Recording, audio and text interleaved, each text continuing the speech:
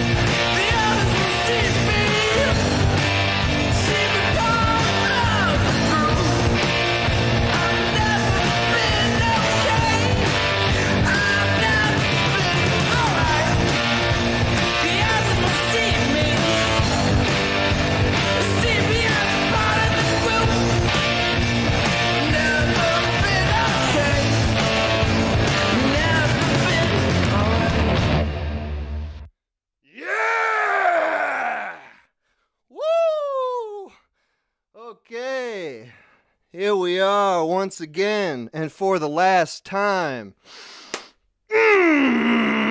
Feels so good. Okay, everybody, this is the last call-in show. The last call-in show. Goodbye. Goodbye, call-in show. Nice while it lasted, but now this is the last one. I'm gonna warn everybody right now. I'm feeling a little freaky today. I just got back from a 7-hour car ride. I have not eaten a lick of food today. I've just been drinking this beer and this freaking energy drink. Ooh, the energy drink is working. I gotta take it down. A notch. I can't talk to people like this. It's too scary. Okay. Ooh. Yeah, I got this off-brand energy drink. Well, it's the Stewart's. Turn it up. Stewart's brand energy drink. Impact Energy. And I've got the sugar-free kind, because I'm health conscious. Because I don't like sugar that much. It's good that they didn't go with like the Coke Zero sugar-free thing, because then it would be Zero Impact Energy. That's not a good name. Okay. That was a pre-written joke. I wrote that 5 minutes before. I was like, this is gonna kill. Make sure you say this. And I did. Okay. That's all for the pre-written stuff. This is all live jive right now. See, I would never say that pre-written. I'll say anything now. Anything bad. Doesn't even matter, because it's the last call-in show. And like the first call-in show, the topic is bitchin'. You're going to call in and bitch to me. All right? You get to be the bitch king or queen or prince or princess or not even any kind of regal royal title. You could be the bitch general, the bitch master general. Okay, there you go. Good enough.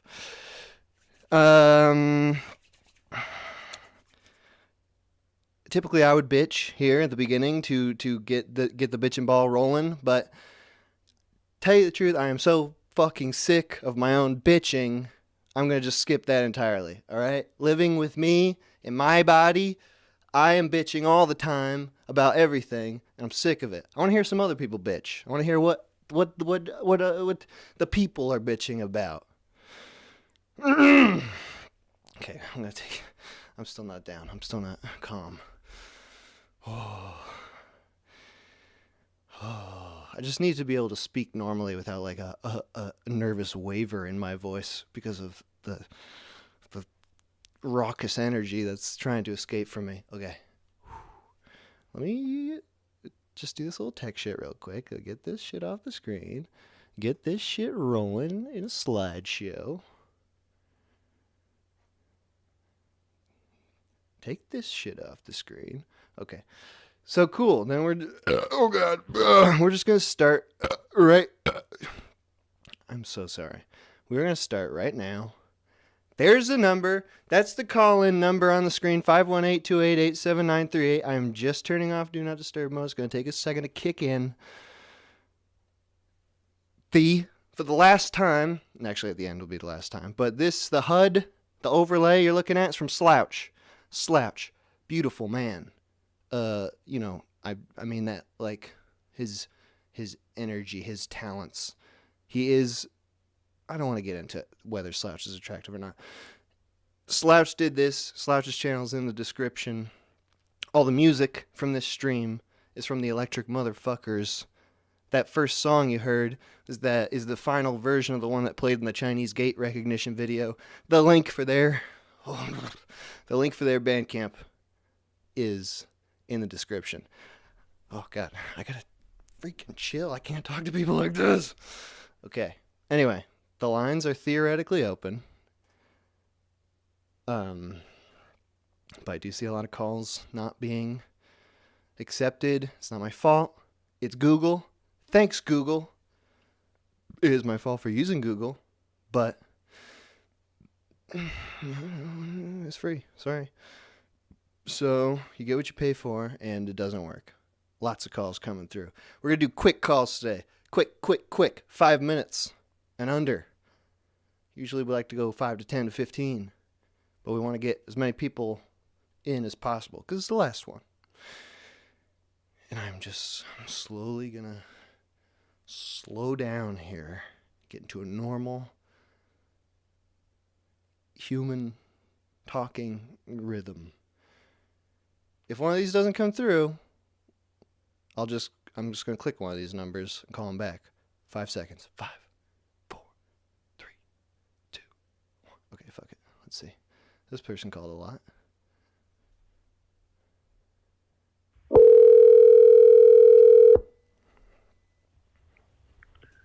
Hello? Yo! Yo, what's good? What's up, dog? How's it going? Good. Hey, I what's called it- you like 20 times. I know, I saw. That's why I picked you to call you back, because you had the most. Thank you. I appreciate it. Who is this? I know this is your last stream. Who is who is this? What's your name first? You call me Jay. Okay, Jay. Go on. I'm sorry. Yes. All right. I'm bitching. What do you got to bitch about? All right. I watched your latest sketch, Checkers. Mm-hmm. Just checking. Mm-hmm. I thought it was great. I'm sad that guy didn't stay for the 10K poker chip deal. Yeah, it could have been intense. That would have been good. Yeah, it would have been crazy. It would have been really crazy. Okay, this isn't bitching though. This is complimenting. Oh, okay. I what thought do you were got gonna to bitch. I thought you were about? gonna bitch about the video. I was ready. I was getting in defensive mode just now. That you're gonna like tell Oh. you hate that video. You know, the bitchin' was probably the best sketch, and then I think that it got worse from there. in my opinion. That's fair. Fair. Do you have new stuff coming out soon? Yeah, I just put out new stuff, and yes, there's more on the way. Okay, like the whole album. Like Relay. Yeah. Okay, that's that will come out in my lifetime. Okay. Well, what else are you working on? Dude, this is not bitching. This is grilling. You're grilling me.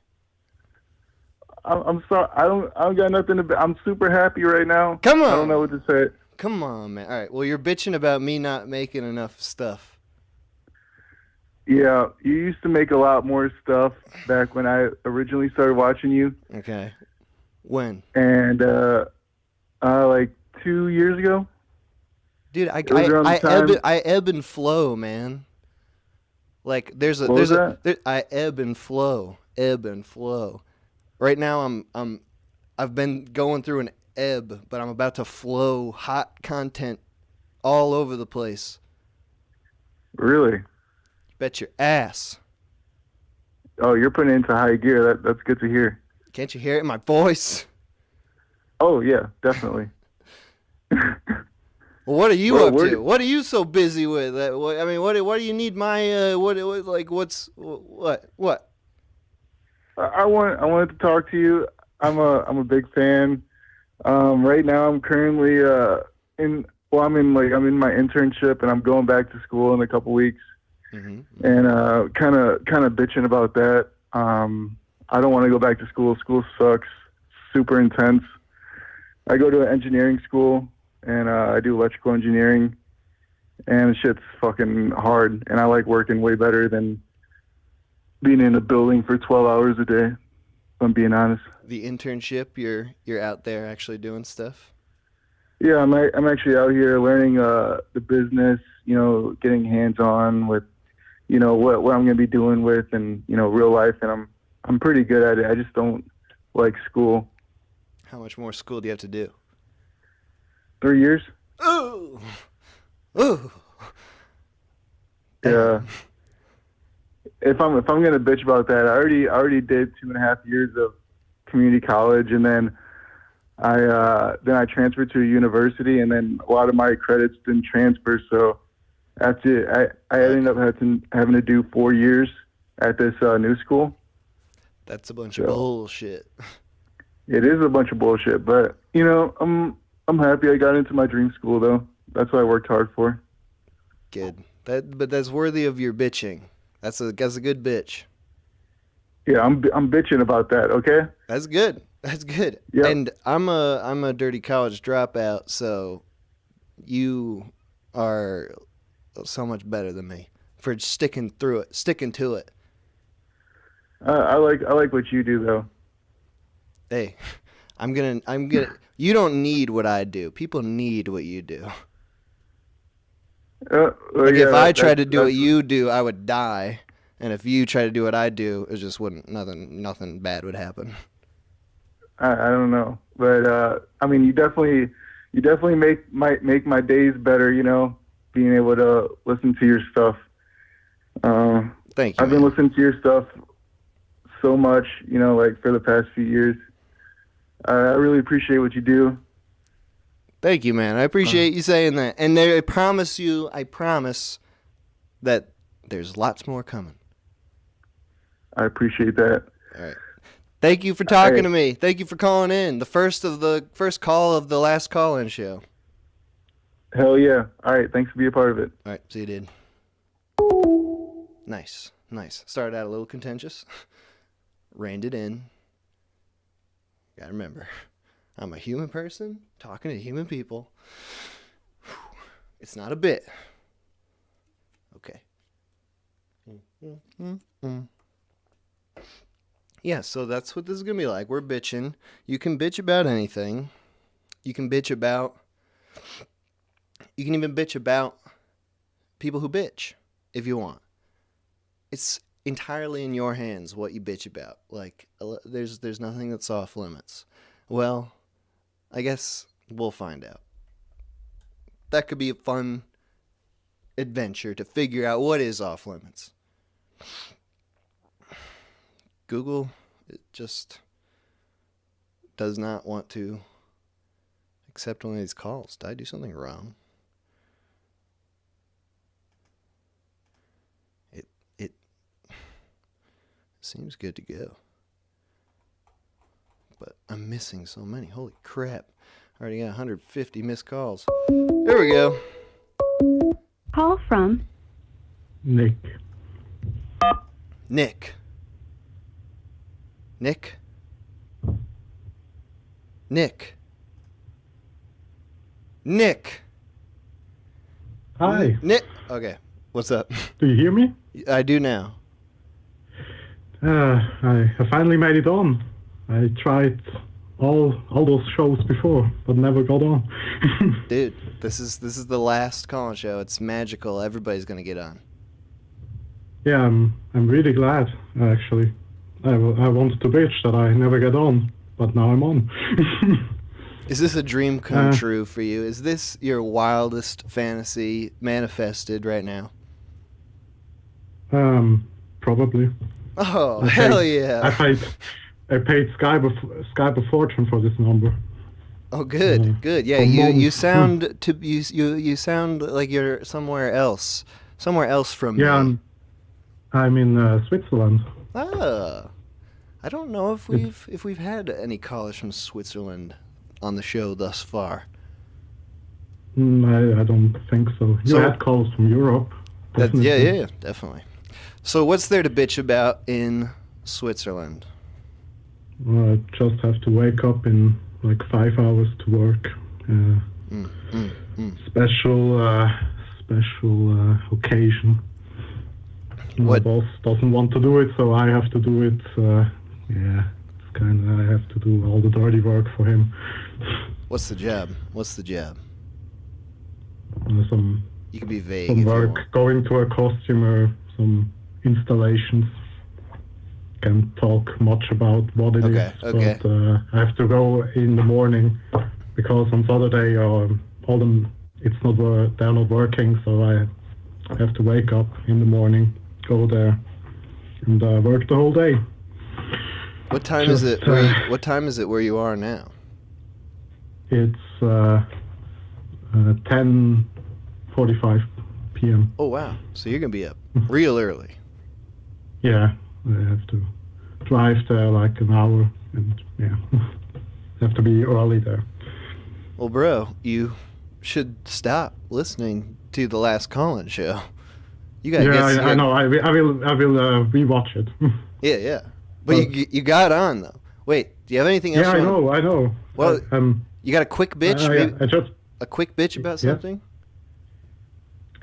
yeah, about the whole restrictions of COVID and that whole stuff. That's still going on where you're at?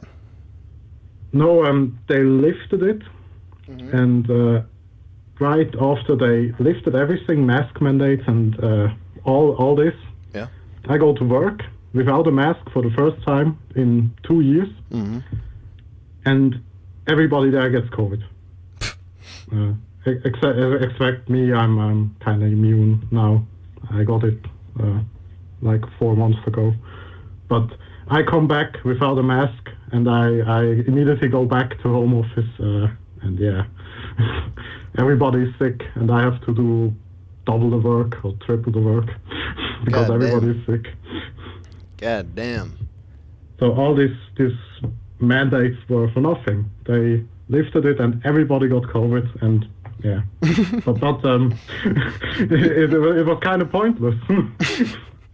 They could have just not do the mandates. It would have had the same outcome. That's a good point.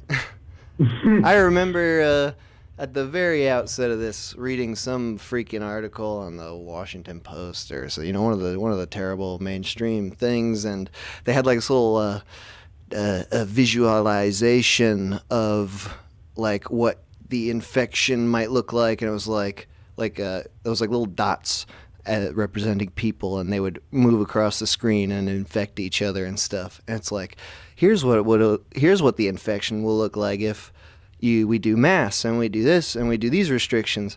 But at the end of the day, each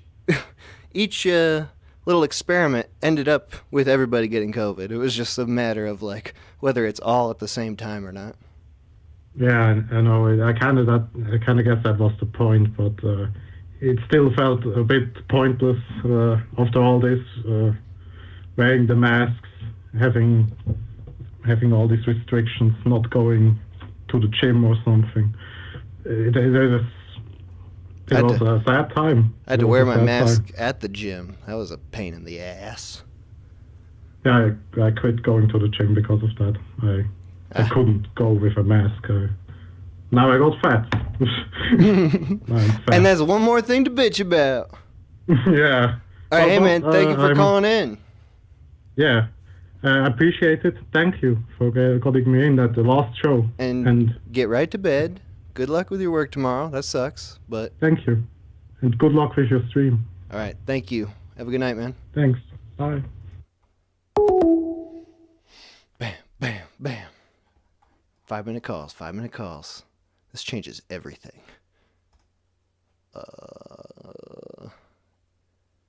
I am going to give it a second. Google allowed a call.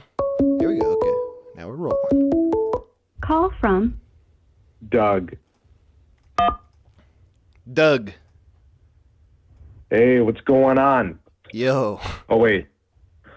So I just wanted to bitch about expensive undies.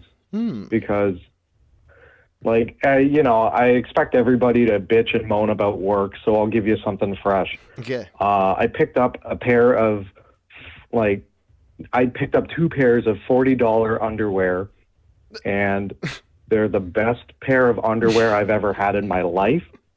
And it's frustrating that they have to cost that much.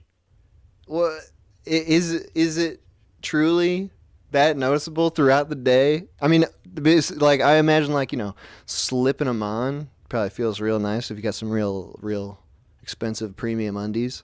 But, like, are you noticing that all day, or are you just like, my God, it's still so good? It's so good. Like, I don't know. I guess these are specially made because it feels like there's a pocket for my, everything I need down there. And that's, kind of what you need sometimes when you got a lot to carry around, I guess. What's the cut? What's the cut on these bad boys? What do you... briefs? Boxer briefs? Boxers? I think these are like boxer briefs. Okay. So they look like tight shorts. Yeah, sort of. And, I'm just pissed off that everywhere I've gone to buy underwear for the last 30 years of my life, they've been selling me the same shit that just rips and tears, and just like, fuck, god damn it. Anyways, that's all I wanted to bitch about. The best underwear I ever had was a pair of hand-me-downs that my girlfriend at the time's gay best friend had. Those were some excellent underwear, because the gays, I care about that. They get the good underwear. It was like some designer shit. You know what? I think that's it, because the guy was even hitting on me. And There you go. you know, he Because was nobody, nice. no straight man cares. Maybe I get the cheapest like Hanes possible, and like I recently switched to briefs from boxer briefs, and I don't know, I might switch back because like I feel like it's gonna cause some long-term circulation damage or something. You know what? I feel like if you've got the money and you feel like treating yourself, you should go for it. But yeah, just it pisses me off that the same kind of manufactured bullshit is sent out to like all those sort of chain places where, oh look, I could get 10 pairs for whatever, $20. Nah, man, never go for that. You want two pairs but- for $40. Well, $40 each. Ugh, what the fuck? I know, and you'd think I'd be complaining about that, but it's actually the other way around. That there's not enough of those underwear. I will let you go because I also have to get ready for work tonight. Good. Thank you so much for everything you do. Thank you for calling in. Appreciate it. Bye. Good. Creative bitch. We love a creative bitch. Oh, mamma mia. These are good. Short calls. Why didn't I think of this before? Oh well, too late. Last call-in show. Call from Chess player. to accept. Chess player. Gamer. Chess gamer. Player. Hello? Hello. Hello? What's up, Hey, dude? Hello, Mr. Minute Hour. Yo, hello, Mr. Chess player. I'm calling to bitch about your latest sketch about checkers. Okay. As a chess player, it deeply upset me because you've destroyed my world. It was making you rethink things, you're saying. It decayed everything I knew as a chess player. Dude, I'm sorry. The walls are just crashing down around you. Yeah, and you're responsible for this. So my bitching is at you, sir. Well, here, I can tell you what you can do to rebuild the walls, so to speak. You gotta make up your own stupid rules for chess and make it as fun as checkers. What do you think I about see. that? That is a good idea. That is I convinced swell you already? idea, I'd say. I get the No, feeling I'm weighing my options. this isn't a strong bitch you have here. I just convinced you in 10 seconds. Maybe my mind's just a bit weak as a chess player. I just don't understand the complexity of checkers. It's it's whatever you want it to be. It's like a painting. It's you interpret what one man sees as a board of checkers. One man's checkers is another man's. Finish that joke.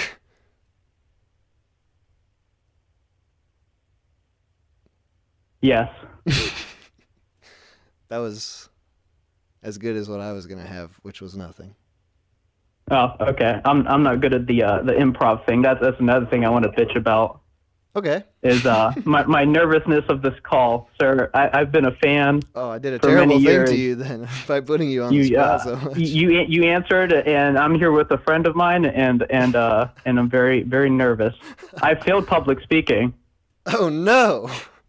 I went How? to college at one point. I failed. I stood up there and I failed. Did it not come out? Did you? Yeah, I just stood there. I stood there, Oh no. and good thing everyone didn't laugh. That was good, but still. That would. I can't even imagine. But now you're I can't now even- you're laughing I know, at me. Now that's you're like- 'cause I'm now you're thinking- laughing at me. I'm thinking about it. I can't even imagine how like awkward that is. Like a guy gets up to speak in his public speaking class and he just can't. Yeah. No, I was all prepared too. It was a topic I loved, and yep. Dude. But here you are now, conquering your greatest fear. Your life is different. It's going to be so different after this call because you just I've did it. You fucking I've went for it. evolved. You went for it, bro. I went for it. I learned about the beauty of checkers and changing my worldview. Mm-hmm. Yes. Yeah. Hell yeah. That's great. I changed your life. Say You've it. done it. Say it. You've absolutely done it. I, the chess player, am a changed man. And why? Hallelujah. Okay, good. Because Okay, of the minute hour. Yes. We got it on tape. This is the last call-in show. That's going to live forever. Heck yeah. All right. Thank you for calling in, man. You have a great day. You too, buddy. Have a great day. Bye. Good. Conquered his fear. And it was easy. I feel bad. I've never put someone so on the spot with the stupid finish that joke thing. And that was the worst person to do it to. I guess I sensed it. I knew his weakness. Call from Jacob. Jacob. Oh, hey. How's All it right, going? nice. How's it going? Going fine. Mhm. I suppose a bitch that I could do is some unfortunate circumstances that occurred around actually during the last call-in show. Oh no. Yeah. Like I was at my apartment just sitting down watching and listening and whatnot. And then I heard like a paper sort of sheathing through the door. So I went to get it and apparently I had gotten evicted. Oh no. Yep. They just Yeah. slide a little paper under the door for you? Yep. That's So a, like a stealth I eviction. just looked at it. So I got what? Nothing. Right. Go on. But yeah. So went through the process of looking for new apartments, which I'm in the new apartment now. Pretty nice. But it costs more. Mm-hmm. Like I think it costs $200 more per rent, but like by a very nice coincidence, my job upped my pay rate by $2 per hour. And that happened after I chose this apartment, so it was kind of dumb, I guess, that I chose it before knowing that would happen, but whatever. So it evened out money-wise, and now you're in a nicer place. Yeah, pretty much, yeah. Good. But how'd you get evicted? Did they just we paying that rent? I was paying the rent, although I was pretty consistently like 2 or 3 days late, but Well, that's fucking But- nothing. 2 or 3 days. Come on. yeah. But apparently the real reason was that I wasn't keeping the apartment very clean, which is something that I do admit I did not do a very good job. Yeah. When did they see? Like, did they inspect it? I think it was probably during like pest control things that they were trying that out. They did tell me that they had given me warnings, but I never received the warning, so I was kind of trying to see if I could resolve the issue by cleaning the apartment and then having them check it out, but Yeah. it never really happened. I mean, I did clean the place, but I told them, and then they just never came over to check it out, so I don't know.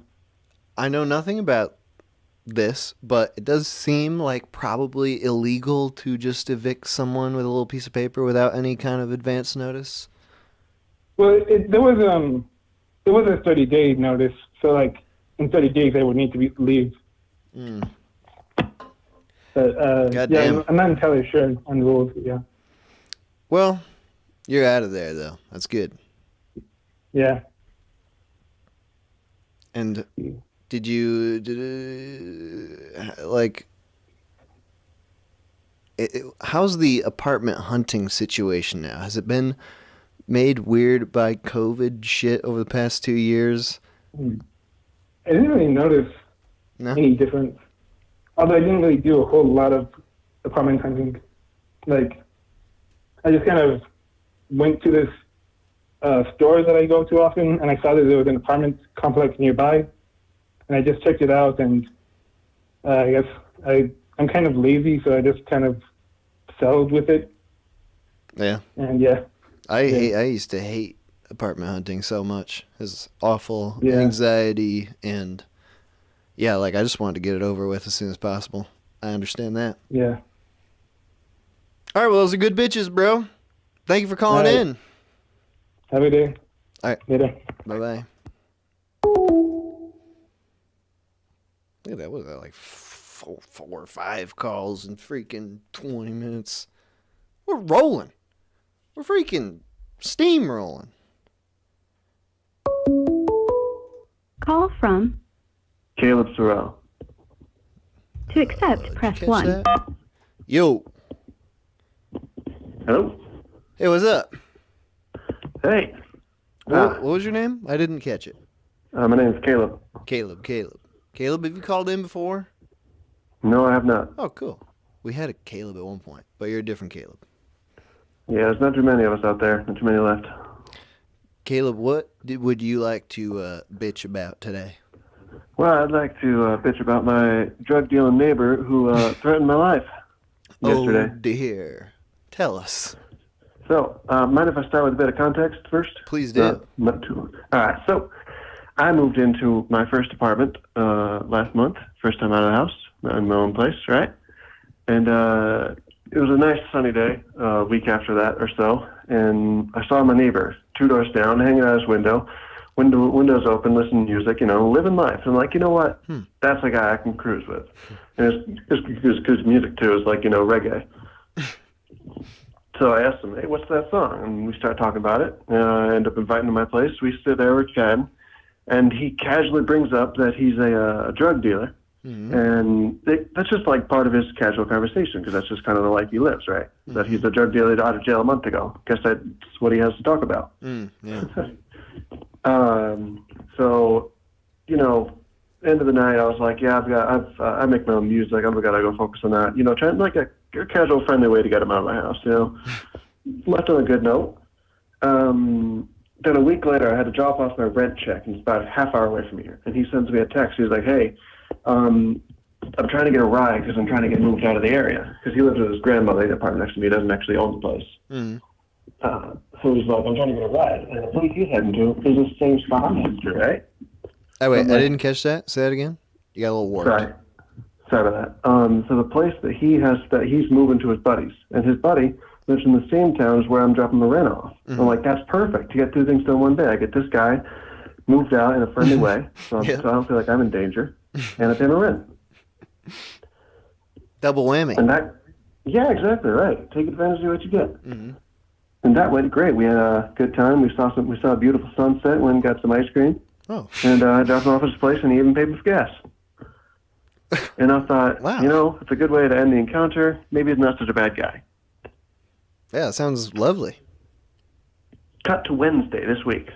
I was heading out to a store to get some plastic bags. I ran out of plastic bags. I got to put away the chocolate chip cookies.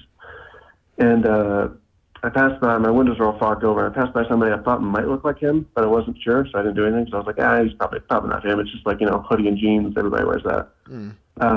He texted me the next day, hey, I saw you outside my house. Not like my house, but like my place, where I thought he didn't live. And he didn't wave. And I was like, oh, my bad. I thought you moved out. And he, I gotta read you this stuff. This is where I have text from this because it's so stuffed. This is all. This is it all him. goes downhill crazy fast. This is him texting you? Yes, this You is him didn't texting me. Some previous texts were like, "Hey, it's Tony, your dope neighbor. Mind if I want to hang out?" I was like, "Yeah, why not?" Stuff like that. Regular human conversation. Regular human conversation. Then he starts like soliloquying. You ever seen V for Vendetta? Yeah. He starts doing, it gets to this point where he's talking like that. So first it starts out like, hey, you still live here? And I said, And he says, I pop up here and there and here for him and all this. I'm like, do you still live with your grandmother? And he says, not necessarily. And then he says, interesting. And I'm like, what's up? Oh, God. And he says, what are you doing? I'm like, working on music. The cogs are turning in this guy's head already. We can hear it. Yeah, because he told me that he already told me before I like moved him out of the place that he lives with his grandmother and he's out of jail a month ago.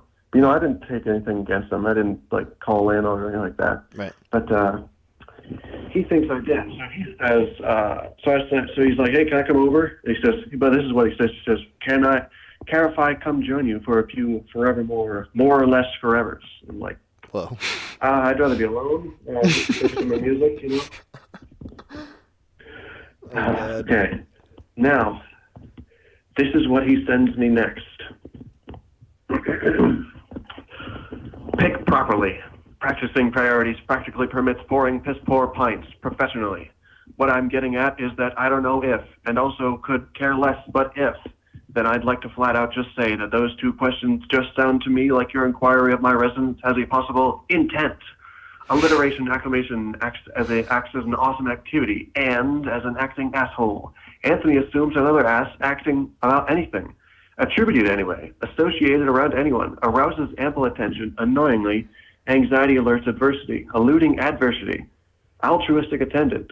I don't know, just asking if you had any specific reason behind you still asking if I lived here. The landlord served my grandma with an eviction notice, so I figured I'd ask. Dude, what a poet. Was there anything in your initial like hangout with him that made you think this sort of thing was coming? No, he talked like we do.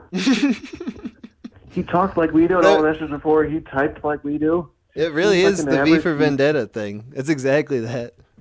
Yeah, but I'm vigorous, vividly, and vivified, and vivid. You don't want to ever be against the guy that's getting monologued at. You don't ever want to be the guy that's getting monologued at. That's not how the story's supposed to go. Yeah, that's so that was Wednesday? That was last night at 8 p.m., which I did finish. I was working on music. I finished the song.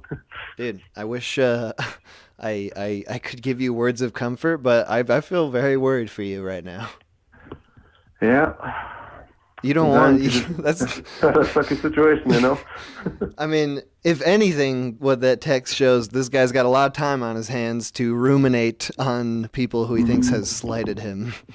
Yeah, I know he's out of a job and now out of a home, too. And now he thinks part of that might be my fault. And he knows where you live. So I do sleep with a hammer now. A hammer? Yeah, well, my dad told me, when I was younger, I was scared of things. I had gotten a knife, and my dad told me, no, kid, you don't ever want to use a knife, because if you have a knife and someone's on drugs or unstable, they don't care what you do. And if you end up having to defend yourself with a knife, then you might end up killing the guy. And because it's super easy to kill someone with a knife, like not even intentionally, cut the wrong thing and boom, they're gone. But with a hammer, you can hit somebody with it, and even if they're like cracked out crazy, it'll stun them for a bit and give you time to get away. And doesn't have as good of a chance as like literally murdering the dude. Dude, great advice. Yeah. I'm very glad you've got the hammer ready then. You're prepared. I keep it in whatever room I'm in. Goddamn. All right. Well, thank you for calling in, man. That's an excellent, insane person text. I've definitely never gotten a text that level of craziness, like where alliteration was so important. Yeah, every word. Yeah, you have a good one. All right, you too, man. Really hope that guy doesn't die. Seemed like a fun fellow. That is a freaky situation. I would be terrified. Maybe he was just, being strong for us, but I would be scared for my life, and that'd be reasonable. Call from... Suck my ball. To accept, press 1. To send a voicemail, press 2. To accept... Hello? Hey, how's it going? Hey, it's good. How's it going with you? Hey, I'm doing pretty good, man. Right now, threw me for a loop. Usually I floor. ask, how's it going? Oh, wait, sorry, I was just walking on. What'd you say? I'm taking a huge fat shit right now. Are you kidding me? No, it's not going well. I need to add some more fiber to my diet. Do you need some encouragement? Yes. Yeah, well, you've come to Wait, the wait. right place. This is what we do on the Call-In Show. We coax the shit out of people. I don't have any ideas though. Wait, maybe if you talk about your bitching, what you want to bitch about. Oh, do you want to bitch about your shit, or do you want to bitch about something else? I mean, I have plenty to bitch about. Like I was saying, I should probably fix my diet. It's hard to eat good these days. What do you And eat? I want to bitch about that as a whole, like our society, Yeah. our food, man. Yeah, man. Bitch away. Go for it. Yeah, it's this, it's so hard for us to eat properly these days. Get all our vitamins and nutrients, and the fucking the megacorps, man, they're just driving these seed oils down our throats. Mm-hmm. You don't like the seed oils? The seed oils, man. They'll fuck up your colon. Okay, so what did you eat that brought you to where you are right now? Let me think back.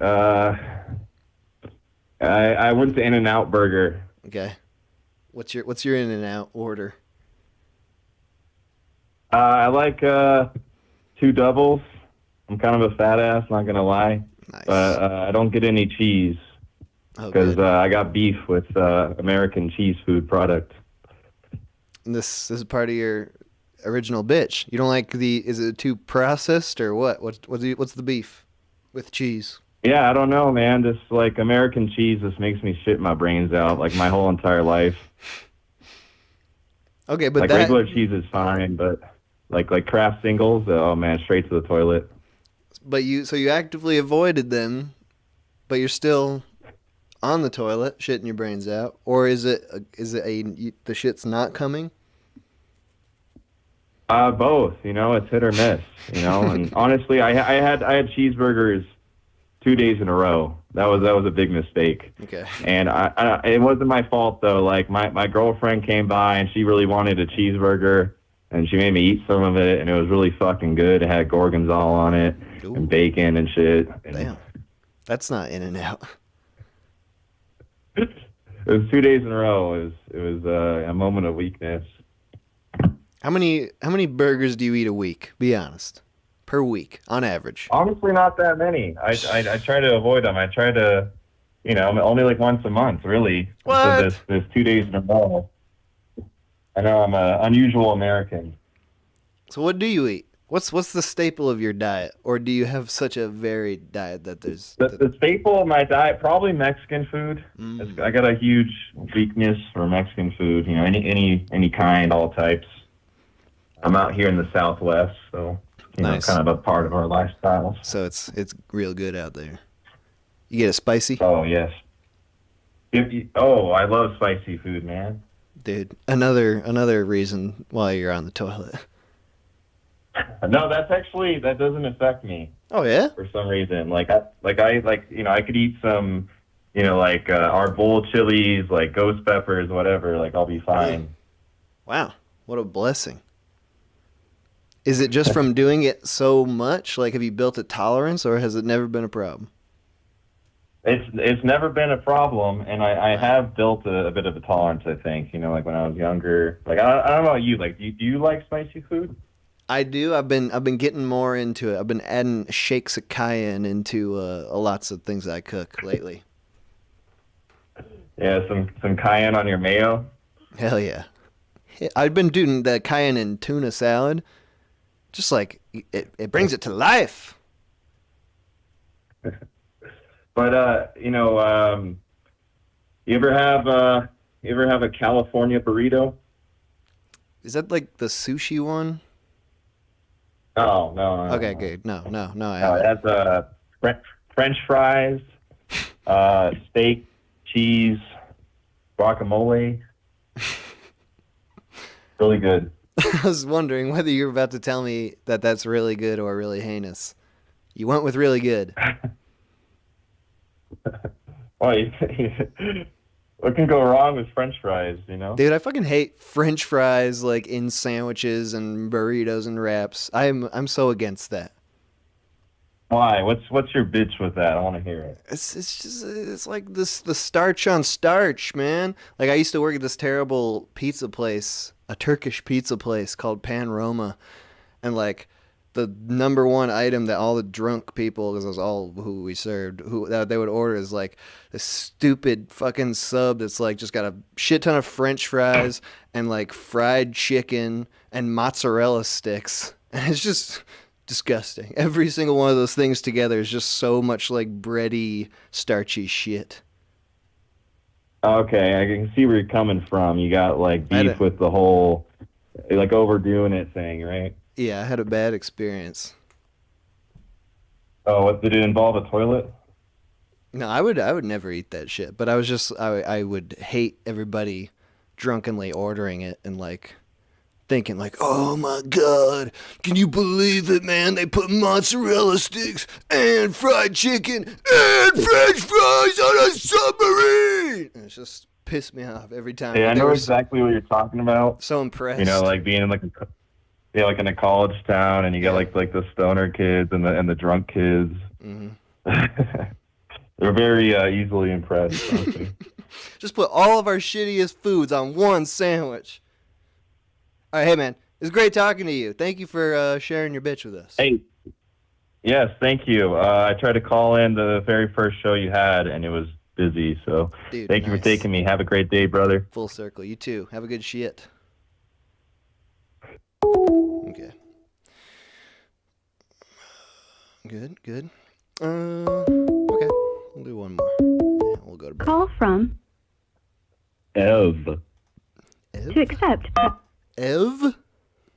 Yeah. Like What's up? like EV? Yeah, like EV. Okay. Ev, what's up? I don't know, man. I wanted to call to bitch about these things called advertisements. Have you ever heard of these? Dude, I'm quite familiar. In fact, please Yeah, bitch, man, bitch away. They suck. I'm like on the bus or I'm listening to Spotify, and this gentlewoman tries to sell me like earbuds or sneakers or shit. And when I see it, I'm just like, wow, the rich old dude, the wrinkled fellow, he would like beat me with chains just to get money from me, you know? That's like the only thing I can ever think about. Dude, I was driving for 7 hours today and trying desperately to listen to like the radio, the proper radio. And it's just all advertisements. Like it's fucking useless. You could go to like 5 out of 6 stations will be running like a 20-minute ad block at the same time. Mm-hmm. It's insane. It's crazy, dude. What do you think? Like this is the crazy bad thing is it can only get worse. Like as technology improves, they will only advertise more intrusively. They're going to have like satellites that blare the Coca-Cola logo down on us from the stars. Yeah, exactly. It'll be, they can just change the whole sky and it'll just be one big fucking flashing billboard. Yeah. Maybe it'll be like they'll just, this is what I was thinking when you said it might have been like shoes or earbuds or whatever, is that they'll just, the advertising person is just going to be like listing products and like waiting to like track your pupils to see when they dilate. It's like, what do you want? Car, shoes, fucking fire sticks? What's going on? What do you need? What? Just, they'll find For real, these. they'll like put chips in your head and wait for you like the moment you're about to fall asleep, and then they'll hit you with like the jingle for fucking gum or whatever. Dude, yeah. You could just dream about it all night. Mm-hmm. That's a good bitch. Yeah, I look forward to it. Thank you. Anything else you want to bitch about? A quick bitch? Or is that the main one? That's the main one. I'm trying to play Elden Ring, and my fucking friends always invite themselves in, and they beat the boss in like 2 seconds. And I'm like, just because you have time for this, I want to fucking struggle with this. Dude, I'm so sorry for you. I wish there was something I could do. Yeah. Well, you could play with me. I'm sure you're pretty bad too. Definitely bad. Definitely worse than anybody you know. Oh yeah, Because I sounds like a good time. fucking suck at video games. 100%. Every video Oh, game yeah. I've ever played, like against my brothers, I've never won in my whole life. Mm-hmm. I just keep coming back for more. All right, hey man, thank you for calling in. Yeah, you have a good one. You too, man. Let's see if I hit Do Not Disturb in time. We taking one more call? We doing that? Okay, I think. All right, we're gonna take a quick break. Real quick break, and then we'll be back. I believe we'll get some boys in here when we are back. Let me get this shit. Mm-hmm.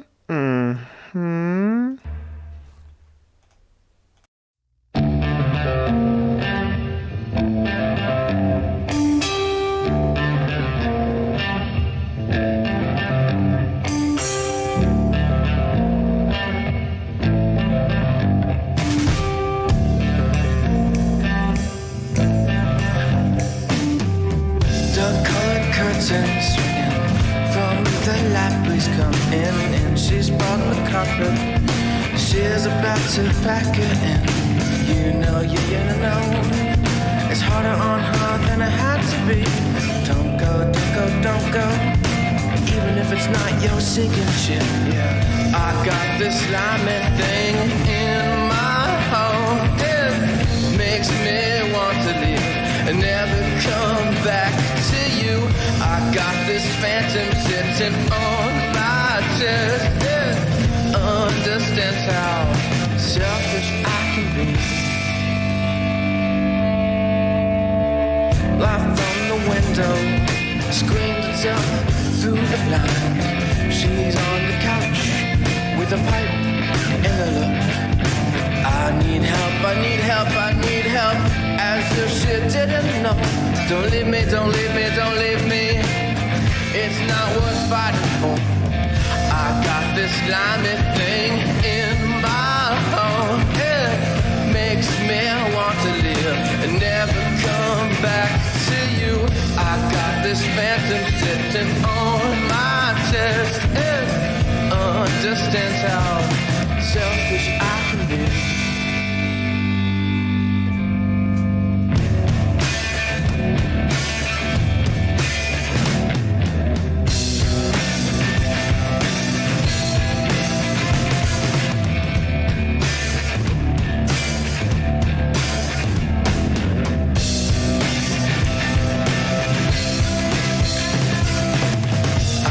This slimy thing in my home. It makes me want to live and never come back to you.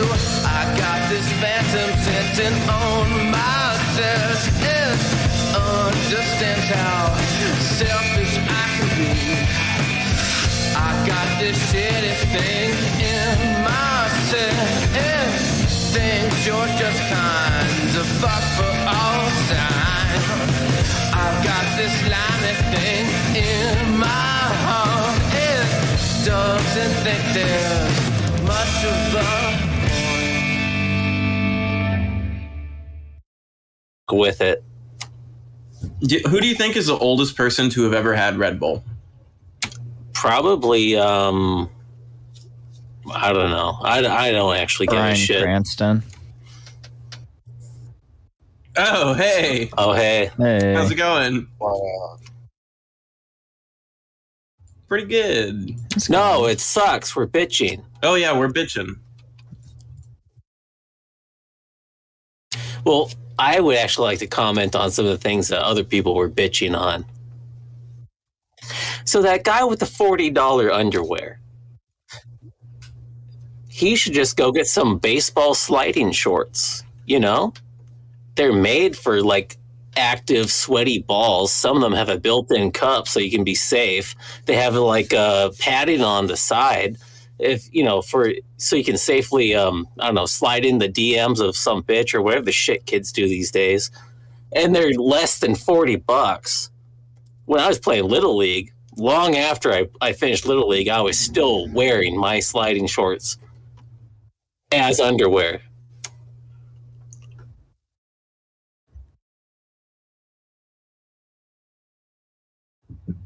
No, it goes under. It's one of the layers. It's basically like boxer briefs, but really sturdy. They have some light pads kind of along the side of the leg, and sometimes in the ass section, so you can slide into base. You know, you clearly never played Little League. You don't know. There are actually. It's well known that there are 8 layers of the common pant, the Little League pant.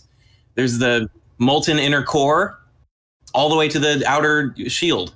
Yeah, first you got the cup. You got the cup with the straps that like fit your ass really good and make them all perk up. That's why all baseball players look like they've got nice asses. Then you got the sliding shorts over that, and then you've got like your normal pants or whatever with the long socks. Everyone's looking like a sexy little baby. It's great. Oh shit! Wait! The chat's saying they can't hear you. The minute hour. All right, good. Got to turn your I didn't shit say on. okay. I didn't say anything that mattered anyway. But Can you mute us on the stream, and then we just have a conversation? They can like watch that we're talking, but they don't know what we're saying. no, I want to hear. I want everyone to hear what you guys have to say. It's very important to me that people hear. Okay, I played Little League. And by the way, yeah, I just said that, but I'm about to go on a tirade. I played Little League, and I never had no sliding shorts. I just had my regular underwear, and I got bruises on my ass. I thought that was how it worked. Mm-mm.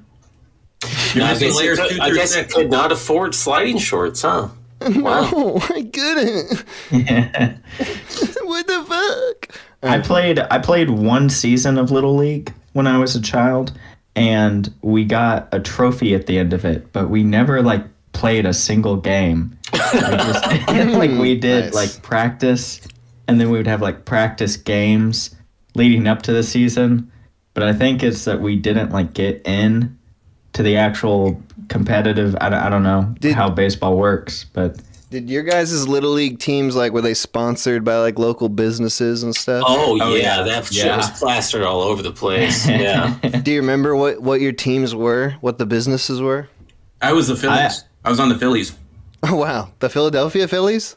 Yeah. It was the Little League Phillies sponsored by the Philadelphia Phillies. They were a feeder team. Holy shit. I remember the first we team had like all of the parents would be the sponsors, but like they had their own local businesses.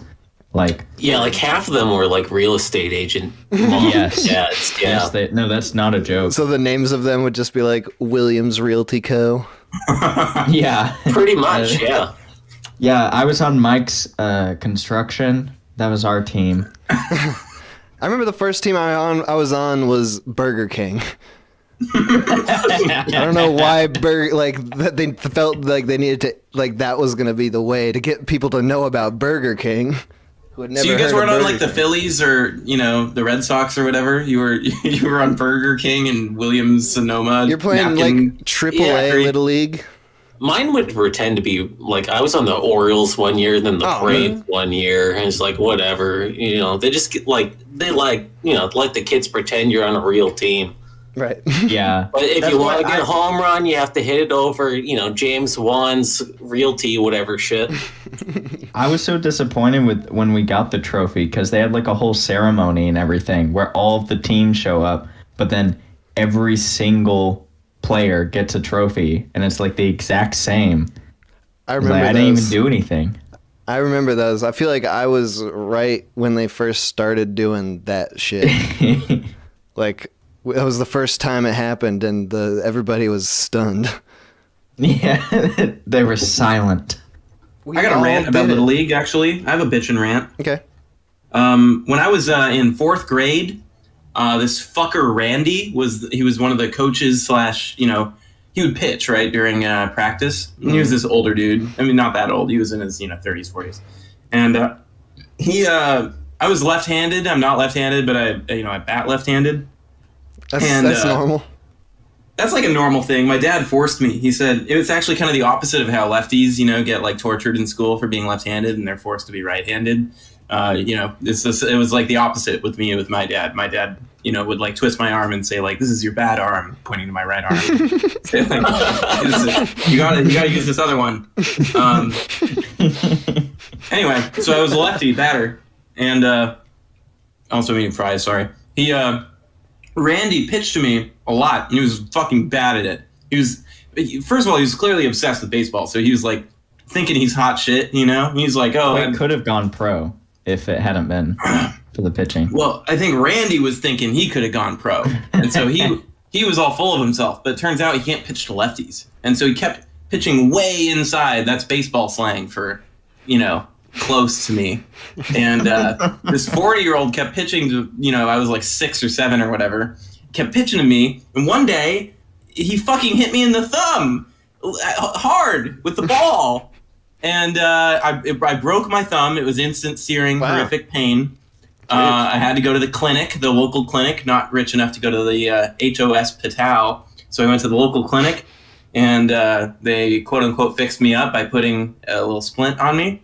And they said it was a bit more than a hairline fracture, so my thumb was completely fucking fucked. And I already hated, Little League and baseball. So I was like, fuck this, I'll never do this again. And my parents were like, that's fair. Like, you hated it, but we forced you to do it, and then Randy broke your thumb, and so you're good. You're good to go for the rest of your life. Was your thumb on your right hand or your left hand? It was my right fucking thumb, That was exactly what your dad wanted.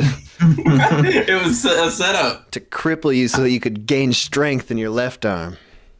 Yeah, I have a similar story, not similar in that sense of me fucking up my thumb, but of like a parent on my child's sport team making me like angry for the rest of my life and never want to do something again. I played golf when I was a kid. I took like golf lessons, but I would carpool with one of the others. Like it was like a student class thing, whatever the fuck. I guess we would carpool with one of the other students to golf. And one day after practice, this is not a joke. I think about this and get angry still. We're on the way back, and the mom stops at McDonald's, and she's asking us what we want. And I was like, I want the Big Mac. And she said, no, that's too much bread. And I got so mad at her because she doesn't get to decide how much bread I need. I was probably like 8, and I was so mad she wouldn't let me get the Big Mac. She knew how much I was going to fuck up your golf swing. Yeah, You're loading up on carbs like that. It's one Big Mac. It's got one Big Mac. One Three Big pieces Mac. of bread. One Big Mac has one extra slice of bread. Yeah, it's the one slice that's gonna kill you. I went home and I ate another sandwich once I got home. I was so furious at her. I still think about that and just get angry that she asked me what I wanted and then said, "You don't need that." What did you end up getting?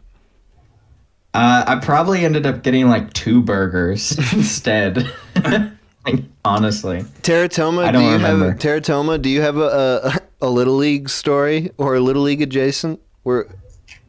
No, I've been a hopeless shut-in my entire life, basically. My parents made the mistake of giving me unrestricted access to the computer was starting at age 9, so that just kind of took hold early. And so, yeah. Right at the outset of the internet, pretty much. Yeah, Earthlink. I remember Earthlink was the first internet provider. So, yeah, it was great. Goatsy. Seeing that as an 11-year-old, good time. The heading videos, that was a fun. That was cool in 6th grade. I saw Meat Spin when I was in about 6th grade. Yeah, it's good. It's a good age for it. Mm-hmm. God.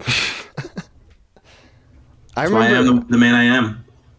I was my meat. I was extremely sheltered in terms of the entertainment, the digital entertainment. But we did eventually get a computer, and it was in my older brother's room, and I would definitely sneak on there and go on Playboy.com and watch the preview 1-minute video, and they were separated as blondes, brunettes, redheads. The other ones. That's mainly. All right, good. Glad we should end on that because that was bad. All right. So I'll come back to the boys in a little bit. You boys will be around, probably. Yeah, Oh, yeah. I'm blocking the whole night out. I just wanted to say, Yeah. holy shit, it's incredible that we've been doing this for a year, and I'm very glad we're not doing it anymore. That's right, and it's over. It's over finally. Fuck. All right, great. Then I'll come back to you Goodbye. boys later. Bye. That. Okay. I gotta not fuck up tech shit. Boys, there. Do not disturb. Okay. You can call in again. The call-in number's on screen, 518-288-7938. Oh, God. We're bitching about whatever you want. Anything that's going on. In the past, the present, the future. You can bitch about anything. You know? Just think about it. Just think about it in a bitchy way, you know? And we'll have a good time bitching about it. Calls aren't coming through. It's sort of just like, it's sluggish to start, so I'm just going to call someone. 2, 7, 6, 7. Okay, that's not what we want. Here we go. Call from Jarrett.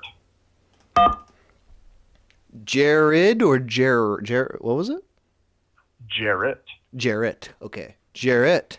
What's up, buddy? Yes. Not much, brother. How are you doing today?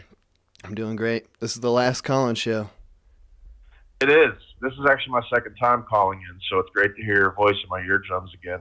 When was the last time? October 8th. What was the topic?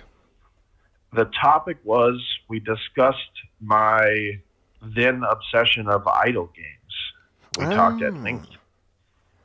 I do vaguely recall this. Yeah. And How's then we had that go- also talked about when you were in keyboard class in high school. Oh, yeah. And MIRC and other various things. Good. Well, so Kind of had a little out session. a little what? A nerd out session. Oh, good. Well, this time we got to have a bitch sesh. Okay. What do you want to bitch about? It's not about me. I said this at the beginning. I have to hear myself bitching 24/7. I want to hear what other people bitch about.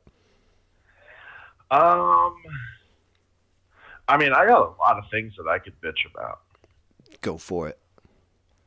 All right. Just rattle them off. Let's talk about the legal system. Okay.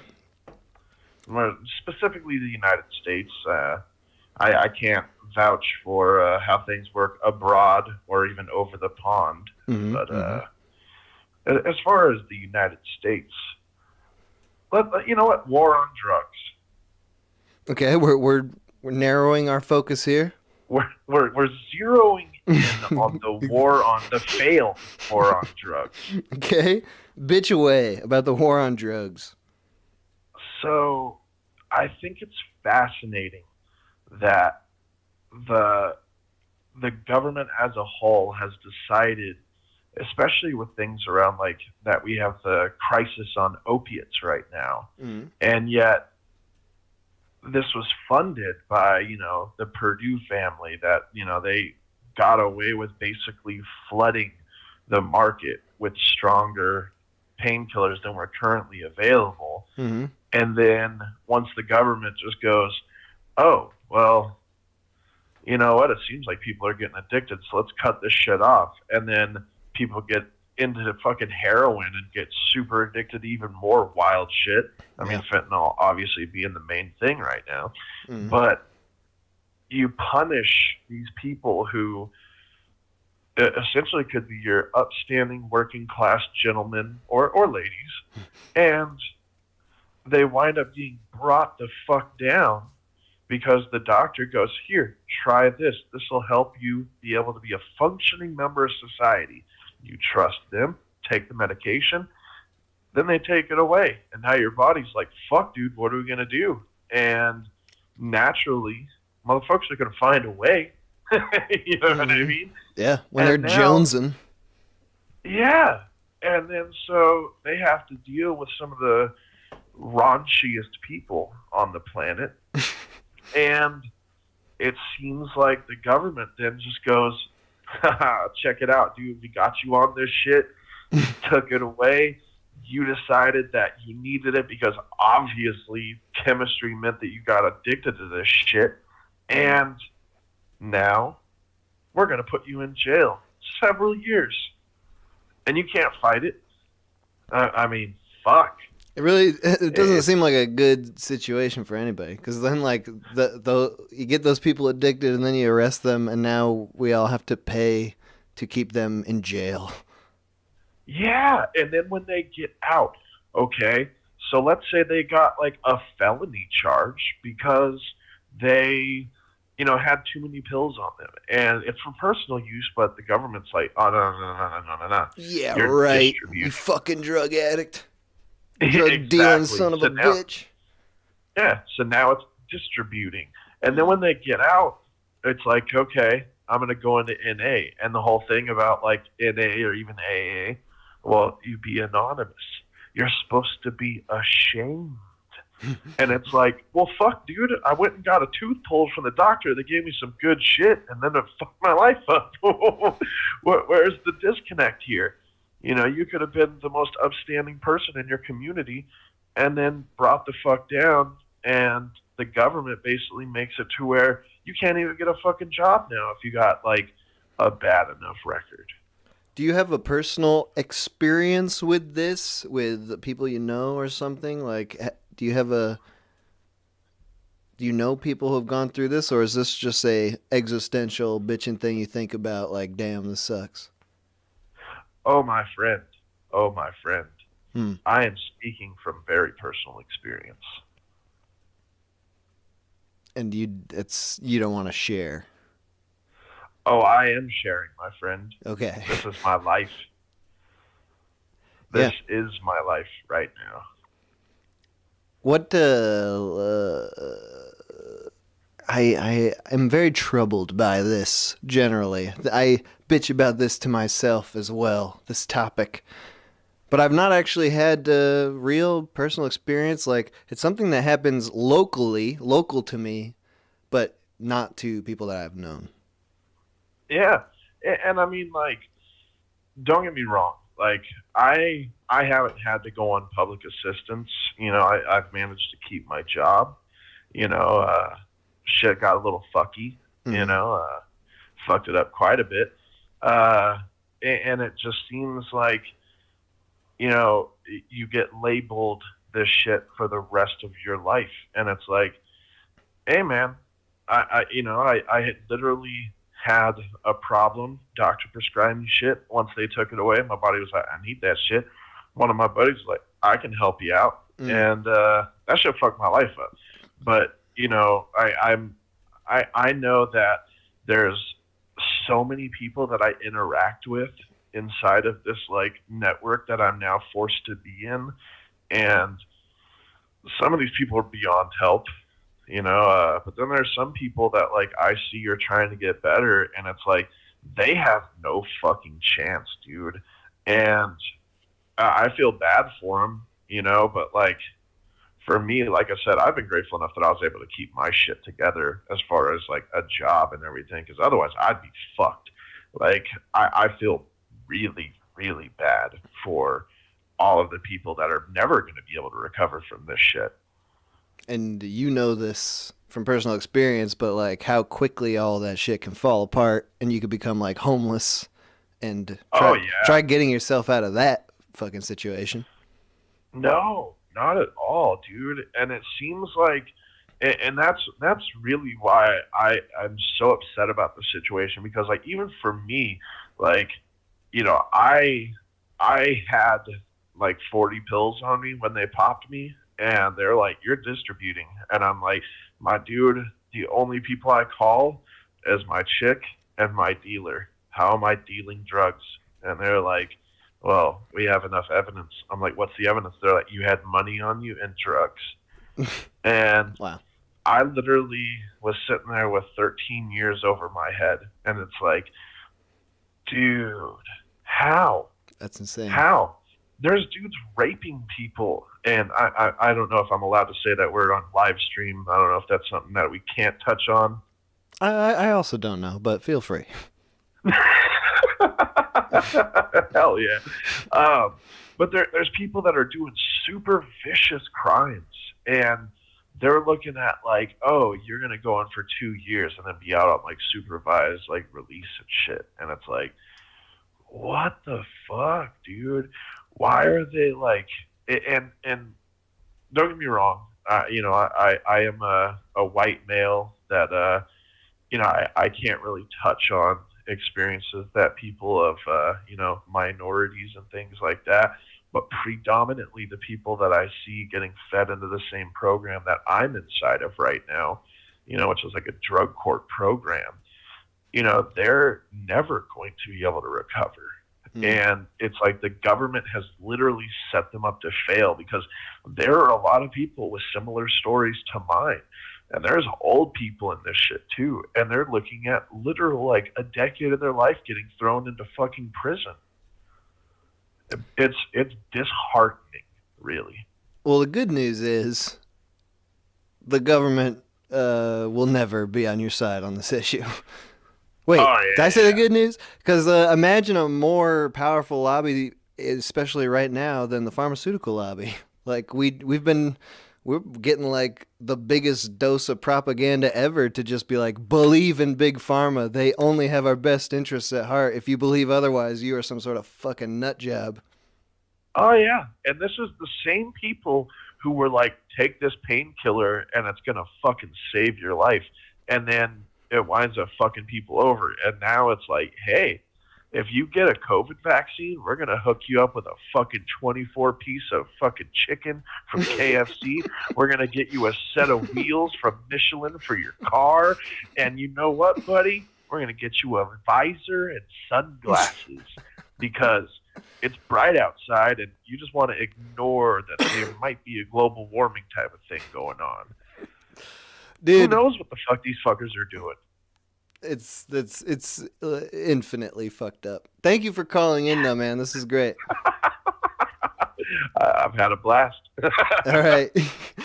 All right, brother. Hey, I do appreciate you having me on, and hopefully I didn't annoy anybody too much with my bitching, even though it was very specific. Oh hell yeah! Oh, yeah. We like the specific bitch. That's good shit. Thank you for calling in. I appreciate it too. Hey. One last thing. Mm-hmm.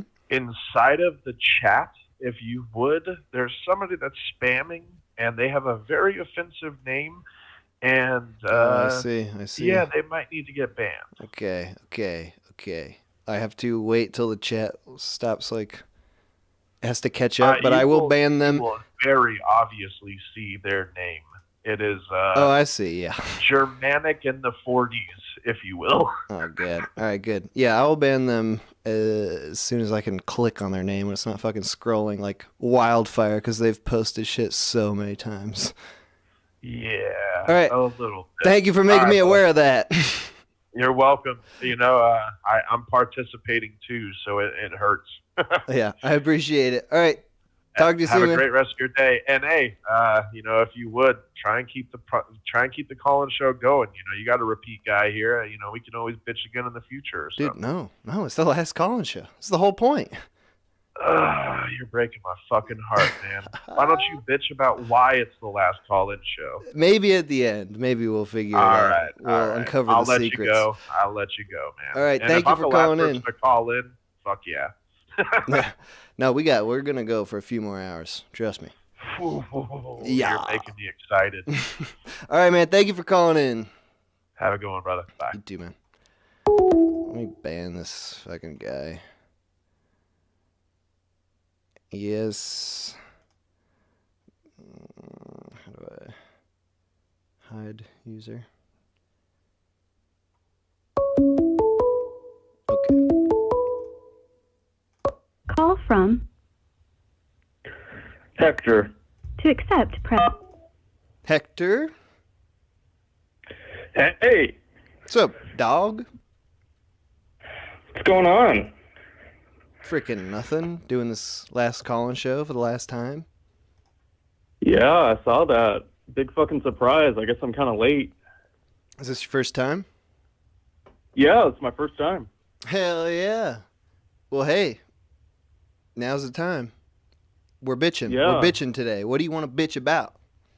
Doing lots of bitching. Well, I was gonna bitch about the guy in chat, but I guess you might have taken care of that already. Yeah, thank God someone told me about that. How long's that been going on? As long as I was been watching, maybe like 30 or so, but I don't even know. God damn it. I need a fucking intern, man.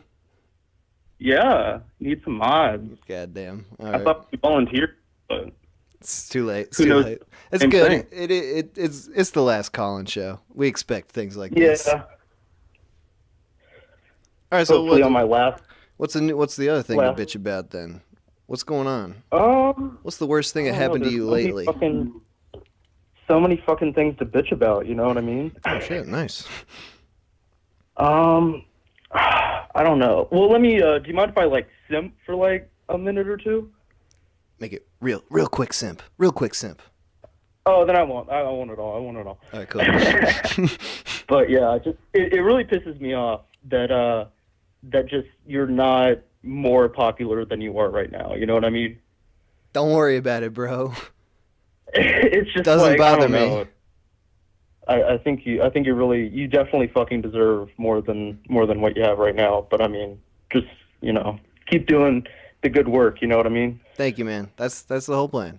Don't even worry about it. They're all in the mail. The new subs and the new views. They're just taking a long time to get here. Yeah, I gotcha. I think I just hate people. You know. I think there's. Go ahead. All people? No, not all people. I mean, maybe a little bit, but definitely specific people. Just like very, very hateful people. Mm. I think we have a lot of those in the world right now. You know what I mean? You hate. Like, huh? You hate. I hate. Yeah, it's just like there's a lot of people. I guess I don't know how many political views you agree with on the left, but I guess I'm kind of pretty much a lefty. But there's a lot of minority groups, and they're just trying to live. Man, they're just trying to be them. They're just trying to live life, and a whole bunch of people are just like, no, I don't want you to exist in my world. Like that account. What was that account called? The what? What was that spam account called? What was his username? Oh yeah, I don't feel comfortable saying what his name was. Okay. That seems like an example of someone who's just gonna shit all over a place and make everyone uncomfortable for no reason. Yeah, it's like go outside and talk to people. Like touch grass. You know what I mean? Is that the cure? The cure to the hate? Yeah, touch grass. Like go to a park, touch grass. They need some and then they're not getting enough. That walks up to you. They're not getting enough Huh? sensory stimulation, so they're like, Yeah, they need to go outside and talk to people. That's what the fuck I did. I was kind of raised very, very religious, and I kind of grew up like kind of hating gay people, Yeah. Just because of my religion. But then like I got out of religious school and I went into public school. I just got bullied the fuck out of because it's just like a completely different like social circle, and I didn't really know how to like communicate with people. But I just really fucking hated gay people, and then I ended up getting friends slowly over time, and some of them ended up being gay. And I was like, these people aren't evil. And like obviously, but like at the time it was really like groundbreaking, and You getting a call waiting? Did you take it? Are you gone? Did you just take the call? Hector? I can't believe you did this to me. I'm giving you a few more seconds here. Hector? He just fucking took the other call. What the fuck? That's power move. Chad move right there. Okay. I just got call waiting. Well. Oh well. That's all right. Call from Nikolai. I've talked to this guy. 2. Nikolai, Holy shit, I'm on. the main man. We've talked to you Hey. several times. Yeah, I've talked to you before. It's been always a pleasure. My goodness. Is Are this you really the drunk last this one? time? Are you done? Last call-in show, bro. Am I drunk? Yeah. Yes. Okay, good. Yes. Definitely. I assure you. Friday night. We went through like done with work. we went through like a sober period with you. There was like 2 calls in a row where you weren't pissed. Yeah, I've been doing really good. Well, wait, I got a bitch. No, hold on. Yeah. I gotta. This is about me. It's about me. This is the last call. Also, why is it the last call? I'm gonna bitch about that. Why is it the last call? What's your problem? All good things have to end, or whatever What's that wrong with expression you? is. Huh? Why does it have to end? What's going on? Dude, this is I don't have a good answer for you right now, but it's just Oh my god. It's just, if it just keeps happening, then it's not special anymore. It's maybe y'all got to feels miss special it. to me. Maybe y'all got to miss it for a while. Maybe then. Oh, you gotta tease us. You gotta tease us a little bit. Like, hey, 2 months from now, hey, I'm doing the Minute Hour show all of a sudden. Surprise, everybody. Oh, it'll be longer than that. Oh my god, you little shit. Yeah. I was part of this. It's like I worked all damn week. I'm gonna bitch about that. That's gonna be included bitching work. All right, Sorry. good transition. But I come home after my long week dealing with these fucking animals, and I get my fucking handle of gin or vodka, whatever I'm feeling.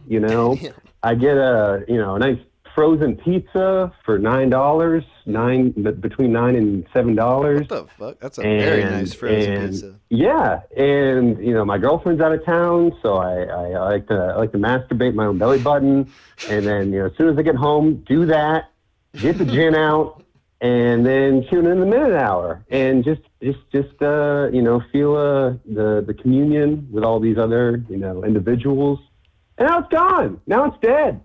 Now there's nothing. There's nothing but the empty void and just me just masturbating my own belly button with the gin and pizza. That's it. That's all that's left. But it was fun while it lasted. Oh yeah, yeah. Hey. Yeah. Dude, But the God's honest truth is that the call, this isn't the last time people will be able to call in on a stream. It's just we're gonna stop doing this show like this. Know what I'm saying? Very well. Well, I hear you saying. Do you want to bitch now? Want to go? Yes. Bitch about your job. All right. Oh, I'm gonna bitch about retirement. Ooh. Retirement, because we got to retire someday, and 401ks. So I talk to old people. Wait, 401 gay. It's like 401 gay, Yeah, right? well, I agree. I agree with that. That's what it is. Trying to make sure you. To talk to old people. I'm 28, and you talk to old people. I don't know what you guys' experience is, but you got to start as early as possible. Yeah. You got to start as soon as possible, or else your life will be terrible. And so you got to do your 401k, but then you can do the 401k, which is taxed already, which is the money that you make your money, and then they tax you on it, and so you get taxed, and then you put your money in your 401k, and then they'll tax that, 40 years from now, and then you don't know. You don't know if it's tax. Oh well, you don't know if the taxes will be higher or lower. So you could do the Roth, the Roth IRA. And they tax you before. Is it? Do you know what I'm talking about? Like, there's the 401k where they tax you at the very end, and then the Roth where they tax you beforehand. But it's like you get taxed, and then you get taxed again, and it's terrible. Like you. I gotta be honest with you, Nikolai. I have no money now or in the future, so I'd really like the. I don't know what you're talking about. Yeah, I don't know how it works with you and your Patreon and your they send me I don't know what the other one is. They give you money. Give you money. Hey, Be my internet friend minute hour. I'll give you some money. Make me feel connection to something. I'll give you some. Here's $20. I'll take say it. Say my name. But I don't get those people. But it's horrible. It's terrible. Taxes are brutal. And I don't know if they're gonna get worse. I don't know if they're gonna get better. Okay, tell me this. I don't know. Explain this to me, because I'm a layman. I don't know shit. With the 401k, whether it's Rothschild, is that what that is? What does Roth mean? You know what it probably is. And then I don't know if the fucking government is eating babies and kids. I don't know if it's true. And you're funding that. I don't know. I don't know. So and when I you see put these pictures, when you're putting money away into your 401k, it's like an investment account, right? Like someone else is investing your money and giving you a return. These people that are wearing top hats and they got The canes dandies. and they got mustaches and monocles, they're like, we're going to put it into BlackRock or BlackRock's going to put it into something, or we're going to put it into fucking, I don't know, eating children. And I see these pictures and these paragraphs that people type that describing what happened, and I'm like, I don't know if that's true. Well, but I don't know if that's where my money's going. You got to And- invest in the eating kids market. It's like booming. It's going to be huge soon. And they're like You'd be a eating and fool. raping kids, and there's just like the children in them and the human trafficking, and I'm like, I don't know if this is real, and that's something to bitch about, you know. So what about like when there's like a financial collapse or whatever, like there was 12, 14 years ago. Oh my God, yeah. I mean, what is that? What is that? Big one. It was like 2008. Yeah. I think. What does was the that big do? one. What does that do to your Roth IRA? I don't know, because again, I'm 28, and so they're like, well, you got to get a house soon. I mean, look at you, gotta. And then my girlfriend wants to get married, and she wants to have kids. She wants to start pumping them out. Dude, so now that I've got a job, they got you can pay for your insurance, and that takes another you pay taxes, but then you pay another whole chunk that comes in your check for insurance. And then it's like, okay, you have kids who you don't know if they're going to get fucking abducted and eaten by the Rothschilds or whoever eats them. And so you have your kids, and then you got to pay for their insurance too, and that comes out a whole other chunk of change. So it's like, okay, cool, fine. Okay, now that's gone. My kids are getting sacrificed in some blood ritual for some elder god of some other dimension that I don't even know about. What happened what happened to the good old days where they just turned kids into donkeys on Pleasure Island? I don't know. And I long for that pleasurable island or whatever, So there's another pleasurable island that not pleasurable island, just Pleasure Island. And then there's an island of pleasure that is not currently active right now, as far as I'm aware. I don't know if there's other ones. Yeah, do you think they just There stopped? probably is. They just must have picked a different I don't island, know. right? There's probably some like government black site where they just fucking wring them dry. A after they fuck 'em. subterranean layer. And then they buy, calamari with my tax dollars. I don't know. They get the extra marinara, they're like, all right, he put the Roth IRA and, get the extra marinara. There we go. All right, And Nikolai. then I'm like, I gotta retire with my pennies, with my pence, with whatever's left of me, my fucking frail frame after decades of laboring and whatever I'm doing, here you go. Here's your scraps after contributing to this human trafficking network cabal. You had brought it back to retirement. I had actually forgot that it was about retirement. I thought we got so deep into the child trafficking bitch there. But you were Which who talking even about, knows is real. But that was intrinsically related to your retirement bitch. I just want a nice house and that's all. I just want to be comfortable. But now I gotta deal with this shit. And now the minute hour's over. The minute hour stream. Yep. Yep. Everything's what's crashing next, down. Hour? What's next? I don't know. Huh? I don't know. No, say something to me. Am Say I something to supposed, me, minute am hour. I Go supposed to ahead, say fucking know? something. No, I was about to say thanks for calling and great job and everything. This Great is your job. last. This is your last call-in on the last call-in Yeah. show, and it was a great one. You were talking about. It was a little scattershot, but you brought it like all the way full circle. This is prime Nikolai call-in. Well, you know what? I'll miss you. I'll honestly miss you. I won't miss some of these people that call in. I think some of you are disgusting animals, and some of you are all right. But I'll miss yeah, you too. honestly, I'm kind of sad this is over. I'm kind of bummed out. But I got this handle of vodka, and I have 3/4 of a pizza, and I still got this belly button that is empty of whatever I'm gonna put in it, and I'm just gonna have to fill the gaps. You know what I'm saying? Wow. Fill the reservoir of your belly Right. button. Great. All right. Well, Well- I'm gonna miss you too, Nikolai. I always enjoyed talking to you. Very well. For Miss you real. then, Howard. All right. Bye. All right. Bye, Doug.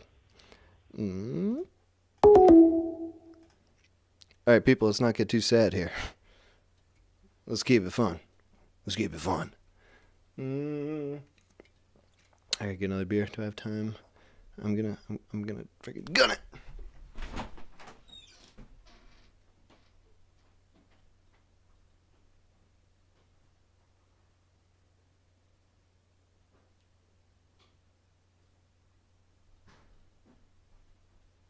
Yes.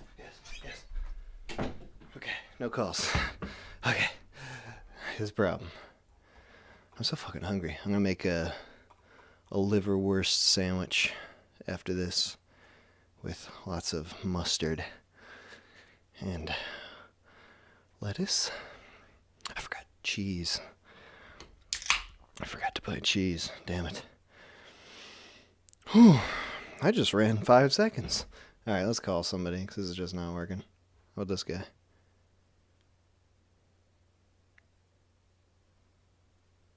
Please leave your message for Okay. How about this one?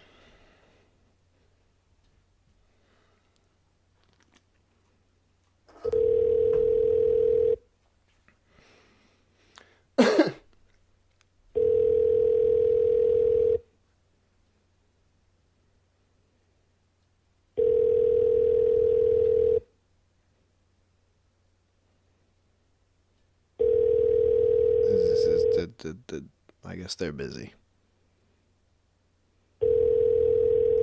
They're probably on the line. I'm just gonna wait. Oh, these are old numbers. Whoops. I was calling people who called in at 6:20. They're probably doing shit by now. How about this guy? Oh, psh. There we go.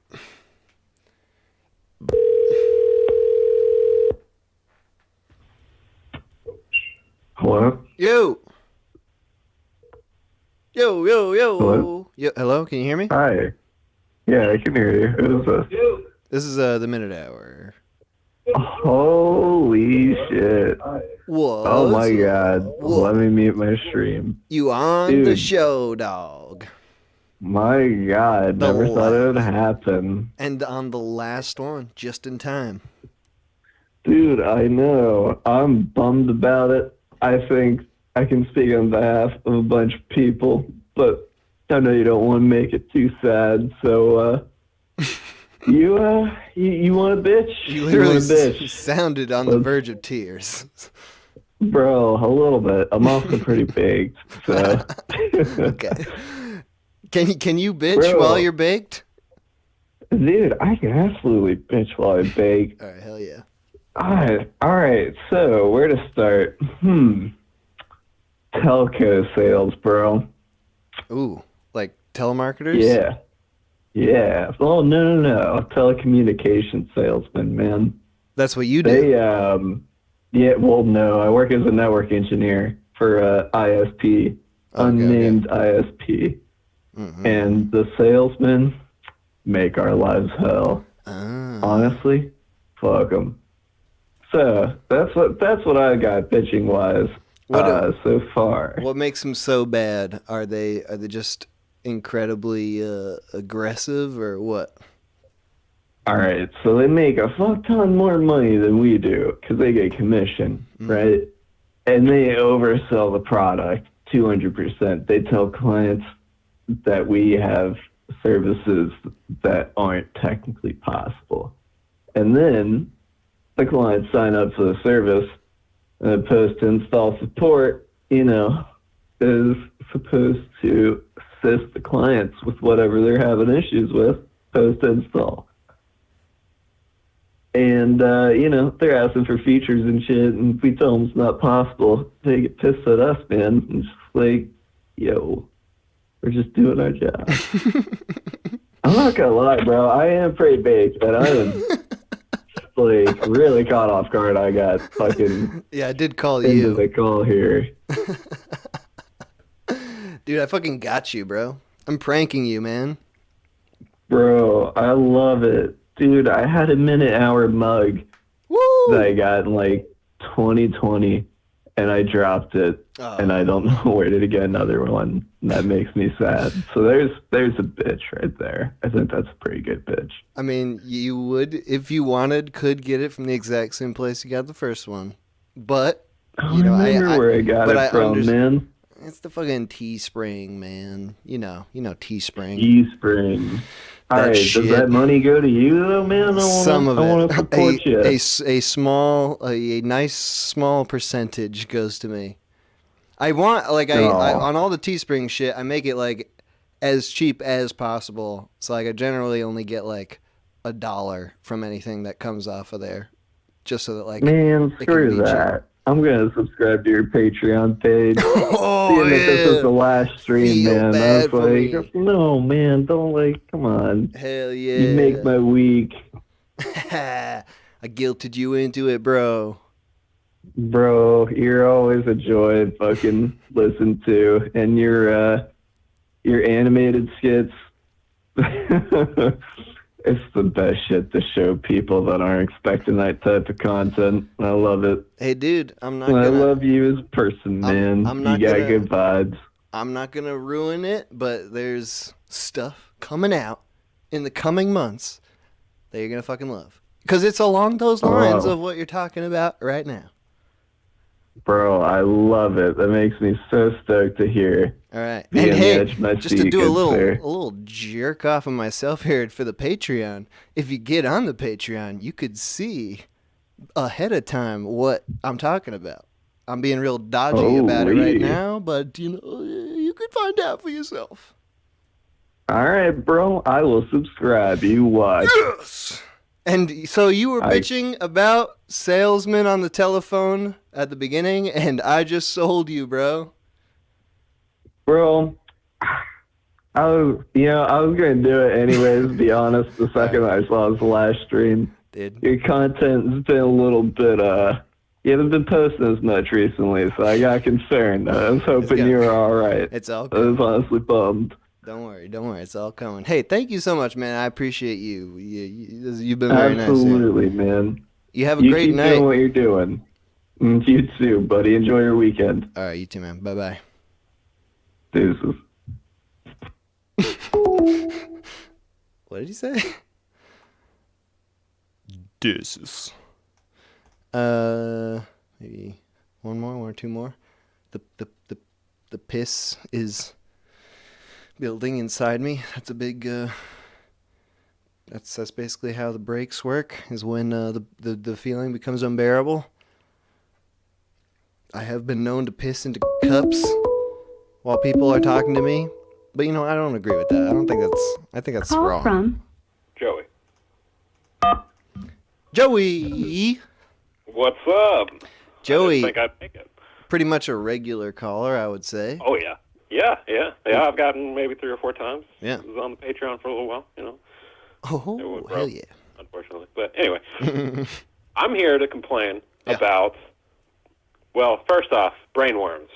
Interdimensional brainworms. But I don't really want to go too far into that because the other guy kind of blew me out of the water in terms of ranting about, the horrors of modern mankind. But I do want to make another bitch. Please do. Okay. So, do you know anything about Gnosticism? I have read that word, but I absolutely have no idea what it means or where it came from. Okay. So, basically, the Gnostics are the big daddies when it comes to like the secret collective hive of, you know, like Illuminati and Freemasons and pretty much, you know, even like Jesuits and stuff like that. They're like the big group of people who believe that knowledge is something that can be used to control people, and that knowledge is the key to God, things like that, right? Okay. So, my complaint, my bitching, is that we need to give up knowledge entirely, because knowledge has ruined everybody's fucking life. Keep going. Return to monkey is you know, like the often spouted way, I mean, kind of basic implication or motto of this kind of movement. But I think, you know, generally, who are the most unhappy, fucked up individuals that you know? The people who are smart, right? They're the ones who are like sitting around researching, reading books, and fucking they're you know, staring at the infinite universe, and they're like they killed themselves. They fucking they jump off bridges and shit. You know, like they're not happy people.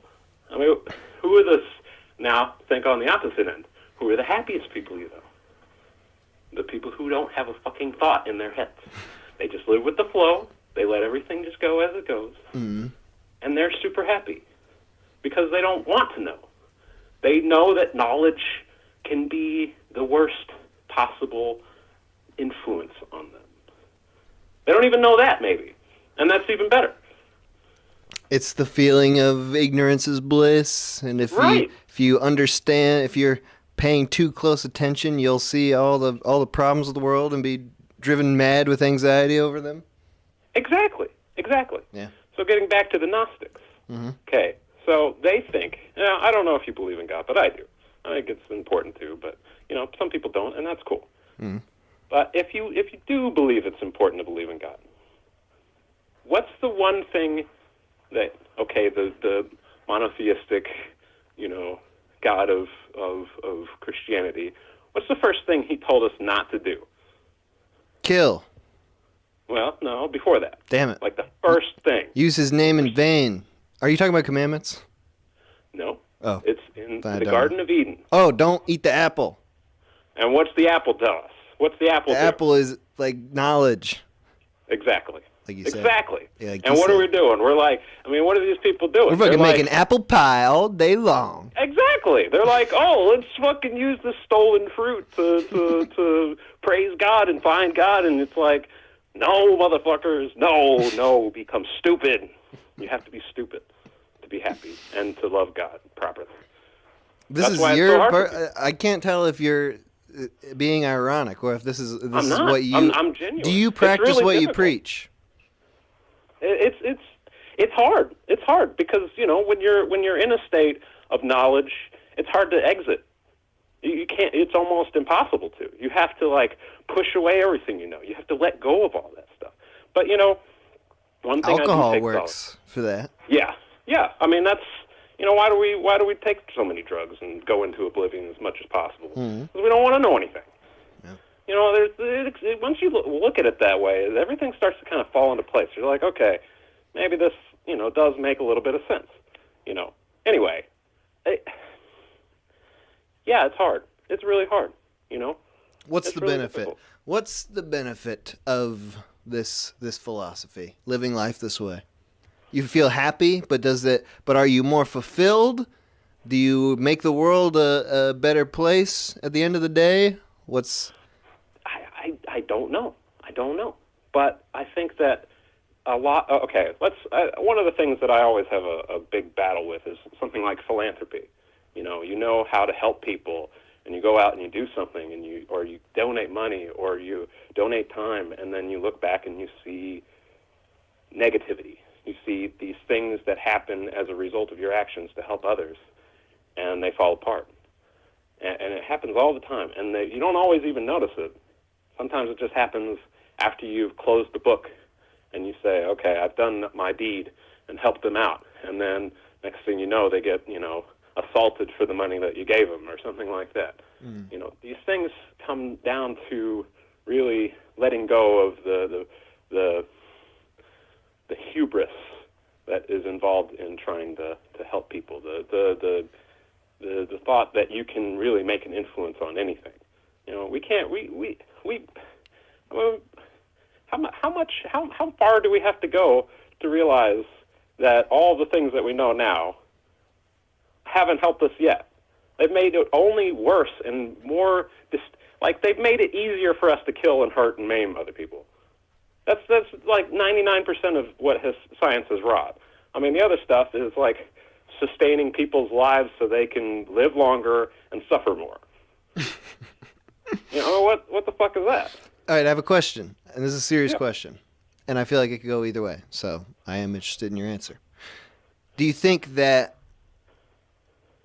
knowledge or ignorance, which one is or is either tied to selfishness and selflessness? Do you think that a more knowledgeable person would be more selfish or more selfless, and then vice versa? That's an interesting question. And Thank you. First of all, I wonder if selfishness really is a bad thing. You know, selfishness. There have been a few studies I've read, at least somewhere, that talk about how the individual who works on the basis of selfishness still works on the basis of protecting the environment that they're in. So that, and ultimately, you are still being a selfish person by helping other people and things like that, and or just generally keeping your world in a positive realm. You know, I mean, you're doing that for yourself in more ways than one. I think there can be a positive and a negative selfishness. The sort of selfishness, maybe to clarify, is the sort that's like reckless selfishness, where it's like, I am willing to wreck relationships or this and that, betray people, lie to people in my own self-interest. Right. No, I get what you're saying, and I was going to return to that. In terms of whether or not it's better to be, or it's more selfish to be ignorant or more selfish to be knowledgeable, I'd say that knowledge takes resources to gain. You know, you have to spend things. You have to go out and you have to, break things apart to figure out how they work. And in some ways, I would say the pursuit of knowledge is more selfish than ignorance. The acceptance of things as they are, just generally the acceptance. You know. Anyway, I don't know. I'm just ranting. I'm going to miss you. It's a great show, man. I don't want to take up too much time. I want to give other people an opportunity to talk. Dude, I appreciate you calling in again. I've always appreciated your call-ins. Thank you. And, this is the last one. It's special. Yeah. It's a good thing. It's a happy thing. Exactly. Things should come to an end. Exactly. You know? I mean, they shouldn't be done to death, you know? Right. You don't want to jump the shark. You don't want to be, like, on there, like, hosting, like, fucking, Joe Rogan or some shit. Yeah, I don't want to be doing the show until everybody hates it. Right. Yeah, fuck that. Yeah, you might as well end on a good note before it's all fucked up. Exactly. All right, man. It's great talking to you again. Later. Have a good one. Oh, damn. Never. I got a happy trigger finger sometimes on the hang up button. Okay. I'm going to take a break. Like 4-minute break.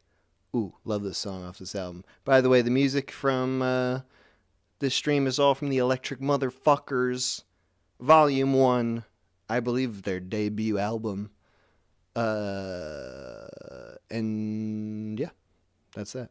We'll be back in like 4 minutes. We'll go to the boys, and then we will be taking more calls. Okay.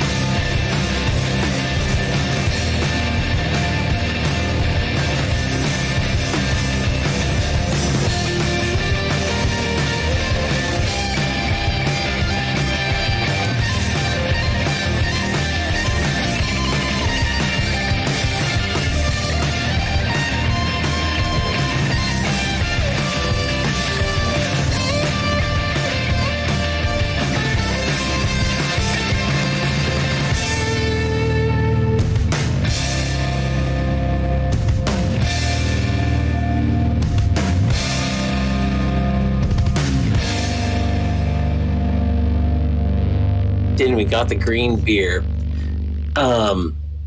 which I'm assuming is just beer with green food coloring in it, but it's so light in color, and I'm colorblind. With, red, green, whatever, yellows and greens mix up. So I was just like, this just looks like normal beer to me. Why the shit did we go to this restaurant for this watered down, shitty green beer? St. Patrick's shit? Yeah, I was talking about how I tried to drink an Irish car bomb yesterday, where the the whiskey shot that you drop into it, the whiskey and Bailey shot, also had green food coloring in it. And so, I was at work though, and I have a rant about this actually, so I can bitch about work related stuff. But anyway, I dropped the shot into the Guinness, and I was in the mood to chug. I was at work, and within like 3 fucking minutes, the entire thing was this like curdled nightmare green goop, like one of the worst looking. It looked like someone just left Guinness out to mold for like 2 months. That could have been happening in your stomach. Yeah, I wish it had, because I wouldn't have had to see it at least.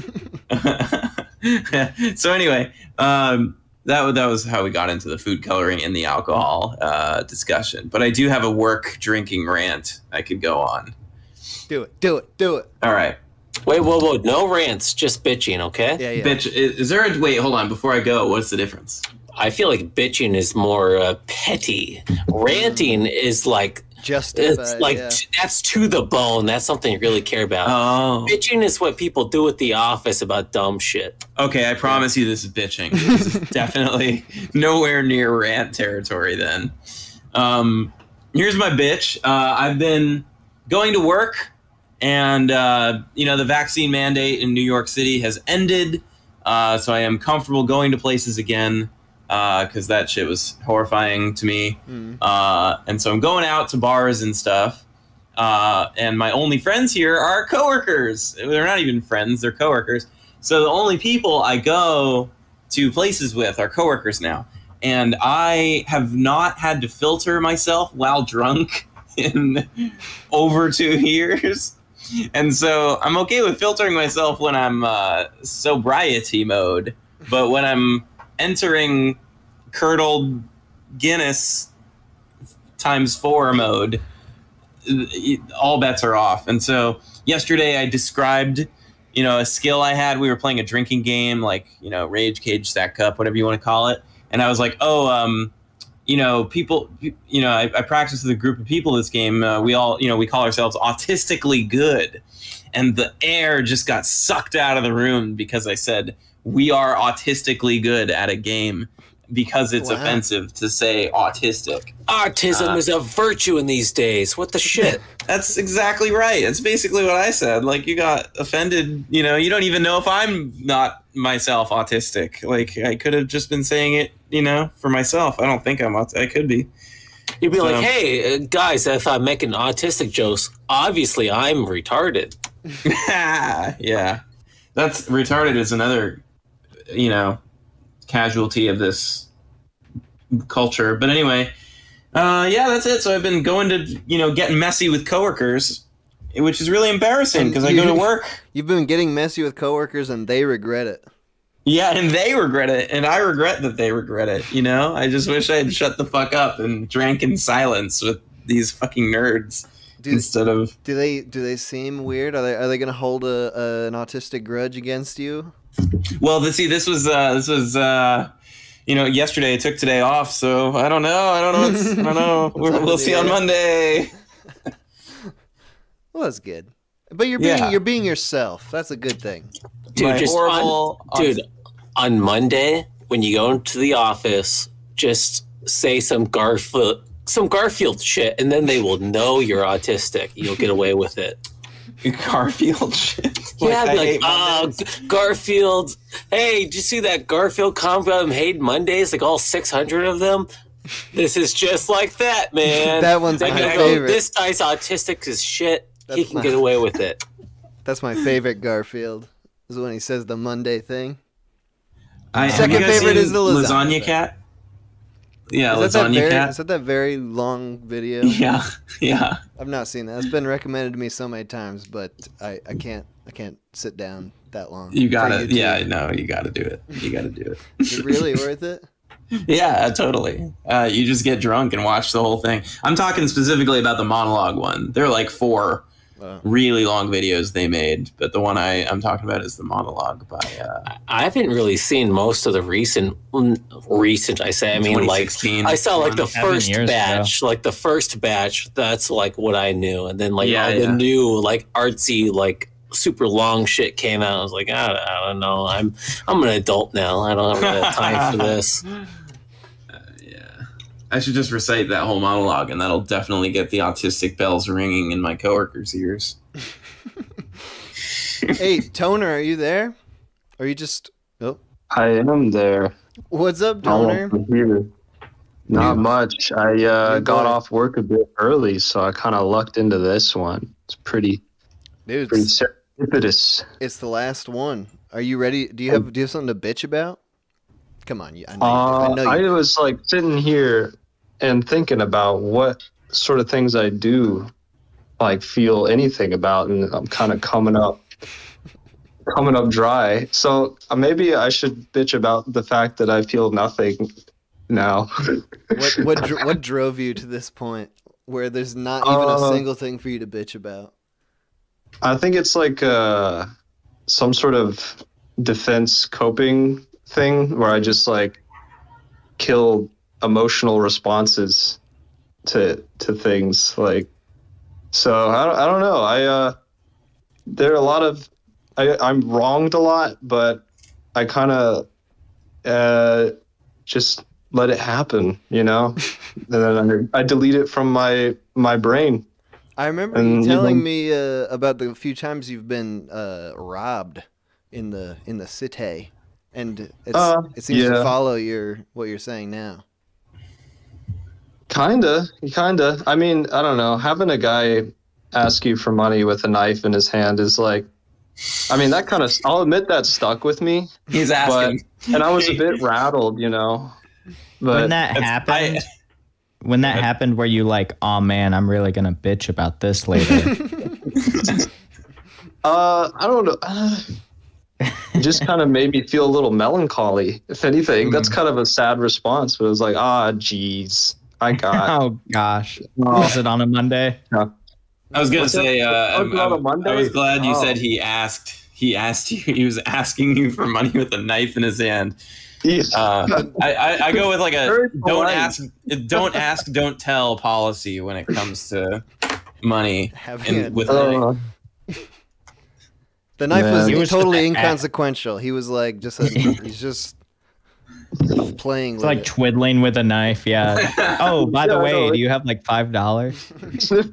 There was no malice. Yeah, exactly. It's just like, oh shit. Oh, I forgot I was holding a knife. Yeah. What do you know?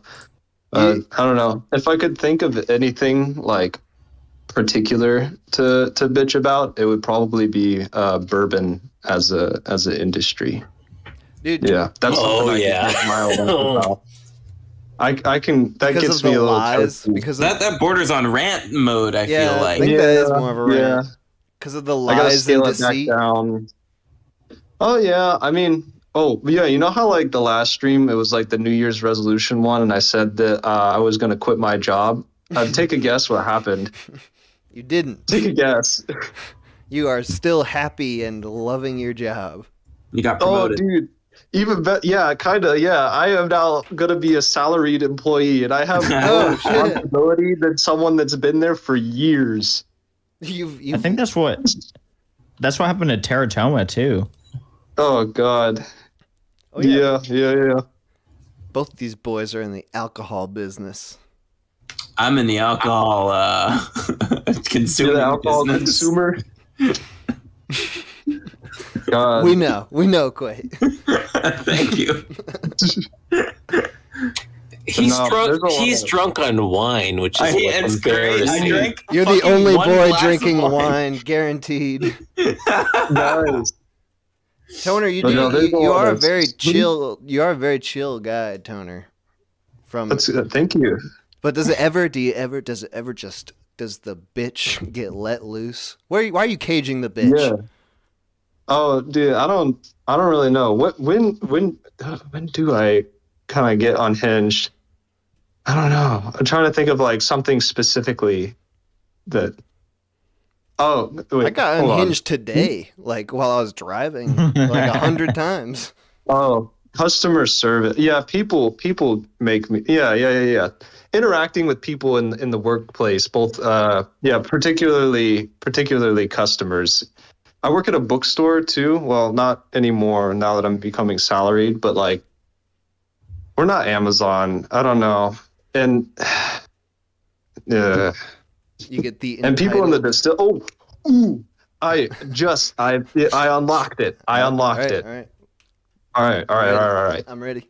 I severely dislike, and I'm gonna bitch about this, is people who are bourbon people. Oh my god. Like bourbon. So my job. Enjoyers. Yeah. Yep. So thank God I'm not working in the tasting room anymore. I mean, I still work the shift today, but I'm like training my replacements and everything. But my job most of the time is, people come in and they're like interested in bourbon, but there's a large section of those people who like just want to swing their big dick around about how much they think they know about bourbon. And most of the time it's bullshit. They say things that are just flat out wrong. And me being in the workplace, like trying to get good tip money, I just bite my fucking tongue and don't say anything, and I just let these people spew shit. I'm like, yeah. What do they say that's wrong? You know your stuff. Yeah, for real. So there's like, for instance, there was this one guy. He was like, "Oh yeah, well, you wouldn't like weeded bourbons. They're like too spicy." And my innate response that I had to like stop myself from saying, I was about to be like, "You've never had a weeded bourbon in your goddamn life. Shut the fuck up." Oh my god. And you know what? Fucking people, giving a tour. And you say this. It's always guys that want to like impress their girlfriend who they're with. Yeah. And you know what? Guys with girls are the worst. Guy. Oh, for real. So this guy, they were on like a double date. And there was this guy and his girlfriend was like just fucking latched to his goddamn arm.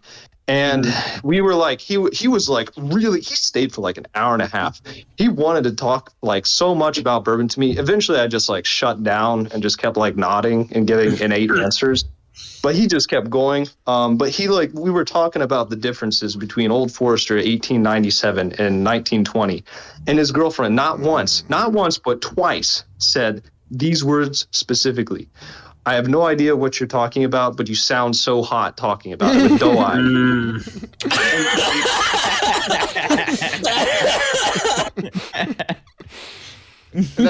You got laid. That throws you into a jealous rage because you're like, "I'm the hot one. I know what I'm talking about." No, it's not. I don't want to see that. I don't want to see that. And yeah.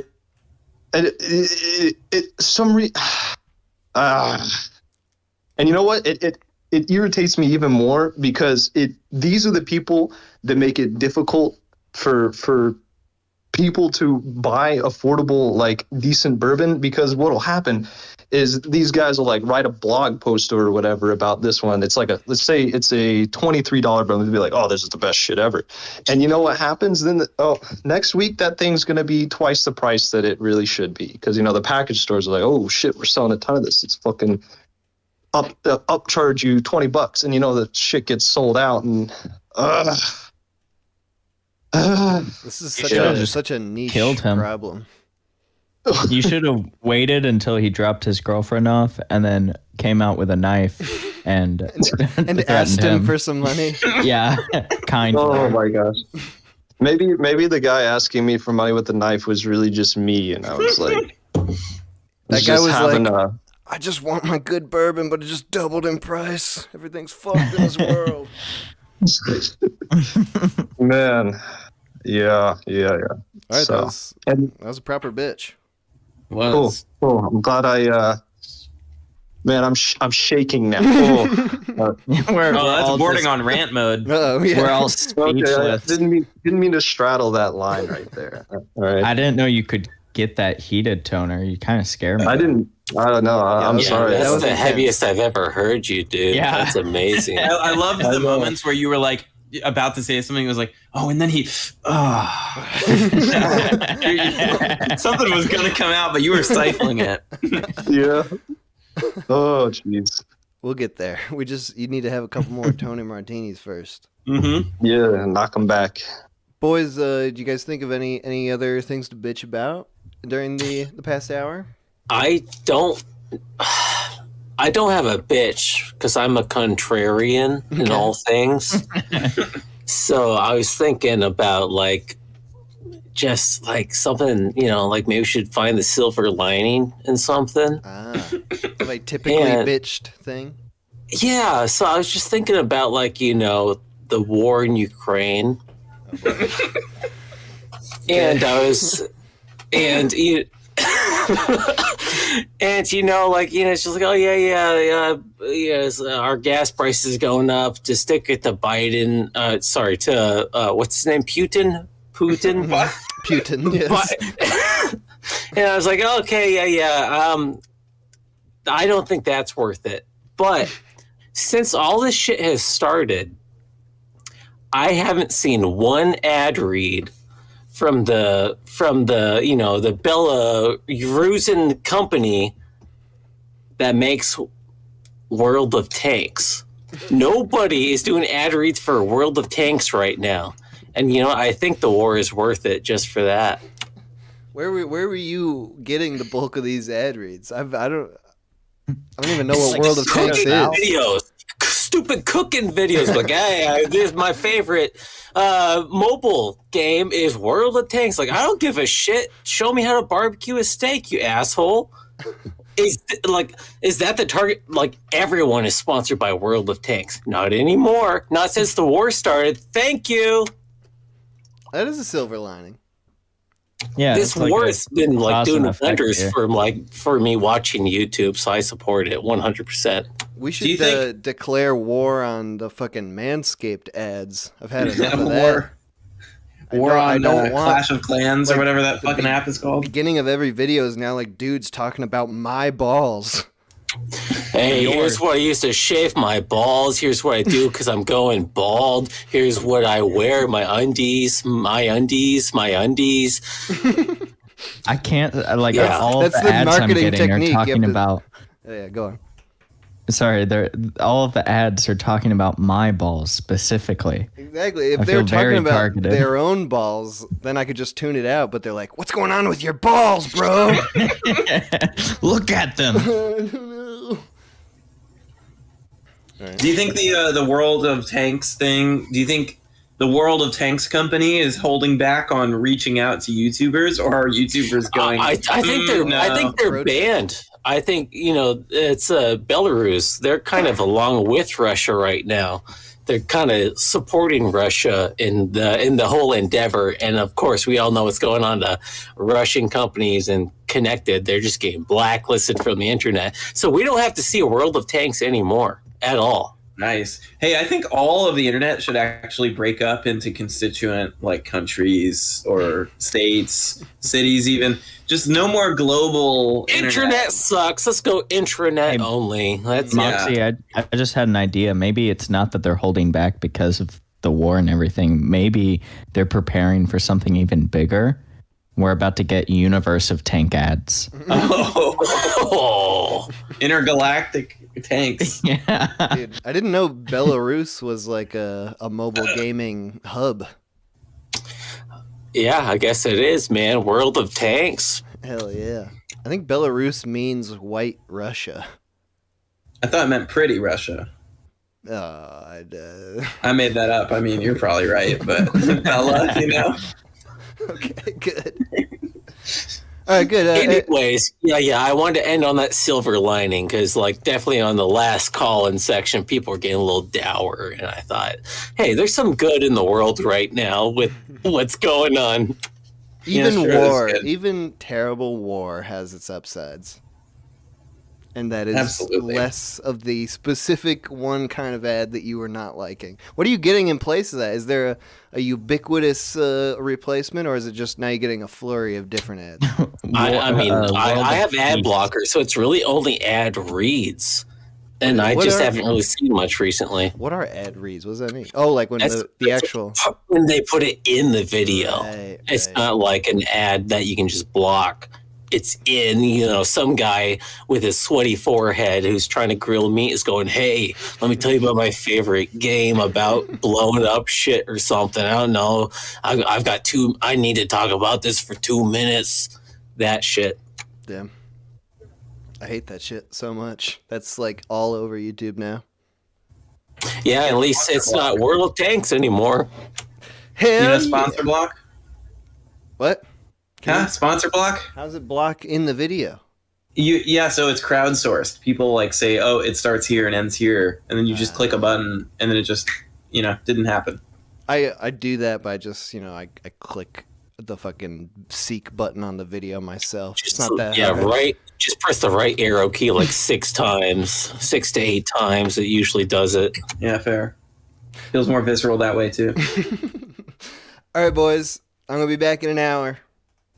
All right. Oh, Later. Nice. Keep thinking about all those things to bitch about. Okay. Bye.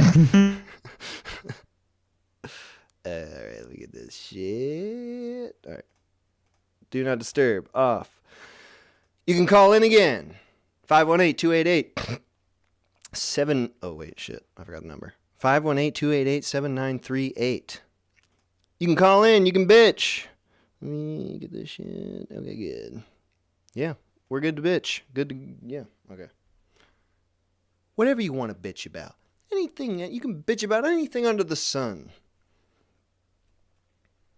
Something that has happened to you personally. Something that you've heard about through the grapevine. Something that happened, maybe, I don't know, just a totally imaginary crazy thing. You're just a crazy guy. You just want to get some crazy shit off your chest? Go for it. I like that text we got earlier. that fucking crazy ass text. I need that. Call from Jet. Jet! Hey. What's up, happening, bro? Dude? How's it going? It's going pretty good. This is your last stream, huh? The last call-in show. Indeed. Wow. Blaine had to break the news to me. He let you know? He So you did, could get yeah. on? I just finished all my shit today, and I went to hit him up because we've been talking, and he was like, "Dude, it's the last stream." I was like, "Well, fuck, I'm gonna try and get in." Hell yeah, here you are. And you've been on maybe twice before? I think I've been on like 5 or 6 times. Oh my God. But they were early. They were like early last year when you Yeah, started. like since the beginning. Yeah, a lot of life shit's happened. Hey, you must have plenty to bitch about. I would have, but everything's turned back around. But I know the topic is bitching. But I wanted to tell you about something I think is bitching. Okay, good. Does I like that it. count? Creative. Positive bitching. So this is something that's happened to me recently, and I imagine you've experienced it before as well. But since all that shit happened with the film production, I started writing a screenplay for a horror film that I had an idea for. Mm. And I'm doing an audio production as well. And I was stuck on it for maybe a month or so, because like when you're writing a screenplay, 1 page is 1 minute of screen time. Mm-hmm. And I was at page 90, which is like an hour and a half, and shit was just still getting good. And like as I was creating characters, they started to like flesh themselves out, and backstories started to happen. Mm. And so I was like, "Fuck, dude! Like I can't lose any of this." So I had this like moment of clarity the other day. I was like, "Well, fuck! Like it's all like this entire story kind of revolves around a poem, but it's the aftermath of what happens that's really terrifying, and that I really want to focus on." So I was like, "All right." So I'm gonna do like the stranger reciting the poem, and while he recites the poem, the shit's happening, and that's gonna be like the first half hour, and that's gonna be a pilot for a television series, and then every episode afterward is gonna focus on the characters trying to figure out what's happening and stop this monster. Yeah, so that was like So what I think is super bitching is just when you have like a creative idea and you get stuck in a hump, and then all of a sudden like this spark of that, like this just spark of like thought hits your mind, you know, and you're just like, oh my fuck, like why wasn't I looking at it this way before? Hell yeah. So it was like the sort of thing where you started it not knowing all the shit that was going to happen. It just kind of developed as you're making it, as you're writing it. Yeah, exactly. Like the characters eventually, like you have an idea for characters, but as you're writing them, the characters kind of start to tell the story for you.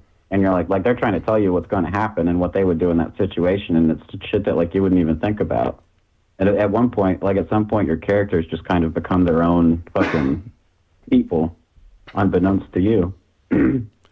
Have you ever tried to write like a long project like that before? No, I've always had a whole bunch of like really small ideas. Like I can recite the McCreevy poem to you right now. It's really short, but do it. There's a okay. Well, hold on. It's told from the voice of like this smoky old fucking like the smoky old guy by like a whiskey smoker by a whiskey smokes his whiskey by a campfire. All right, you ready? Mm-hmm. Oh, oh. Lucas McCreevy was about 5'9", not too much different than you or I. He loved to play jokes, some too old, some too dry, but Lucas McCreevy oft went awry. One day his eye glimpsed a man at the park. Ah, yes, thought McCreevy, what an excellent mark.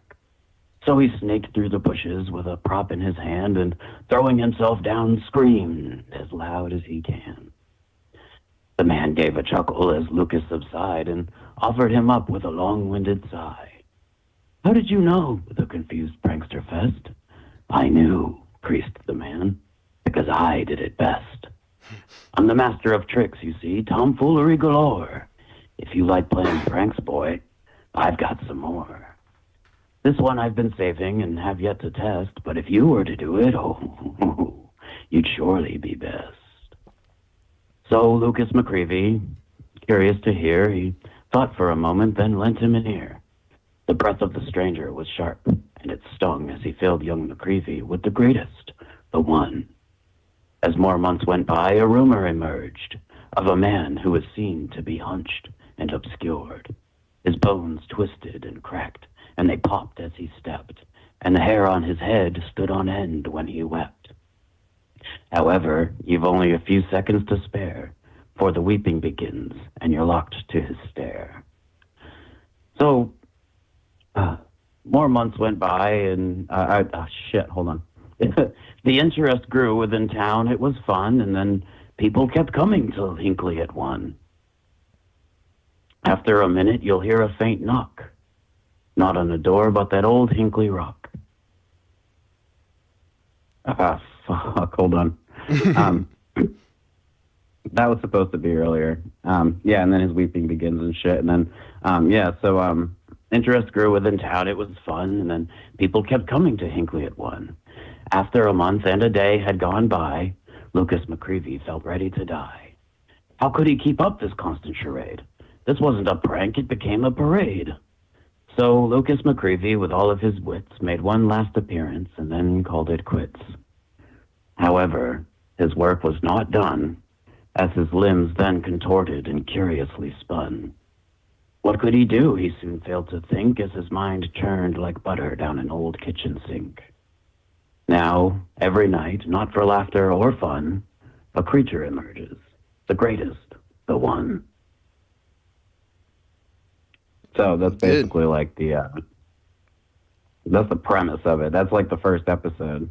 I like that a lot. That was awesome.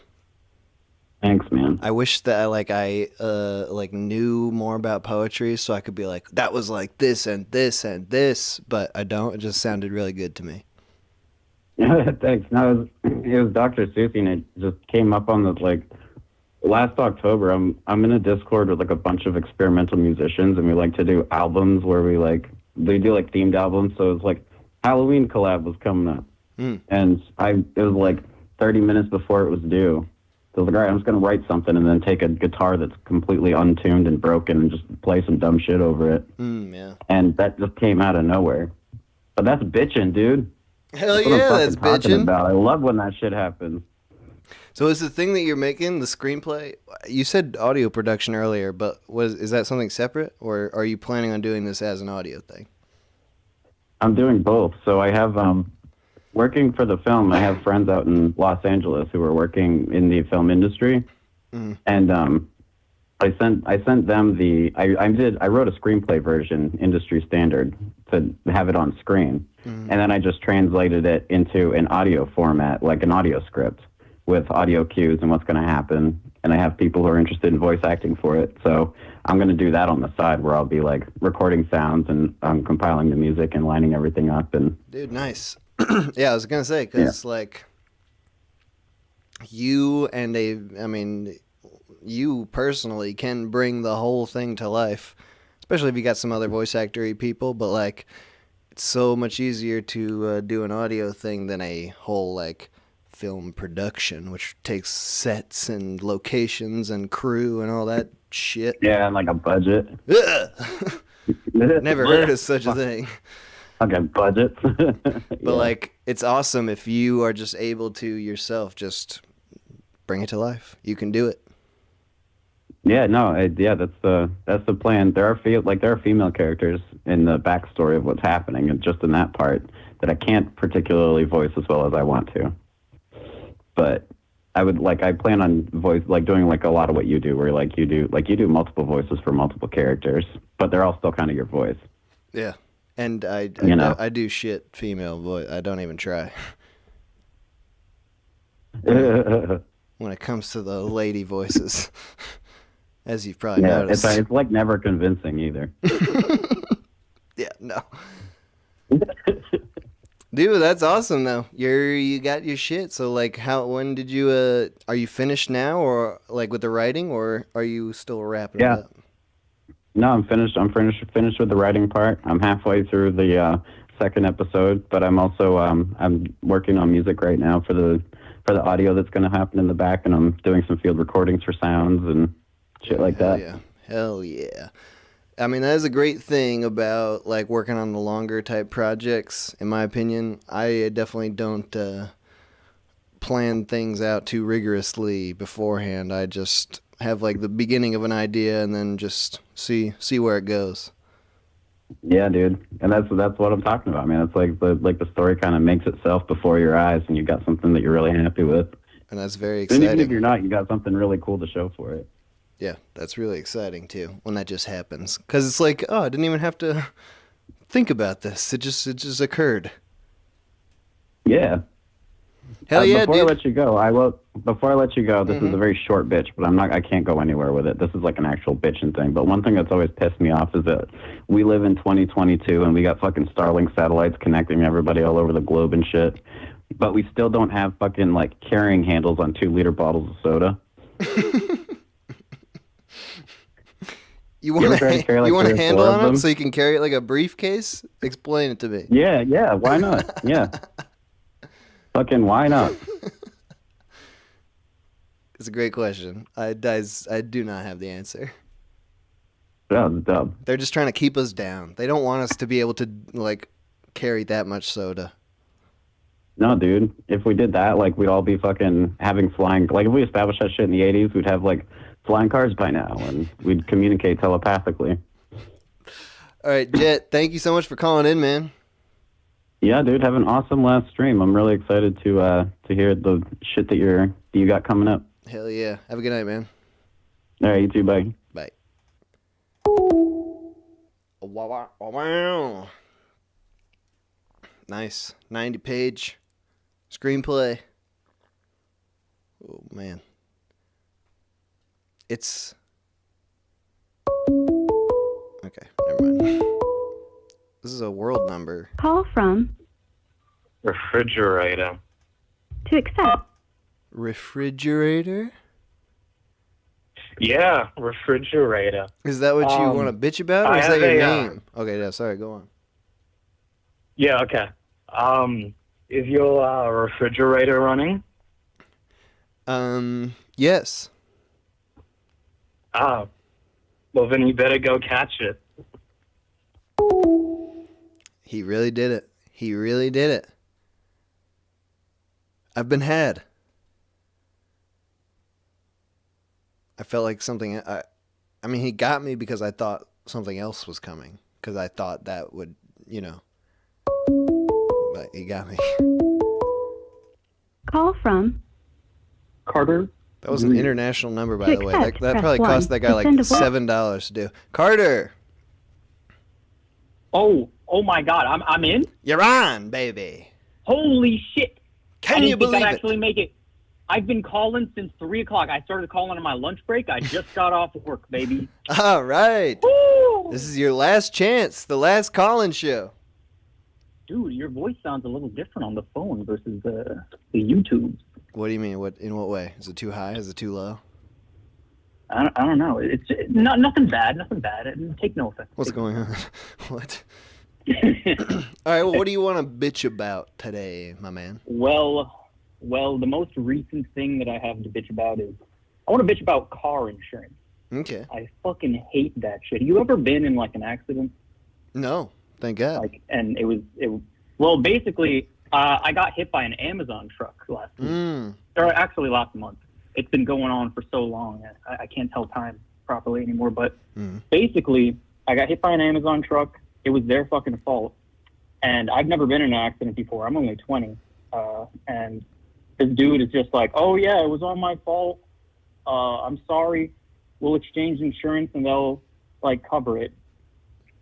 And so they started telling me that they're just going to total my car because my car isn't worth that much. And, the repairs are going to cost, more than half the value of the car. So they're just going to total it. Mm-hmm. And if I want to keep it, I'd have to get a reclaimed title on my car.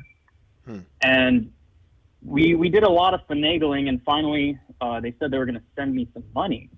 And then they call me today, and they say, hey, actually, the other guy, he says that it's your fault. So we're going to have to do an investigation into this whole thing. Yeah, he changed his mind. He literally, at the scene, I was kind of freaking out because I'd never been in an accident. And he was just like, hey, bro, don't even worry about it. It's my fault. I'll tell him it's my fault. I trust the guy, He seems like an all-right guy. Little did I know, he's a fucking asshole. He turns around and he tells them, nah, it's the other guy's fault. Amazon, they have money to hire fucking lawyers and shit. They can just... I don't see myself winning this. It's just his word versus mine. There was a witness, and he agreed that it was the other guy's fault. But what is the license plate. What's the investigation entail? Is someone going to come to your house and interrogate you? I don't know, man. I've been preparing for that inevitability, but probably they're just gonna listen to my story, listen to his story, and then just decide. And I feel like, Amazon's gonna be in this person's ear. Whoever's making the decision, Amazon's gonna be in their ear. They're gonna be like, oh, well, we're Amazon, so you better not give that guy any money. Yeah. How would you like to never get your packages on time ever again? Yeah, when I first got hit, I was like, hell yeah, dude, Amazon's going to have to give me some reparations or something. I'm expecting free Amazon Prime for life or something. Turns out, I don't know why I'm surprised. Amazon is a scumbag company, but it turns out that they're fucking just going to screw me in the ass. That is a surprise. The giant corporation decided to screw the individual man. It's truly shocking. I don't know. I'm very excited to be on here. I have tuned in a few times and never called, and I heard this is the last call, so I got to be on. You are immortalized in this moment.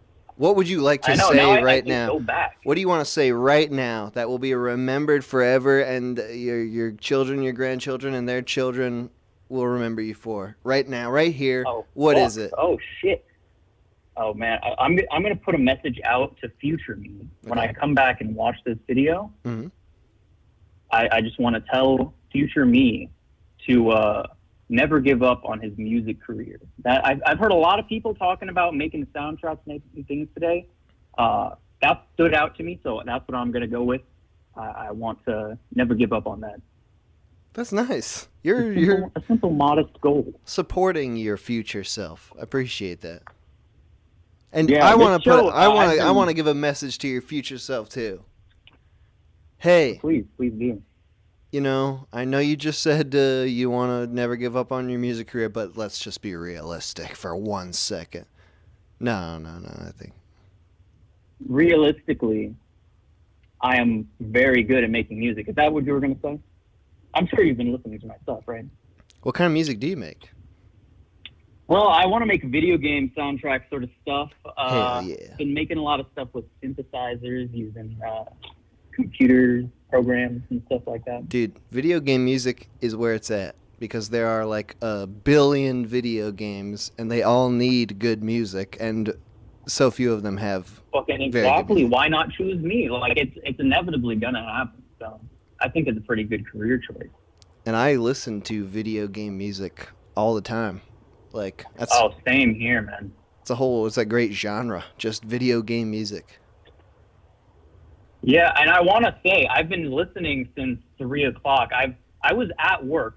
I work at a nursery for plants, not the baby kind, but so I kind of get to like hide out in the shrubbery, and so I've been able to listen to this and just constantly trying to call you. I'm embarrassed to say how like the number of missed calls you will have from me. Probably almost 200. But Damn. I've been hearing these other people's bitches, and I don't know. I don't feel like what I have is that bad anymore. You know, there's been some deep stuff. That's The guy who's struggling with public speaking, he resonated with me. You really put that man on the spot. You did him dirty. That's another bitch that I have. I learned after I put him on the spot, right? I could tell from his voice when he came on. I But hey, if smelled he's blood still in the listening, water. Respect for coming on here.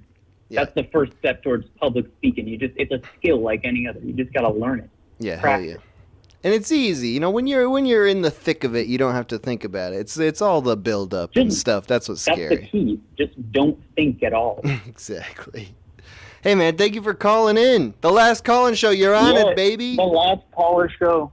You're pulling my chain a little bit. I feel like I might be convinced to get your Patreon to find out what all this funny business is. I've loved your animations for a long, long time. I have shown many a friend your videos. I think probably the favorite one, I forget the name, but it was the AI one where with the guy who likes to fuck melons at the end of the day. You remember that one? Oh yeah, the Robot Messiah one. Yeah, That's- the Robot that's- Messiah. that's one of the audio that's probably ones. my favorite.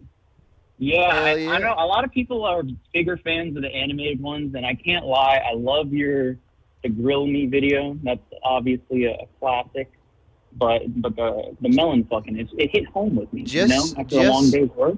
Just so you know, and maybe you do know, but I'll just say this to everybody: I don't do the animations.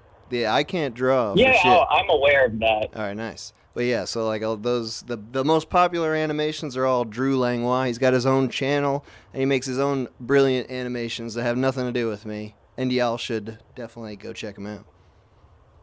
Oh You yeah, know- I've you checked know that, them out. You gotta be- I'm a true fan. Don't worry about me. Hell yeah. All right, man. Thank you for calling in. Appreciate it. Yeah, have a good one. Have a good night. Bye bye. Oh, okay. Excuse me. Call from Aiden. Hayden To or accept, Aiden? press- Hayden or Aiden? The name's Aiden. Hey, Aiden. long time listener, first time caller. Okay. Hey, how long you been listening?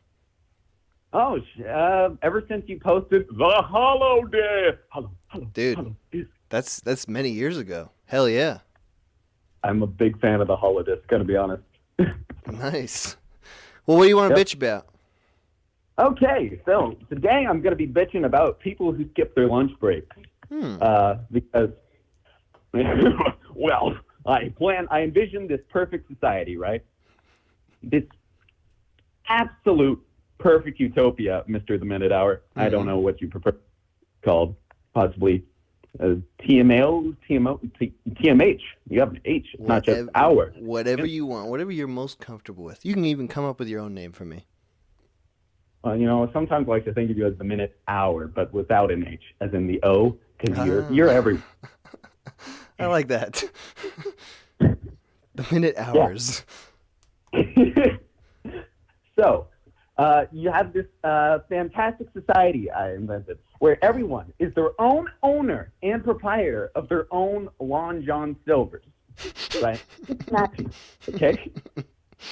So everybody works at their own Long John Silver's. This is great, you know. And we no longer are too far away from a Long John Silver's. No matter who you are, no matter how old, how young. Right. There's like fucking 300 million Long John Silver's locations in the United States now. In the United States alone, this is a worldwide phenomenon. It only works if everyone. It won't be a perfect world. It won't be a perfect country. Right.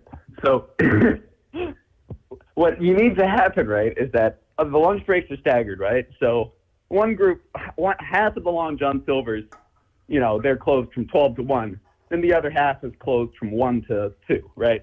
It's the only way this works. Because each Long John Silver's is only going to have enough money going into it from the people that go leave their Long John Silver's to go get lunch, right? Right. That's the only way this. So the problem is, you got fuckers like, let's say Johnny here. Johnny?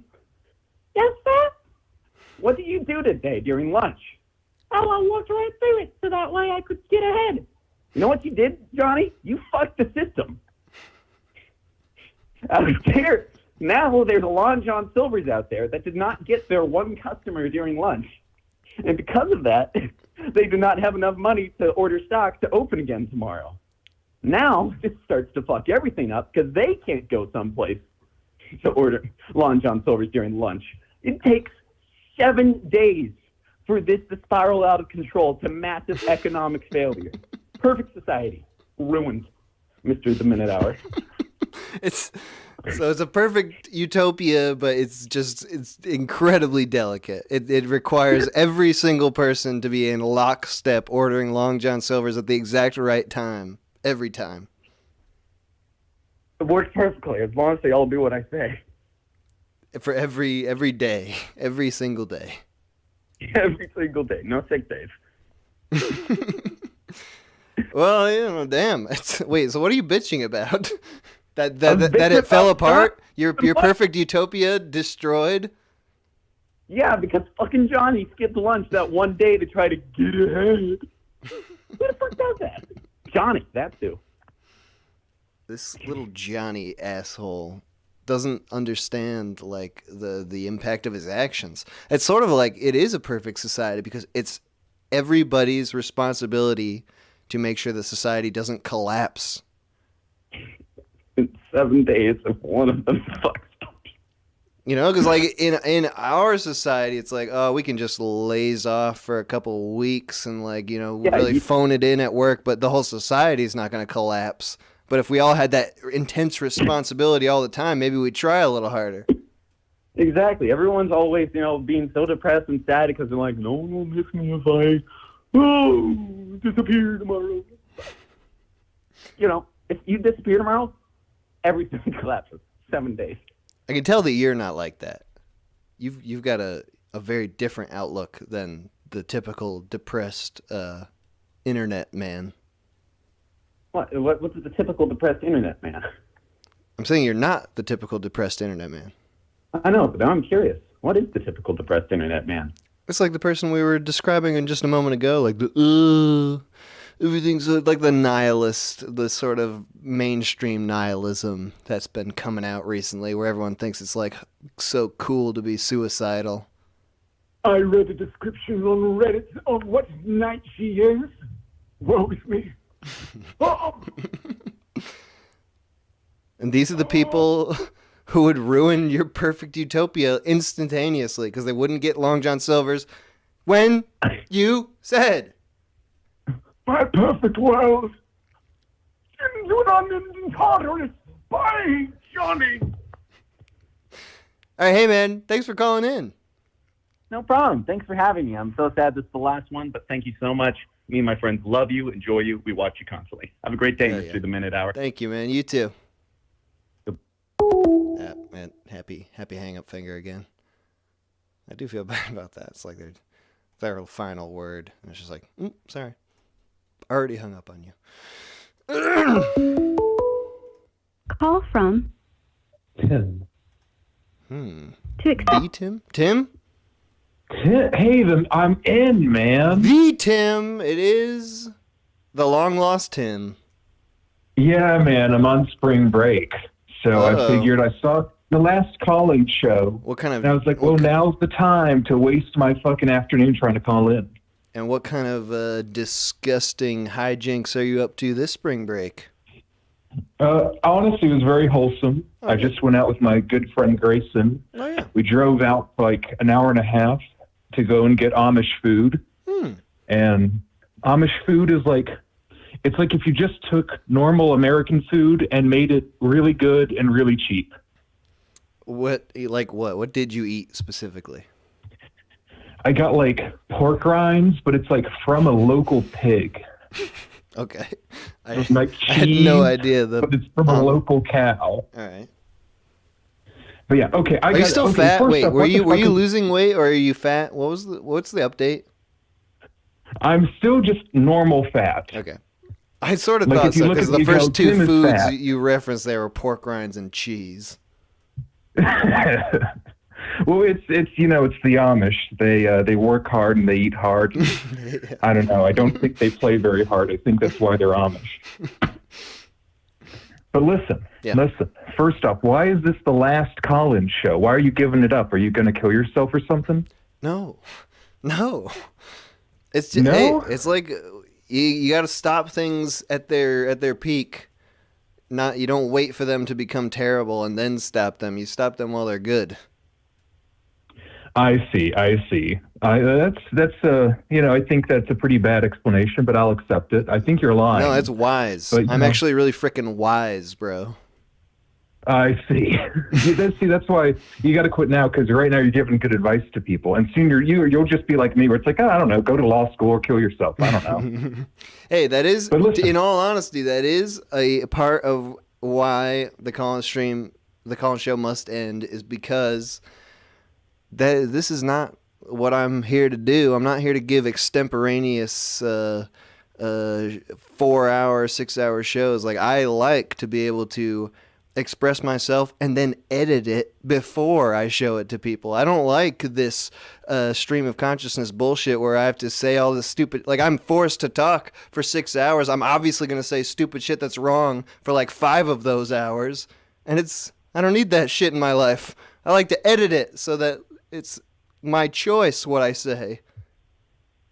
Yeah, I mean, I've said stupid shit every single time I've called in, and I've had people look at those and go, "Why did you say that, Tim?" I'm like, I don't know. I was just live, and I wanted to be almost entertaining. But listen, I got some bitching to do. I got 2 things to bitch about. The first is a new one. So I live in a downstairs apartment. It's like a basement apartment, and I've got an upstairs neighbor, and that neighbor is Godzilla. She's just stomping around, terrorizing the villagers. It sounds like she's going to fall through the ceiling at any point, right? And today, she moved in a man and his 3 kids.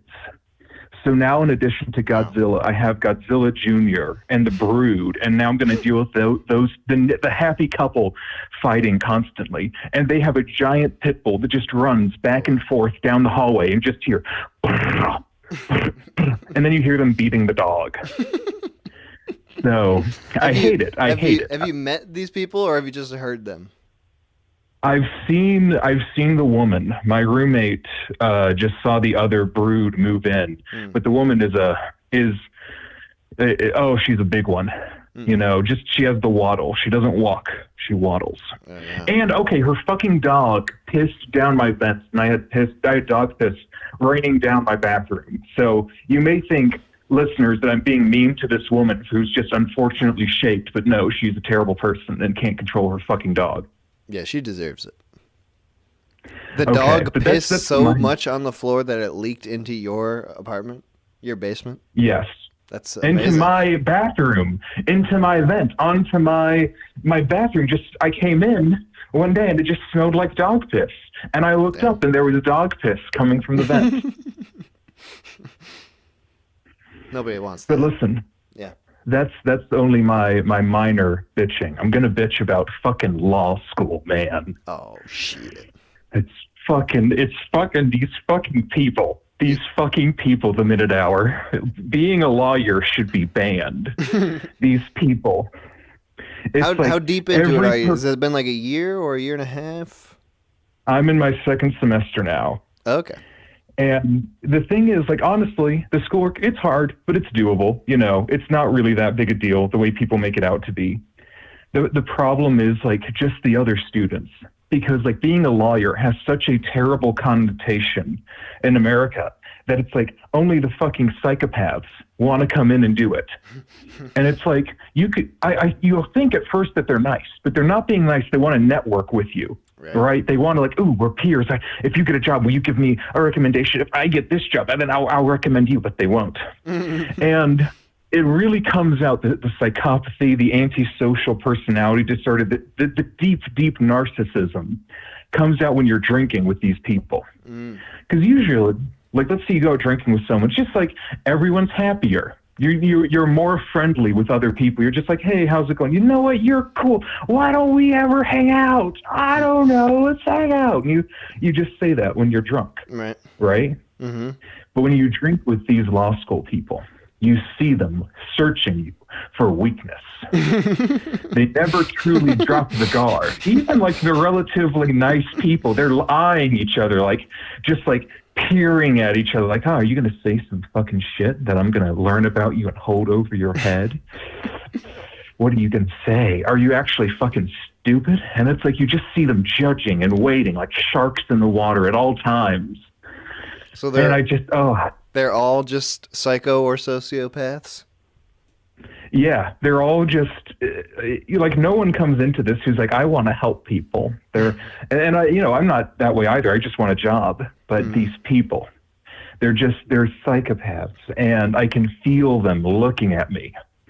And it's like, I just want to get away from, because even when they're nice, that's worse, because it's like you can feel them eyeing you up, because being nice for them isn't natural. It's an act that they do because that's, like, socially valuable. And it's like, please stop. Please just stop. This is a ghoul wearing human skin, trying to read me and interact with me. What is your defense mechanism for this? It's not a good one. For my first goal is usually to drink more, because it's like, I don't understand what you are looking for. I'm going to drink more and just start dancing in the club, just moving, getting everybody else more drunk to hopefully break down their predatory barriers. And my other solution is to just be more, to not engage with them on, like, an equal level. So, like, people love talking politics in law school. They fucking love it. They fucking love debating. So people ask me stuff, and I would just be like, well, I think we should sell heroin to school children. And don't get me wrong, I think heroin should be legal, but I don't think it should be, available in schools. You should have to go down to the store for it. Maybe be 18. Okay. But it's just to get them to stop staring at you and judging you all the time. So your defense mechanism is to be outrageous. Yes, it does. To throw them for a loop. It does. That's my goal. And luckily I haven't gotten in trouble this semester, but I forgot that, like, a law professor isn't a law. The law professors, they're psychopaths, even more so, because they're like, I know what we should do to fix society, because they're fucking law professors. Right. And I got in trouble. Well, not in trouble with the professor, with the students, because I said that in Germany, people should be allowed to be Nazis in Germany. And that caused the whole thing. But it's just, I don't know. I can't stand these people. And the school isn't that hard. It's just going in with these petty sharks all the time. And some of them are like, okay, but you can still see the predatory glint in their eye. And, like, I am not friends with anyone at school, and I tell them that. I tell them that they're not my friends. Well, how do they react to that? They're like, we're friends, Tim. And it's like, no. They can make We're you not. believe. You can't force me to be your friend. You can't say that we are. I have deep reservations about you as a person. So it sounds pretty bleak. It sounds bleak. It is, and I just want to get my fucking JD and pass the bar, and then I'm gonna go down to the nearby emergency room, and I'm just gonna hand out my card to everyone and just say, take the badge number and the name of everyone who treats you, and write down everything they do to you and don't do to you, and just get out of this hell of other lawyers. You want to get into malpractice? Is that what you're talking about?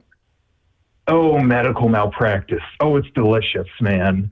It's so good. And because I won't say where I am, but like the medical industry is a very big thing where I'm at. And so, it's like the number one occupation for lawyers where I'm at is to work for hospitals, and I want to work against them. I want to take them down a peg. Dude, nice. I support that because I feel like that is a incredibly prevalent problem. Is just doctors giving you bad advice and misdiagnosing you and turning you into a slovenly idiot. It's fucking atrocious, man. And but I'm just ready to get out of here. And like, honestly, people like hype up the school part, and it's hard, but it's not that hard. It's just dealing with people and trying to afford it. And that's the only bad thing. Trying to afford lawyers or law school? Law school, and just like, because like you can't really work and go to school, so you're just trying to survive on fucking loans. Yeah. And it's a fucking nightmare, man. But yeah, and also no one can afford a lawyer. Like literally the advice people give for like if you're in a civil suit, you should not go to court if you are a single-digit millionaire. Because it won't be worth it? Exactly. Like you need to be at least a double-digit millionaire to afford a lawsuit. God damn. I know. So I think, fuck it, man. I may just work for the goddamn Amish. Just like pay me in pigs and cows and your daughter's hand in marriage, and let's move on from there. All right, Tim, thank you for calling in and for the last time. Yeah, for the last time ever, I'm going to be a fucking lawyer. My last job was handing out samples at Sam's. And I believe in now you. I'm going to be I believe you'll have a thriving... You're going to bring down the whole system. No more hospitals will be able to function by the time you're done. I'm going to get so fucking rich, no one's going to be able to go to a hospital. I'm going to destroy healthcare in America. We can only hope. All right, Tim. All right, man. Have a good night. Good luck with making edited stuff. I hope that it's good. The Checkers stuff was very funny. Hang in there, man. Thanks, man. See you around. Bye-bye. Bye-bye. I guess I won't really see you around, but, you know, it's hard to think of a different thing to say goodbye. Bye. Goodbye. And then the rest are like, see you later, talk to you later. All right, anyway. I'm going to take a break. How long is this one? 5 minute. 5 minute break. A little over 5 minutes. Then we'll be back. We'll do some more calls. I got more songs here than I have breaks planned, really. So I'll have to figure that out, I guess. But whatever. Again, the music from the stream is all from the Electric Motherfuckers, and the link to the album that I am playing is in the description of this video, if you're interested.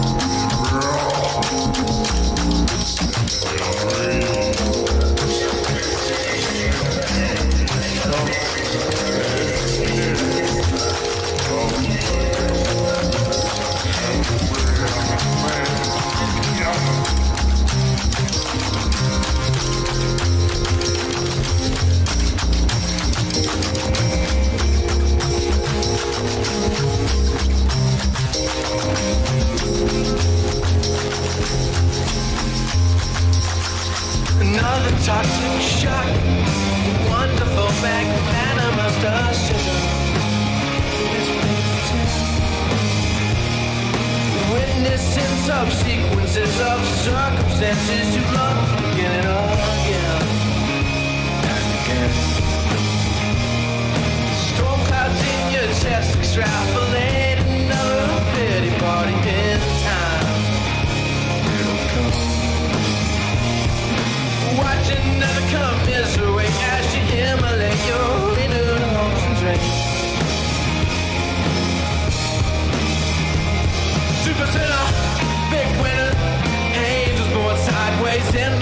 so I lose it, but refusing all the time. Another orgasm and a cigarette, a sad, sad life as a figurehead. Share your bed with the winning ghost, down before dawn. Future melts away, 5 minutes till midnight, don't stay. Remember what you said about the same things falling down every day. Another wave of pain, another painting colored gray in my dream. Another nightmare day, another life dies and another stays and so on. Yeah. Super sinner, big winner, angels born sideways in river, so I lose and I'm refusing all the time. Another orgasm and a cigarette, a sad, sad life as a figurehead. Share your bed with the winning ghost, gone before dawn.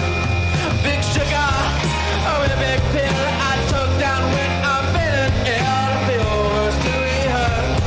What it means to be regular, I don't need it, but I feel it. The odds are conducted to a pool of shame. I'm alone in the dark. We're living in a victim society, but yet we still do it to ourselves. Ingest the suggestions of your worst self. You know there's nothing left after this. After the sunlight. After this. The sun will rise and fall again. Big sugar, I will be pill I took down when I'm feeling ill. I feel worse to be hurt. What it means to be regular, I don't need it, but I feel it. The other content to a fool of shame. I'm all in time. Big sugar, I will be pill I took down when I'm feeling ill. I feel to be hurt. What it means to be regular, I don't need it, but I feel it. The other content to a fool of shame. I'm all in time.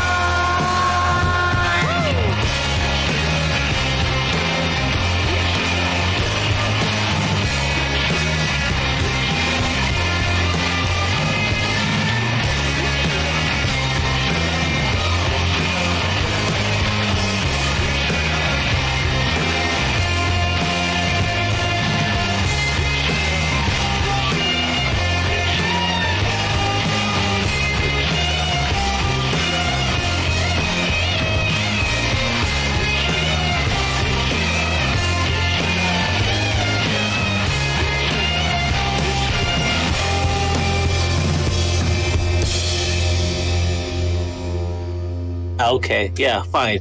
Yeah, you can have the wine. And then like I like my buddy kept them in the truck and we would go to some beach parties and he would just like take out the couple of boxes of wine that we got from this moving job. And yeah, some of them were bad. Some of them were nasty ass wine. But yeah, we, out of like 24 bottles of wine, I think 18 of them thereabouts were still good. And that was just free bottles of wine that we got to drink on the beach in parties. So we were popular. Dude, hell yeah. Hell yeah. Oh, hey. That sounds fucking great. I never got no free wine. Dude, you got to do manual labor jobs. People give you free shit all the time. I got like a stereo system. I've got 18 bottles of good wine. I've gotten all sorts of shit.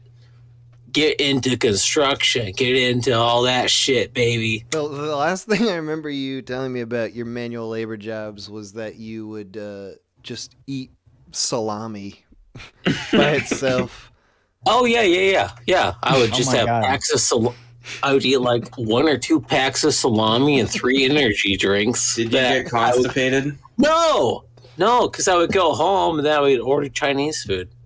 I have a salami story that Really? might fit the bitching. Yeah, might fit the topic.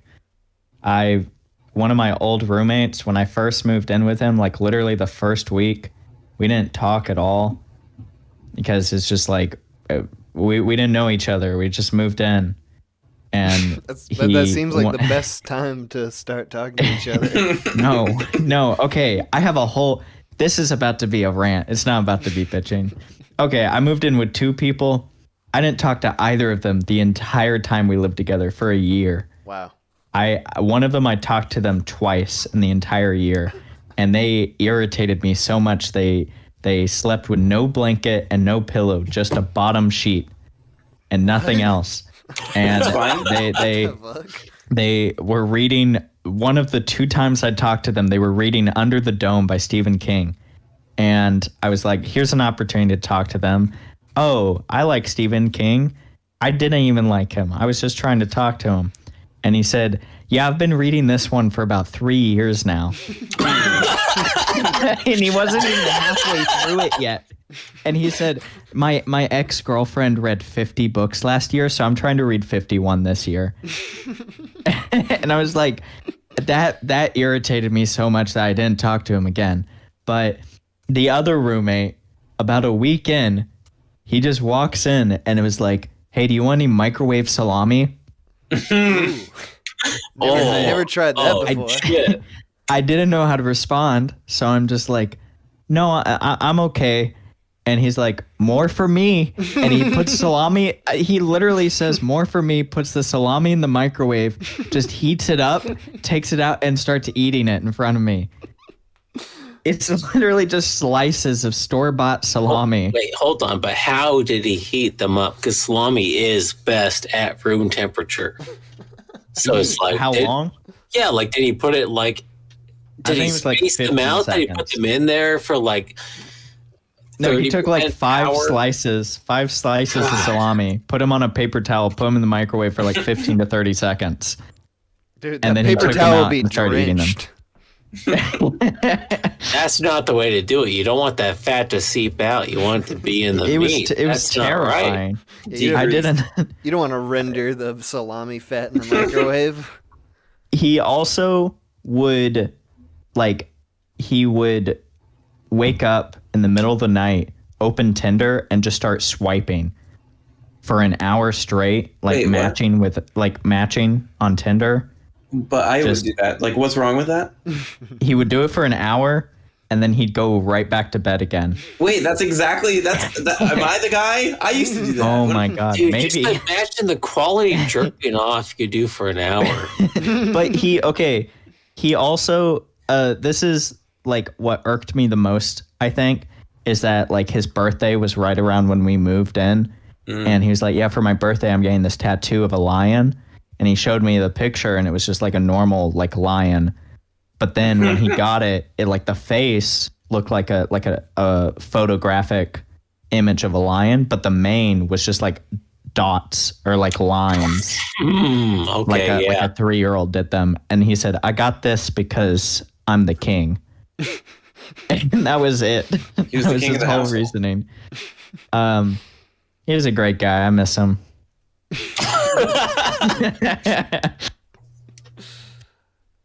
Was he like super jacked? Was he like a very jacked man? He was like he worked out a lot, but he wasn't jacked. But he was muscular, just not.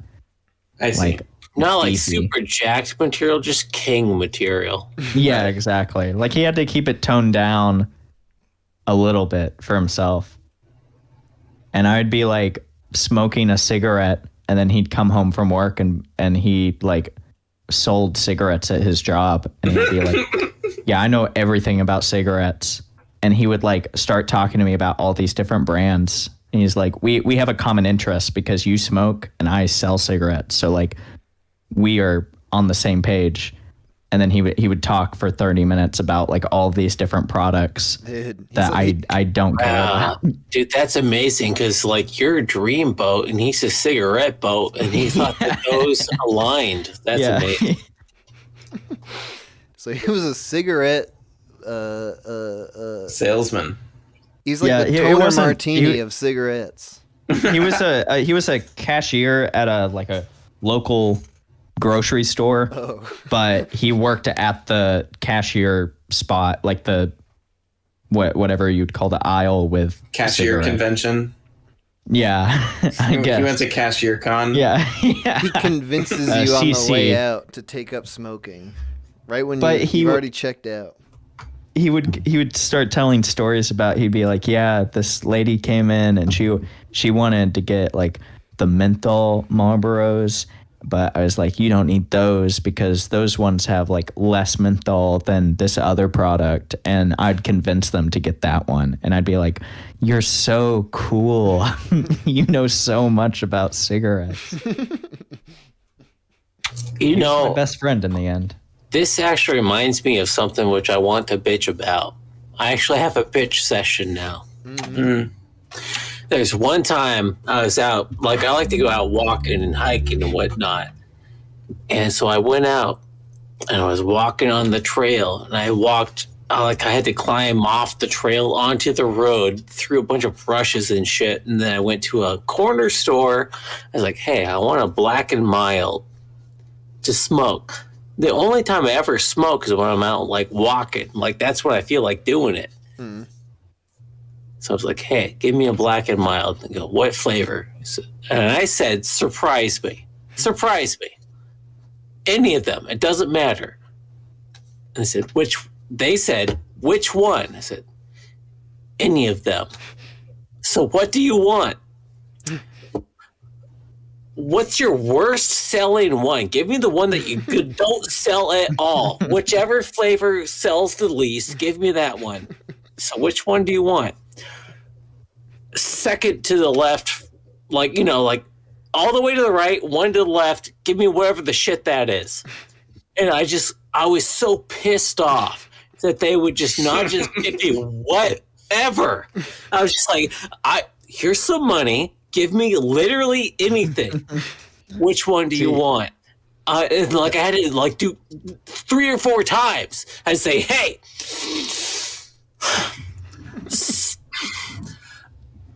I would just point and go, that one. This one? Yes. Literally anything. That one. That one. Sell me that one. I will give you money for that one. Dude, why? Is this like some legal thing where they need you to confirm the exact thing you want? Dude, I have no idea. No idea. I have never had that problem. Any other time in my life, I'll go somewhere and be like, hey, it just surprised me. And they go like, oh, yeah, I'll just grab one. Here you go. They're all the same price. I'll just give you the one that we don't sell because they're a bunch of shifty pieces of shit. Like, that's what they should be doing. Go, hey, surprise me. Go like, oh, here's the one that nobody wants to buy because it's the worst flavor. We'll sell that to this guy. That's what they should be doing. But instead they go, you have to. And when they wouldn't. You literally have to tell me which one you want. When they wouldn't. I cannot give you one if you do not tell me. When they wouldn't give you the worst one, you specifically asked for the worst one, and they still wouldn't give it to you. I'd be like, it's like, hey, I don't know. I should just tell me which flavor you want. It's like, just point that one close enough. Yes, give me that one. I was so pissed off at that point that I wanted to buy a tall can at the same time, but not from them. I didn't like them anymore, so I walked down the street to a different place to get a tall can to secretly, stealthily drink during the day. Mm-hmm. That's why I like American Spirits, because you can just go and say, yeah, can I get spirits? And they're like, what kind? And you say, orange. and they're like, "All right, here you go." Yeah, you just pick a No, color. that's not good. Yeah, you because just I pick could your have done favorite that. color. I could have done that if I knew the colors. If you go and buy an American Spirit pack, you go, "Hey, I want this color." If you said, "Surprise me," would they do that? Would they do that? Huh? I've I never don't know. said surprise me when This it is- comes to getting tobacco, but now I am curious. Pick your cancer. If I didn't even specify the brand, I was just like, of the whole wall of tobacco. Yeah. Give me the cheapest shit now. Just say that. See what happens. Dude, what if they gave you some dip? That was a good noise.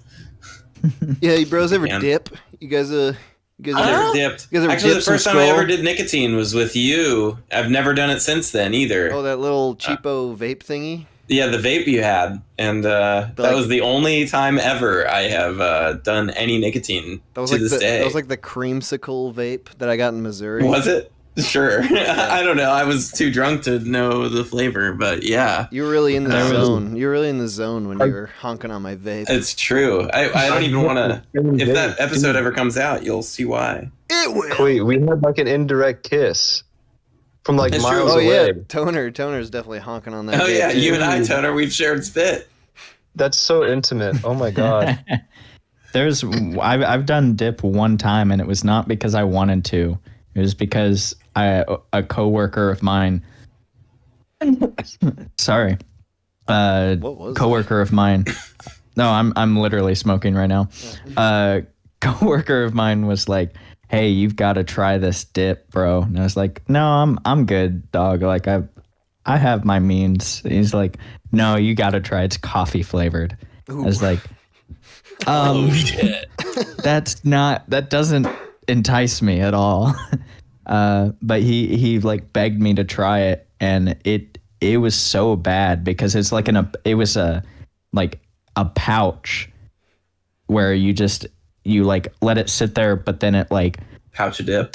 It does its whole thing, but then you have to take the pouch back out, and now it's like sopping wet with saliva, and all it did was like make me angry that it was there. I've seen people And then- with like the water bottle full of dip spit, and it's Yeah. so fucking disgusting. One of my old professors would do that in class. Like he would be dipping constantly in class as he's talking. Professor Dip. Yeah. That's so awesome, dude. What subject? What subject was he teaching? I was a bio major. He would be teaching biology, and he had like 4 water bottles and a Diet Coke bottle at all times. And like by the time I had class, they were all empty and just with like dip in all of them. And it wasn't like they're filled. He would just like use a different one at different intervals. Can I interject? Yes. You already have. Professor Dipspit is one of the best names I've ever come up with. Professor Dipspit. That's a character, dude. That's a character. That's perfect. That's amazing. Wait, I'm getting word from HQ that this is Toner's last moments as a boy. He's about to do something. It is. I'm about to head out somewhere, so I just wanted to say it was a pleasure being a boy. I didn't have any words ready. I didn't write a speech or anything. So yeah, the sentiment is there, and you don't need my words to. You can just imagine it. Imagine the sentiment any which way you want, and yeah. This is a boys to men moment. You're about to become a man. No longer a boy. Oh fuck! Wow. Jeez. So it is. Toner, Wow. it's been a pleasure having you as a boy in our arsenal It of is. boys. And, Yeah, can we get rest in absolutely, peace, Toner, in the chat? Anytime a boy leaves, signs off for the final time, we need in the chat, rest in peace, Toner, rest in peace, whoever. Rest in peace. We love you. Yeah. Memento mori, Avant Sol Desir. It's been a pleasure, fellas. Six Au Semper revoir. Tyrannis. Another one bites the boys. Another boy one bites the dust. I can see it. Manhood, it's right. Oh shit! No, his dick grew 3 sizes that day. Swallowed up by the manhood light. Damn. Well, good. So then there were 4 boys. It's almost we're all... Wow. I mean, there's 5 of us here. I guess if you don't want to include yourself as I don't count as a boy. No, you're the commander. No, that's not what I meant. I guess I'm a boy. If you guys really think so. Do you guys really think so? Do you think of me as a boy? Can we get a quick boy reflection moment? I don't know. We turn what? I feel like there were some boys who were very unfeatured. You know, Bubba. Yeah, there have been the boys that we've lost, the boys that we haven't heard from in a long time. Slouch. They just became men very fast. Turnip. Lordy, large homosexual. Lordy. What the fuck happened to Lordy? Jesus Christ. I bet he's locked down in Austria right now. Yeah. He's in Australia now as a very, very large homosexual. Yeah. Both terrible places. Equally terrible. Yeah. All right, boys. I'm going to come back for the final boys segment at the end of the show. And then that's it for the boys. We'll all become men at that moment. Yeah, I'll be even more drunk then. Yeah, I guarantee it. Oh, you know it. I absolutely I'm going to do... okay. I'm going to do a face reveal at the end. That'll be the final moment of me as a boy. Is a face We will all reveal our social security numbers at the very end for a very special... Don't go anywhere. The boys are about to reveal their true identity. The boys, yeah. You can steal the boys' identity. All right. First one gets it. All right. All right, boys. I'll be back in a bit. Bye. All right. Bye. Okay, now for a special treat. Oh, wait. I didn't think this through.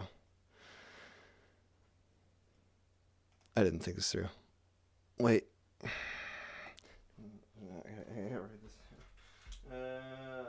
I have a special caller that I have to call, but I have to write down this number because I can't have Discord up at the same time as Google shit. Also, is this like a dial tone thing where like people are gonna be able to hear this number? Okay, no, I guess not. Oh wait, I gotta put the 1 in front. Oh. Google, where's your fucking backspace button?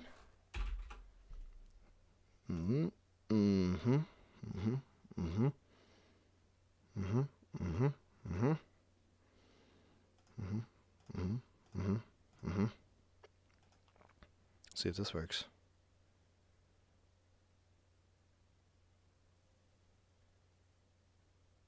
It's working. Did I do it right?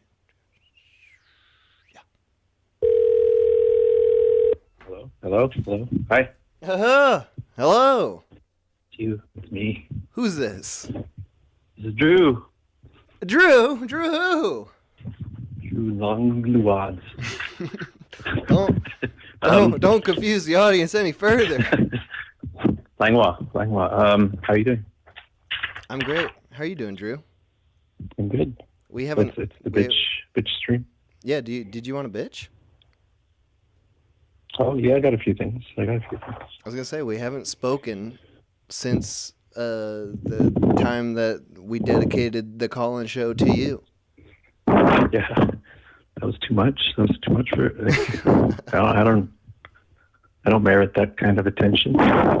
I don't even remember any of it. It's all a blur. Yeah, I don't remember. I think I had a breakup or something then, but now I'm really happy about that breakup.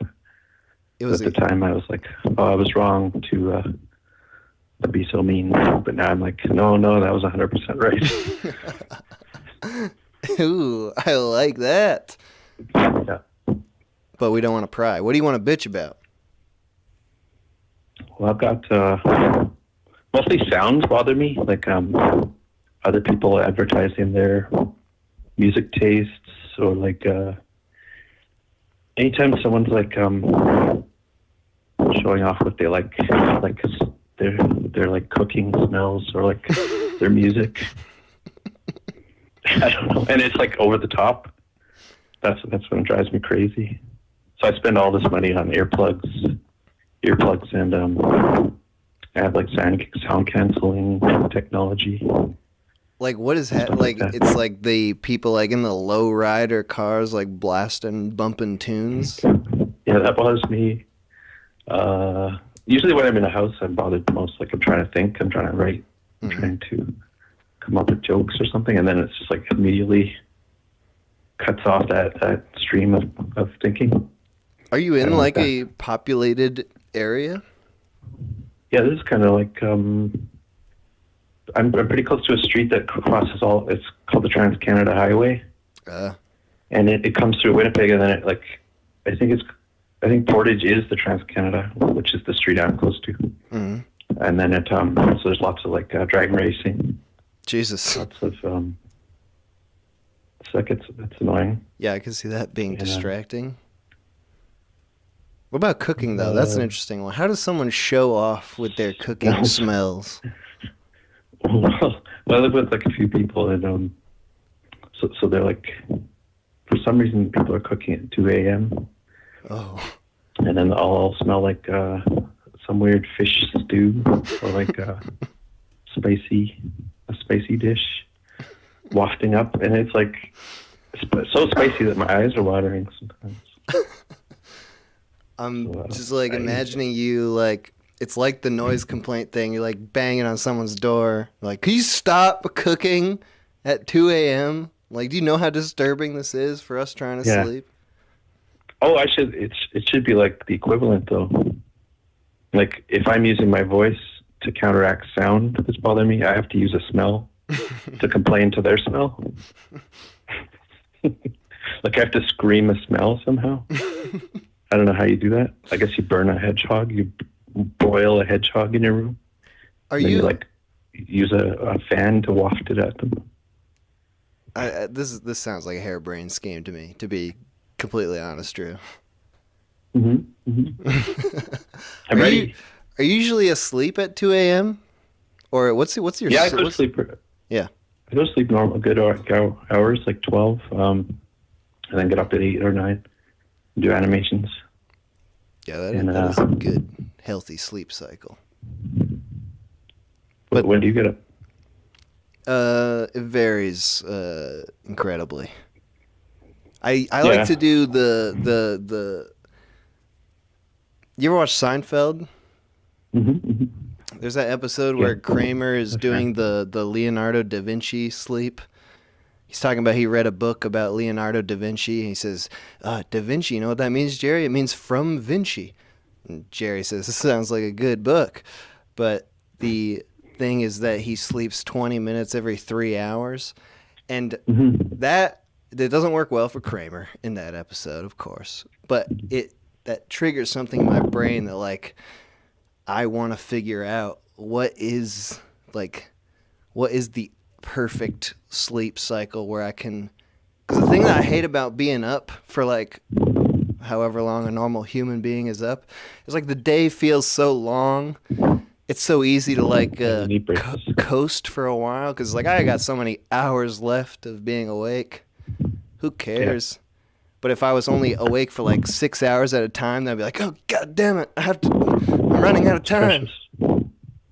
Precious little pockets. But I think Elon Musk said he does that too. Oh, really? Yeah. I think of it as the Kramer method before I think of it as Elon Musk or Leonardo da Vinci. What about Leonardo DiCaprio? What does he do? Doesn't he sleep with like prostitutes and stuff? I don't know. This is all. I'm not sure. He's mega successful. Just conjecture. Do you think that could be like a thing that like the sleep apps people have on their phone? Like you could download like the celebrity you want to have their sleep cycle? Oh, that'd be perfect. Then you just like your hero. Who's your hero that you think they'd have a good sleep cycle? I'm trying to think of one. Do you have one? A hero whose sleep cycle I want to emulate? No. Yeah. No, I don't. Okay. Drew, what else do you want to bitch about? You had smells and noises. Sonic's arms being a different color. What else? Shit. When you're outside and you're like, you find an animal like walking up towards you and it's acting all like, oh, hi there. Maybe you'd like to come pet me, and then you come up and they walk away. Like, I don't like that they led you on like that, especially squirrels. Like, you go to the park and you're like, oh, this little guy. Like, his head looks like your thumb would just feel so good on top of his little skull. Then you're like, oh, he's letting me come up, but then at the last second he's like, gone. Right. They look so inviting with that big fluffy tail. That is infuriating because you'll never have closure on that moment. Yeah, they just dart into their little like chamber of under the Whomping Willow. This is only animal adjacent, and it's not really bitching at all. But I have a question. Would you or have you ever mercy killed an animal? Yeah, I did recently. Recently? I did that. Well, we have a mouse infestation. I think I've been talking about that lately. A couple of my costumes were eaten by mice lately. Ah, yes. Because they had paper mache parts, and I guess mice rip paper mache up and make nests, like sour nests. Right. Out of that paper mache. Your real life plague roach costume. So, my friend Emily, who lives in this house with me, she had a trap, and it was like I think it was just a regular snap kind, like this older wooden kind. Mm-hmm. And so this trap had snapped like the night before on a mouse, like over its neck. Mm-hmm. And then she pounded on my door and was like, Drew, help me, I don't know what to do with this mouse. And we went outside, and she had this mouse in the trap, and it was still alive, and it was paralyzed, and its like head, like you could tell it was still alive. It was breathing. It was like pumping, and it had been suffering all night. Mm-hmm. And she's like, "We got to put this out of its misery." So I just stomped it immediately, completely flat. It was just like gelatin by the time. But I couldn't stand seeing that little guy suffer. You want to hear a horrible story then? Mm-hmm. Mm-hmm. Also, mouse. 10 years ago, we had a little mouse problem in my basement apartment in Boston, and we set out, which I now know, I've now learned never to do this ever again, but we set out glue traps. Oh, yeah, those things. And yeah, I was not prepared. I was not an adult enough to accept the responsibility that comes with that, which is like, you need to stop them. You need to kill them once they're caught. And so the horrible thing that I did that haunts me to this very day is I found the mouse stuck in the glue trap, and it's obviously, it's alive and it's like fine. It's like, it's not even injured. It's just stuck. And I guess you're supposed to, you could stomp them, or you're supposed to like smother them or something. You're supposed to kill them. But I didn't, and I just took them outside, and I was like just too horrified by it, and I tossed them into the dumpster. The open dumpster, and it was raining, and oh my God. Yes, truly horrific. There could be a whole graphic novel about handling his thoughts. And then recently, boxes. like a few months ago, I was driving and I saw this deer that was like on the ground, like on the road, and it was like definitely had been hit by a car, and it was like kind of, it was moving, it was twitching, it was like moving its legs, but it was definitely suffering. But I don't know how to drop a rock on a deer. Like that seems too intense for me. Would you do that with a big animal? Oh yeah, for sure. In fact, maybe I have a problem because maybe I'm ready, like too ready. Like maybe there's somewhere in the middle. Like you don't want to be anxious to do it, like I am, and you don't want to be, not doing it because they're suffering. So somewhere between us is the perfect little zone, I think, where you feel bad about it. I guess. My rationalization, which is a terrible one, but it always comes up is like, I can't be the decider. I can't be the arbiter of life and death. Maybe that deer's fine. Maybe as soon as I drive off, it's gonna hop up and run back to its family. And if I had killed it just now, what a terrible thing that would be. His bones will reconnect into like backwards, reverse film. You'll jump backwards into the forest. It'll be okay. In some topsy-turvy world where time runs backwards. Yeah, these are the delusions I have to tell myself just so I can stop thinking about the horrifying image of the wriggling deer. Oh, and I had to put a dog to sleep lately. Well, not lately, maybe. You personally had to? Or you brought it to the Yeah, vet? my parents had this sick dog. And I was like, this thing's not even alive. Like, it's moving and it's breathing, but it's not happy and it's not alive. So I took it to the vet, and they did the injection. Damn. But yeah, I cried for that one. That one was sad because I knew that dog for a decade. Damn. Do you have animals? Yeah, there's a dog in this house. It's beautiful. What kind? It's a pretty big dog. Nice. I like half, the big ones. half Labrador maybe, and something else it's got eye makeup. It's got like some kind of husky maybe. I don't know. It's a combination. Yeah, but a big one. It's the most beautiful dog I've ever seen. Yeah. This is a sweet, lovely. This is like a model. This dog. All right, Drew. You should see its eyes. I'll send you a picture sometime. I would love that. Drew, any final thoughts here? Bitchin', do you have any quick last minute bitches that you want to sneak in? Oh, I got lots. I just wanted to say I'm excited for your future. Like this is the last call in, but I know you've got plans, and like I don't know. I'm excited. Are you excited? What level are you excited for the future of the Minute Hour channel?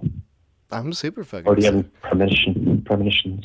I've felt like I've been in like a holding pattern the past couple of years, and I've just now got out of it, and I'm ready to. That's great. To do some Yeah! real shit. Yes. I'm excited. Good job. Okay. I wish you the best then, and I hope to work with you. I won't give away anything, but maybe something's coming up. I love you. Maybe. I love you too, Drew. I love you. Okay, I love you too. Woo! Bye. All right, bye, Doug. Yes. Oh, I forgot to turn off Do Not Disturb mode. That was Drew. The Drew. Drew who draws the cartoons that you see on the channel. You know? The really popular cartoons that everybody on that brings people to the channel, and they mistakenly just don't understand that I don't do those. That's the guy. That was the guy. He drew those. And I can't say exactly what's gonna happen, but it's probably likely that we'll work together again. Maybe we're even working on something right now. I don't know. I personally don't know. But it'd be a good guess. Let's see if anybody is calling. Okay, you can call in. The number is 518-288-7938. We're going to do just a handful of calls here at the end, and then we're done. It's the last call-in show. That's going to be that. We've gotten some old-timers, some new-timers. Drew. A lot of calls are coming through and just getting nerfed by Google right now. I'm probably gonna have to call somebody here. 5 seconds. 5, 4, 3, 2. Okay, I'm calling this person.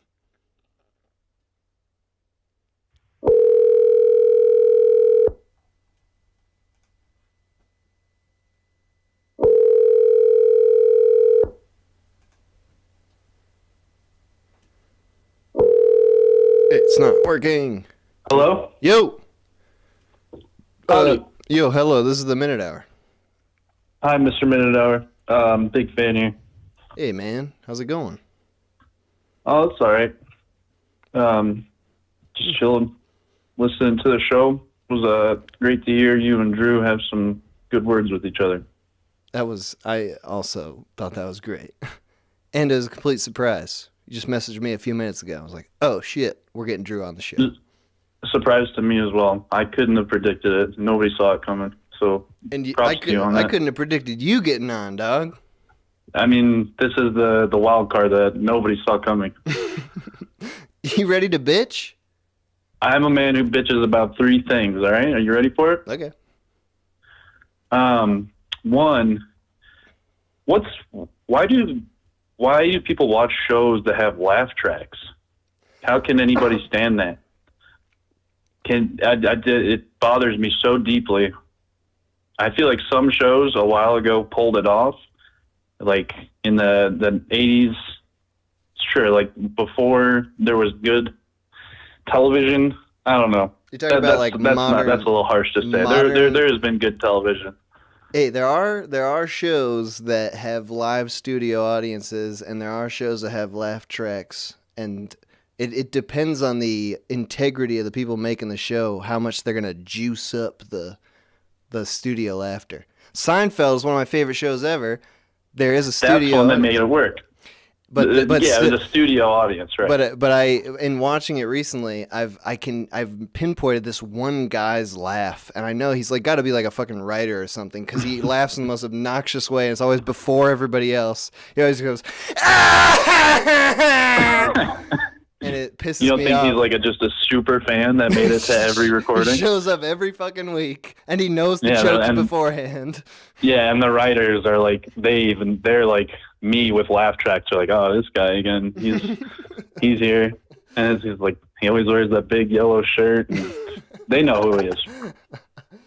No, but I hear what you're saying. Like in general, especially like with modern shows, like we're beyond that at this point. Yeah, I just don't get it. Like. Joke, pause, a writer says, this is where you laugh, audience. You can laugh now. It upsets me. That's one thing I will bitch about. The other thing, why in the year 2022 can I not get a haircut and then go home without all these little hairs all over my hands and my face? You know what I mean? Like, because there hasn't been a technological solution to this yet? You know what? My grandpa gave me a haircut. He used to he was an eBay freak back in the day, and he would just buy all these wacky, goofy gadgets. And he had a thing called, I won't say it because, copyright infringement. I don't want to get you in trouble. But there was a gadget that was a vacuum and a clipper, and a 2-in-1. And it would vacuum your hair as it clipped it. Did it work? I don't know. I don't remember. Probably not. But like that, I think they were on the right track. They don't even use that in regular barbershops. I get all this little hair, and it's like, it's very troublesome. You know, it really bothers me. Did they give you that little brush up at the end? The little. You could just tell them to keep doing it. Just keep going. They're not done yet. Yeah, I'm going to try that next time. Just stay there for like an hour until they have every little hair off. Can you guys, I'm here until you guys finish the job. I need way more of that powder. I need way more of that brush. We are not finished. Yeah. Even after, sometimes they'll shampoo your hair. And I feel like even after that, sometimes it still doesn't. I just get it all. I don't know how it gets everywhere. It's like a disease that you can't get rid of until you get home, and you got to wash your clothes that you got your hair cut in, and you got to take a shower, and even the next day, maybe sometimes you still have those little hair follicles. I don't know. That bothers me though. Why can't we figure that one out, huh? Anyways, the last thing I bitch about in my life is why sometimes I'll be watching my favorite YouTube channel, The Minute Hour, and I'll pull up a classic like Executive Science or Walk the Plank, and I can't. It's great. I love it. They're classic, but I'm trying to picture it, and I'm wishing I have a hard time picturing things sometimes. So I'm just like, why? There should be an animation for it, you know? And Is this something you bitch about? It's good as it is. You know, it's not that it's a half bitch because it's perfect the way it is, but it could be enhanced. You know what I mean? You need someone to give you the visualization. You know, you're not. What are there any ones that like you don't need that for? Like you've got it in your head enough? Yeah, I think the trial of Tom Everett is pretty good. I got that one. That's a pretty straightforward. You don't need to see it. Yeah, you got it in your head. You know, you see the courtroom, it's raining. I get it. I get it. Executive science. I've got questions though. I need to see where these things are happening. I gotta see the hollow disk. That's a hefty one. Yeah, I mean, in one way, it's good. You're giving the people the creativity to think of it themselves, and that's something I can appreciate. But I'm a man who likes to use his eyeballs as well as his ears. Can you draw? No, I'm a terrible artist. I can make like food. Me. That's my art. But as far as drawing things, hell no. I've been terrible my whole life. Me too, bro. Totally. That's why. If only there was somebody that was like a phone call away. Somebody that we know and love. Hey, any of the old bits are, you know, they're liable to be animated at some point, but you know, it's a whole process. That people, you got to consider that the people who do these wonderful, beautiful animations of the stuff on my channel, like they got their own shit going on. They're talented artists making their own stories. They don't have time to just be like nonstop working on the minute hour. Absolutely, I totally understand that. Do you? I'm not so familiar with. Do you have more people than Drew that have done animations for your major recordings? Drew, or is it mostly just Drew? Slouch has done 2, and then there's a guy Darren Janis who did the little foil guy, the Fight Club animation. And a guy, Alex Emery, did this Gube animation. So I think, what is that, 4? 4 animators. Do people just do submissions? I know I've recently seen some stuff online. You have like open submissions for some things, but like if somebody like animates one of your videos and they send it to you, do you just like, oh, this is awesome? If you like it, then you just like talk to them and like, hey, would you post that on your channel? Is that how that works? That could potentially be how it works. It hasn't happened yet. Like so far, all the animations on the channel have been, they've been either commissioned or like they were specifically gifted to me, and there was a whole process. Like Miles Langlois, Drew's brother, did that Acumen animation, the most recent animation. Just like he messaged me on Instagram and wanted to just make an animation out of some new thing. So I sent him the audio, and he did it. Bada bing, bada boom. That's really cool. Really cool, man. Hell yeah. Yeah, I feel like the animations, the recordings are great. I absolutely love them, but the animations I feel like would just draw you in a bigger audience, you know? For sure. But it's, you know, like I said, like I can't do those particularly, so I just keep making the audio shit, and I'm slowly working on keep doing what you're doing, man. Huge fan. I love all your work, and I can't wait to hear more of it. I'm gonna end it here because I know other people want to call you. Appreciate it, man. Thank you for calling in. Yep. Have a good one. Bye bye. All right, bye. I'm gonna call.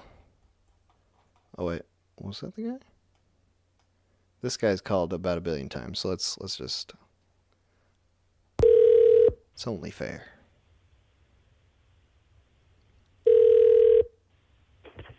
Hello? Yo. Oh my God. Who's this? Hey, this is Robert. How's it going, Robert? You are on the last call-in show. Oh my goodness. Wow, this is amazing. Hey, so first thing, I want to say that I'm a big fan of you and of Drew and Slouch. Hell yeah. Thank you, man. Yeah. Wow, this is incredible. And now you must bitch. You must bitch. I must bitch. Oh, yes, I must bitch. Okay, yes. Very excellent. So, I'm going to be honest with you. I have built up quite a discussion in chat. I don't know if you've been following chat at all. No, I have not. I've not looked at it. I missed that whole Nazi guy problem earlier. No, that wasn't me. That wasn't. Okay. No. I wanted to gripe. I wanted to bitch about eggs. You wanted what? I want to bitch about eggs. Eggs. Eggs? Yeah, eggs. EGGS. They're the temptress. They are the whore of Babylon, and I'm just going to lay it on you, and I think by the time that my 5 minutes is up, I think you might disagree. Okay, eggs. Eggs are the whore of Babylon. Convince us. Yeah. They're the temptress. And here's what's going on with them. Everybody loves eggs. Eggs go in everything. But here's the thing. You're trying to make a sauce. You're trying to make some pastry or something, maybe a pie. And the step where you incorporate the eggs into the dish, you've got this recipe and it's heated up or whatever, and whatever heat is in your stuff, or even the heat from maybe the blender, cooks the eggs to the point where instead of having a nice remoulade or instead of having nice, whatever sauce, it cooks these fucking eggs into scrambled eggs, and now your dish is ruined. Mm-hmm. And so the egg portion is like that random step in the process, okay? And so maybe you're an expert chef or whatever, and you're doing your good job, and then when it comes to that portion of the eggs, if you don't pull them off the heat just the very second that they're ready, then your dish is ruined. And that's my biggest problem. But, there's more stuff, right? Like, I've never cracked more than 4 or 5 eggs without getting a little bit of shell, right? Like, I think my max is maybe like 5, right? After 5, I crack that next egg. There's a little bit of shell in there. I've got to pull it out. And you can't dig it out with a fork. Everybody on YouTube, help, whatever, they show you, dig it out with a fork or another eggshell or something like that. But that's bullshit. You got to get your fingers in there. You got to get dirt. Mm-hmm. Okay? Mm-hmm. Okay. All right. So you're following me. Okay. Excellent. Okay. This, I should say, I do understand where you're coming from. I made some shakshuka. You ever had that? No. What's this? What's that? It is a tomato and egg dish where you cook like a hot pepper and some onions and chunky tomatoes till it's really reduced down, and then you crack open some eggs in there, and that's like the last step. But as you said, it's very, very, very difficult to get those eggs like nice and runny and perfect. They always end up overcooked. Exactly. Like, that's the thing is, I like eggs. Like, I like the taste of eggs. I like the consistency. But that is kind of like that randomness, that step or whatever. And it just like, if you don't do it right, then you're just like, it kind of messes up your day. Maybe not your day, but, it messes up something. And then you're just like, you're irked. You're sitting there, you're like, this fucking eggs. Do you have any advice out there for those of us who love eggs and have these issues? Like, have you learned anything in your years on this planet? You got the carton eggs. You could go that route. You got the carton eggs, and I'm not gonna say no to those, but I like a good egg cracked, but it's just like it's a trade-off. Carton eggs, like the stuff that's just the inside of the eggs in like a milk bottle thing. Here I'm not sure. Some places it's different or whatever, but like we've got it's kind of like a milk carton kind of looking thing, maybe like a kind of like a quarter-gallon, half-gallon carton, but instead of milk, it's just got I don't know if it's real. I think it's real eggs in there. I've never used that. I've never used that. I've only cracked eggs. Yes. See, yeah.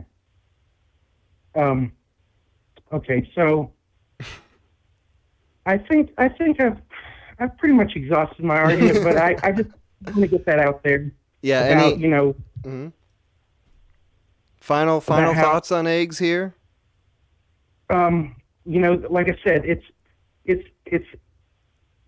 it could go either way, right? Like you can't just love them or hate them.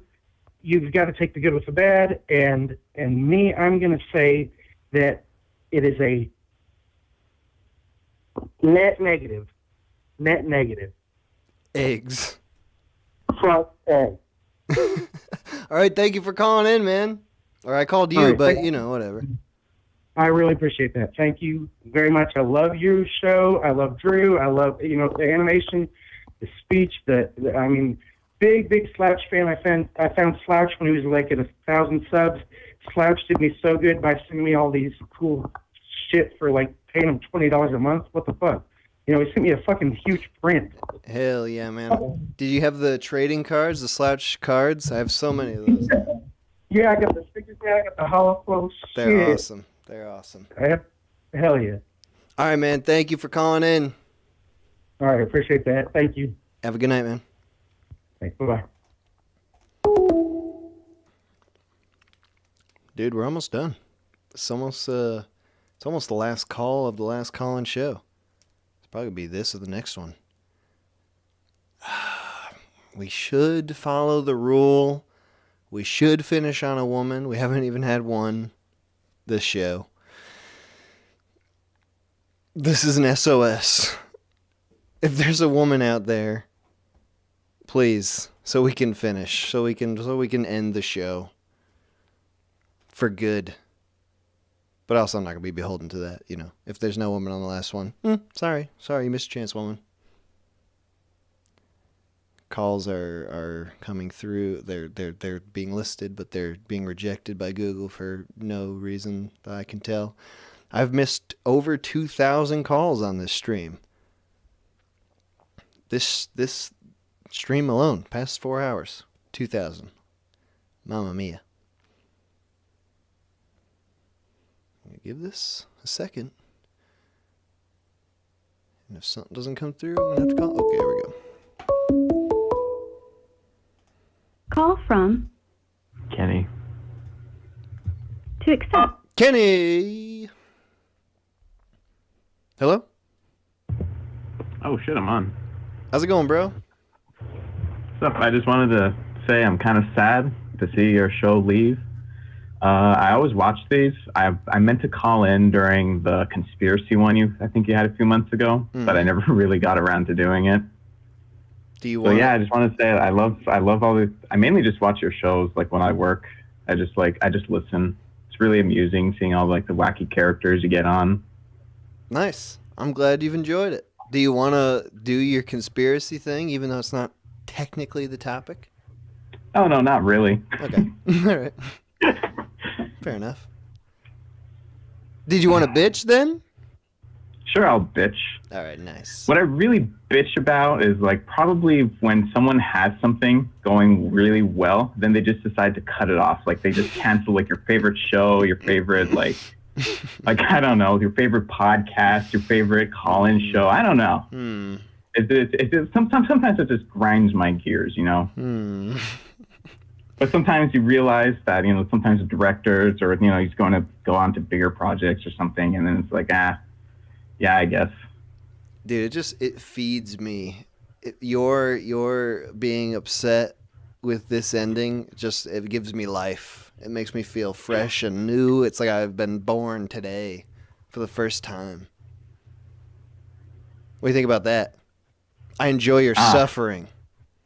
Oh, man. Gives me life. Good. Is that what you want to bitch about? That the show's ending? I mean, that's fine. That's appropriate for the last show. I mean, yeah, it's kind of appropriate, but it's like I'm surprised that I don't think I might have tuned in, but I'm surprised that almost no one else bitched about the show ending. Oh, people almost have been no one bitching. likes it as much as I do. They've been fucking fuck? bitching. What the fuck? Trust me. Dude, nah, hey, I no, hey. understand, but it's like Like man, I said, when am I to- going to listen to now every other week? It's the sort of thing where there will be call-ins on shows that we do. It's just this exact iteration of the call-in show.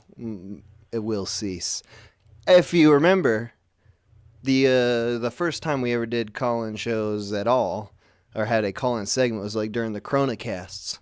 You ever see those? Ah, shit, I think I might have seen one of them. Yeah, well, they were just like these long-ass live shows, and like there was a whole bunch of other shit, and then like there were segments where we did call-ins. That's where this whole thing was incepted, and I just want to get back to that sort of thing where it's part of something that is something that I can work on rather than having it just be entirely spontaneous and extemporaneous. I see. Not that you care. All right, dude, you got anything else to bitch about here? I mean, I had something, but then I forgot. Anything? What's the worst Shit. thing that happened to you recently? Somebody The mess up worst your thing that order at happened to me McDonald's? recently. What? The worst thing that happened to me recently.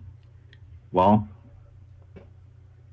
I don't know. My life's been looking pretty up recently, actually. I don't think I actually have anything to bitch about. Hell yeah. That's great. It's all going pretty well. I always like to look at the bright side of things. That's probably what I'm going to bitch about, that people don't look at the bright side of things. The bright side of the bitch. Yeah, the bright side. Like the bright side about not doing these call-in shows is that you're going to go do some other projects that we're going to love. That's bright true. side about, I don't know, bright side about the lockdowns last year and the year before that were probably like that people had a lot of time to self-reflect. What did you learn? What did you reflect on in that time? Probably I just reflected on the fact that, I don't know, that I didn't really have anything going on, that I kind of needed to like do soul searching, find out exactly what I want to do. Because it's like everyone's complaining, oh, they weren't allowed to go out. I'm like, wow, I never would do that stuff anyways. It's like, maybe I should go out and start doing things like that. Maybe I should go out and start hanging out with my friends more and Nice. stuff like that. So now your ass is in gear. Oh, yeah. You're living life. Living it to the fullest. Hell yeah, man. Hey, thank you for calling in to the Last Call-In Show. No, you're welcome. Thank you for answering. Appreciate you, man. Have a good night. Good night. All right. Am I going to do the annoying thing where I hang up on everybody until there's a woman, or should I just say that the next one's going to be the last one? Oh, these are the questions, the call-in show questions. No, if it's meant to be, if God says, whatever, it's out of my hands. That's what I'm saying. I'm not going to call a person back. I'm going to wait for a call to come through. That's going to be the last one. The last call and the last call-in show. Next one coming up. And it is out of my hands. It's in the hands of Google. Lots of calls are being rejected. Good. That tells me that Google's being discerning with who gets through for the last one. They're freaking flying in, man. Oh, there we go. Last one. Call from Fridge. to accept, press Didn't we already 1. talk to this guy? Send a voice. Did we already talk to you? Yeah, you talked to me before. Today? Yeah, hi. I actually got something to complain about. All right, dude, make it quick. We don't do 2 call-ins on the same day. I'm sorry. My regret is my bitching is about how I fucked up and I just hung up. Oh right yeah, you did afterwards. the. I didn't get to talk to you. That's right. You did the hilarious prank. Yeah, it was pretty good, right? Right. This is your last chance to bitch, and you better do it right now. Yeah, I fucked up and I just hung up, just right away, like a fucking idiot. Dude, give me one good reason Yeah. to hang up on you right now. I love your show. I've showed my mom the Minute Hour. That was pretty cool. Yeah. Fuck you, bro. How's it feel? How does it feel? You fucking bitch. That was obviously going to happen. That's not a reflection on that guy. I had to do that. Call from Chase. This is the last to one. accept. Chase. Hello? Yo. Oh, there he is. Here I am. Here you are. Here I am. Oh my goodness. What brings you here? Well, I seen it was the last call-in show. I've been meaning to call in. I always miss it. This is your first time caller. Yep. Hell yeah, dude. And guess what? You're the last caller. You're the last caller on the call-in show. Oh my goodness. Can you freaking believe it? I cannot. Yeah, make it worth our while, bro. Oh God, yeah, put the pressure on. Oh great. That's All right, that's gonna Forget that. What do you want to bitch about today? I don't know, man. I mean, what else is there to bitch about other than work? What's your job? What's going on there? I do maintenance at McDonald's. Sounds bitch worthy. Oh yeah, it's definitely bitch worthy. Tell us your troubles. Oh my goodness. Are you in a Wow. McDonald's in a location where people are like doing heroin and stuff in the bathroom? Oh yeah, for sure. Oh good. I'm in McDonald's in the heart of the city, right by the Capitol. Oh yeah. Oh yeah. Addicts everywhere, homeless everywhere, all the good stuff, all the pleasant things. Mm-hmm. People walking up to the window, begging, all that good stuff. Yeah, unfortunate things, but Do you encounter them? Have you ever encountered them in the act, or you clean it up after their dirty heroin trips? oh, both. To be honest, actually, not too long ago, we found somebody ODing in our bathroom. I was the guy that found them. Wow. What was that like? It wasn't too exciting, to be honest with you, for me at least, though, because I've dealt with drugs in my family for a while. So to me, it was kind of like, well, there's this guy ODing. Better go tell somebody. Did it work out? Did they get there in time with the Narcan or whatever? I have no idea. The ambulance came, picked him up. I don't know where he went from there. Hopefully he's all right. Damn. Well, that's pretty fucked up. Oh yeah. When I worked at a coffee shop in L.A., I never came across a person doing drugs. We did find like needles in the bathroom and shit, but mainly what we found was like just people like pissing their pants and like shitting all over the walls and shit. Like I don't know what drug causes that to happen, but we gotta get a handle on that. Yeah, we got it. Yep. War on drugs ain't going good enough, I guess, right? Shit all over the wall. Something about it. It was like it must be like a celebratory thing, or that's what's hard. Is like, is it a cry for help or is it a celebration? Like, what is the message that the shit on the wall gives us? Yeah, I don't know.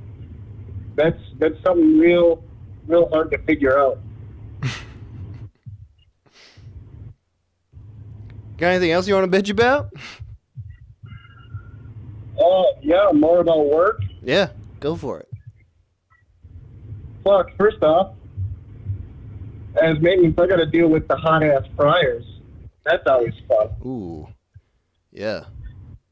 Dealing with 360-degree oil, getting burnt all day, every day. You're fixing that Yeah, shit when it breaks down. Yeah, I change the oil and filter and do all that shit. Yeah. Fucking gotta scrub for hours, scrubbing metal, just scrubbing away. Nice tired shoulders all day, so good. Are you jacked? Are you jacked as fuck? Oh yeah, for sure. I'm so jacked. I'm as jacked as you could possibly be, I would imagine. No, it helped me get in shape a little bit. I've been doing, scrubbing and unloading trucks and shit like that. So, I mean, helps me not have to go to the gym and all that, but fuck my sore all the time. God damn. How long you been doing it? Maintenance I've been doing since the beginning of this year. Before that, I was on the crew for a little while, getting full of food thrown at you and cursed at to the window and all that. Sorry, I didn't catch that at all. Before maintenance, you did what? My bad. No, before maintenance, I was working on the crew or whatever for a while, getting yelled at through the window, food thrown at you, all that good stuff. Yeah, damn. I've worked at like the fast food equivalent, like coffee shop. I never worked at a actual fast food place. But it seems like fucking hell. It's not terrible. No? Really, the work itself usually isn't that bad. It's always the customers that make it hell. 100%. Yeah. That's how it goes, man. They're awful. Oh yeah. They're god awful. What's like the shift you work? You a daytime or a nighttime? Mornings. I go in 6 a.m. and I get off at 2 o'clock. Yeah. That seems like... So it's not bad. That seems ideal for that, yeah. Yeah, I get my days mostly. Morning hours or work. Morning hours usually ain't the best hours anyways. I'm a night person, so it's shitty for me in that regard, but... Right. Damn. Well, what's the plan? What's the future? Plan? What's the future hold for you? Oh god, the future. Who even knows what the future holds for any of us right now? What do you think? If you had to take a big guess. Oh my god, big guess for the future? The whole future. My goodness. The whole future.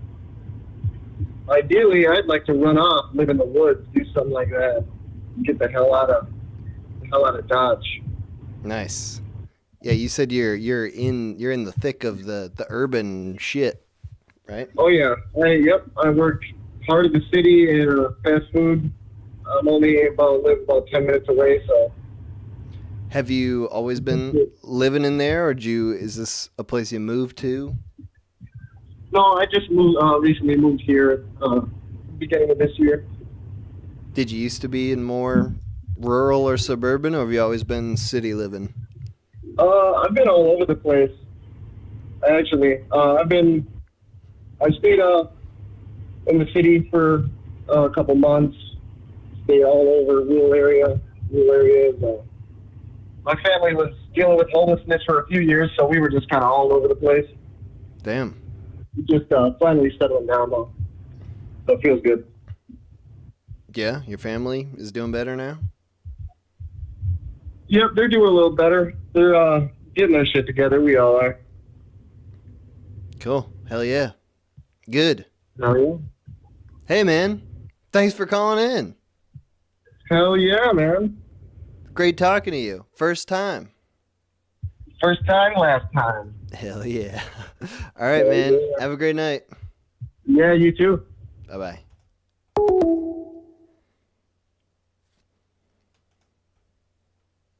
Okie dokie. See if there are any boys in here. Made sure to stop at HEB. Yeah. And walk through the grocery store, and like my friends were like going to some gay ass, some stupid shit. Yo, yeah, we were just talking about some Texas stuff, road trips, fried chicken, and grocery stores. Okay.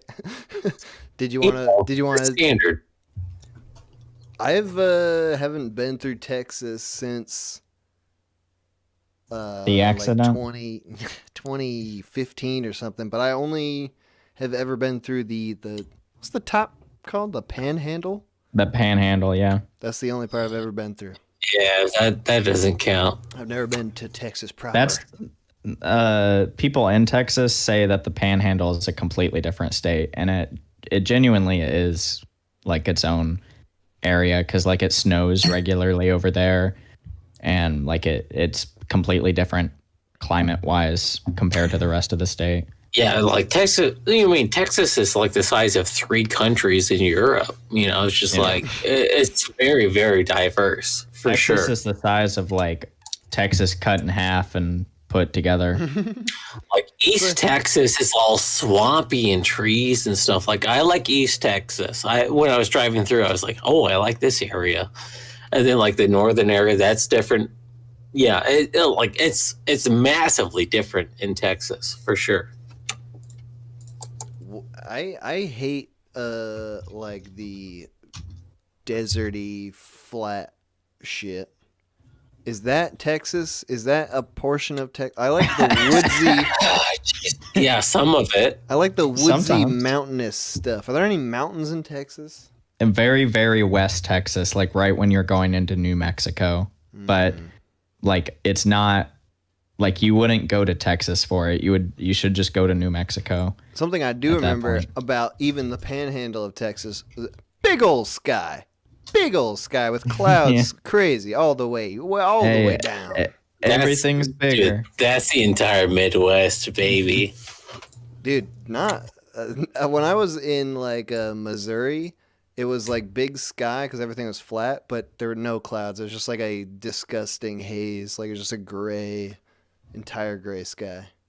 Well, you were there at a bad time, you piece of shit. Okay. You're gonna vouch for Missouri right now?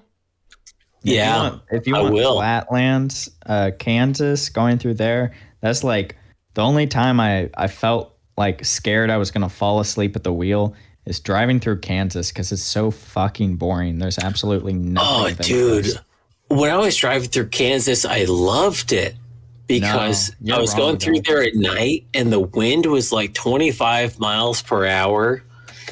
And like it was windy and there was shit going on, and I did not drive on the main roads because there were like tolls or whatever shit. So I was on like back roads, like adjacent to it, going through small towns. That's actually like that's one of my favorite road trip experiences was driving through Kansas. I like driving through the Midwest. I enjoy it a lot, but Kansas was like the one I couldn't do because it's literally just field after field after field. And the wind. Come on. Okay, I like Kansas. In Iowa I had that same thing because it's just like nonstop corn. It will not stop. Yeah, dude. Like once you go through like Iowa and that area, like the humidity goes up from the corn sweats. the corn shit sweats. Like you drive through the state and be like, why is it so humid, hot, and muggy and miserable? It's because the corn is giving off moisture. That's what it is. I don't like that at all. I remember when we were going through Minnesota, there was that weird business of like just like random little pockets of corn. In Iowa, it was like nonstop corn. In Minnesota, it was just like little divots of like, oh, there's a little cornfield just right there. Yeah, especially like going over the hill. Yeah, there's a couple of really small cornfields. Yeah, for sure. I do remember that. Yeah, it's weird. Minnesota is kind of like the California of the Midwest, where they try to grow luxury crops and be fancy and shit. And everywhere else, they're just like, we don't give a shit. We'll grow corn. That's funny because I'm from the Midwest of California. You know, Sacramento is the Midwest of California. So we have California being the Midwest. What did you fucking just say? Minnesota's the Midwest of California? What did you say? California's the Midwest of fucking I mean, I'm saying that because I'm familiar with Minnesota. I'm sure that Illinois is probably the real California of the Midwest. But yeah, Minnesota. Okay, no. definitely not. Minnesota is the Midwest, California of California. It is the California of the Midwest. They're so far up their asses. So what's the Sacramento of Minnesota? I don't know much about Sacramento. Probably St. Paul. Paul. Isn't St. Paul a super, big city, San Francisco-esque almost? No, it's like the adjacent city. It's like a forgotten city. Like Minneapolis is the main one. Okay, so St. Paul is for sure. Yeah. Because like I've been through Sacramento and like nobody actually gives a shit. It's on the border of like the desert. It's hot all the time. It's a whatever. Yeah, that's St. Paul. All right, Minnesota is the California of the Midwest. St. Paul is the Sacramento of Minnesota. Is there anything else we need to clarify? Well, I would like to say I disagree about here? I don't know. I disagree. I'm gonna bitch that I disagree that Minnesota is the California, because I'd say Texas is the California of the Midwest. Of the Midwest, yeah. That's the South. It's straight, yeah, but that's the southern upwards. state. We were just talking about how big Texas is. Maybe. That's true. Wait, is it that because Texas of all the people is becoming the California of the South for sure? Is it that because of all the California people moving to Austin and shit? Yeah. Yes, absolutely. Yeah. So what's the Sacramento of Texas? I don't think I know Texas well enough to say that. I'll tell you what, it's definitely not Austin. It's not Austin. Oklahoma City. Yeah, I'm actually down for that. I think that's about right. Oklahoma City is the Sacramento of Texas. What is Oklahoma? What is that? The state of the state? Like, it's the Minnesota of the South. Like,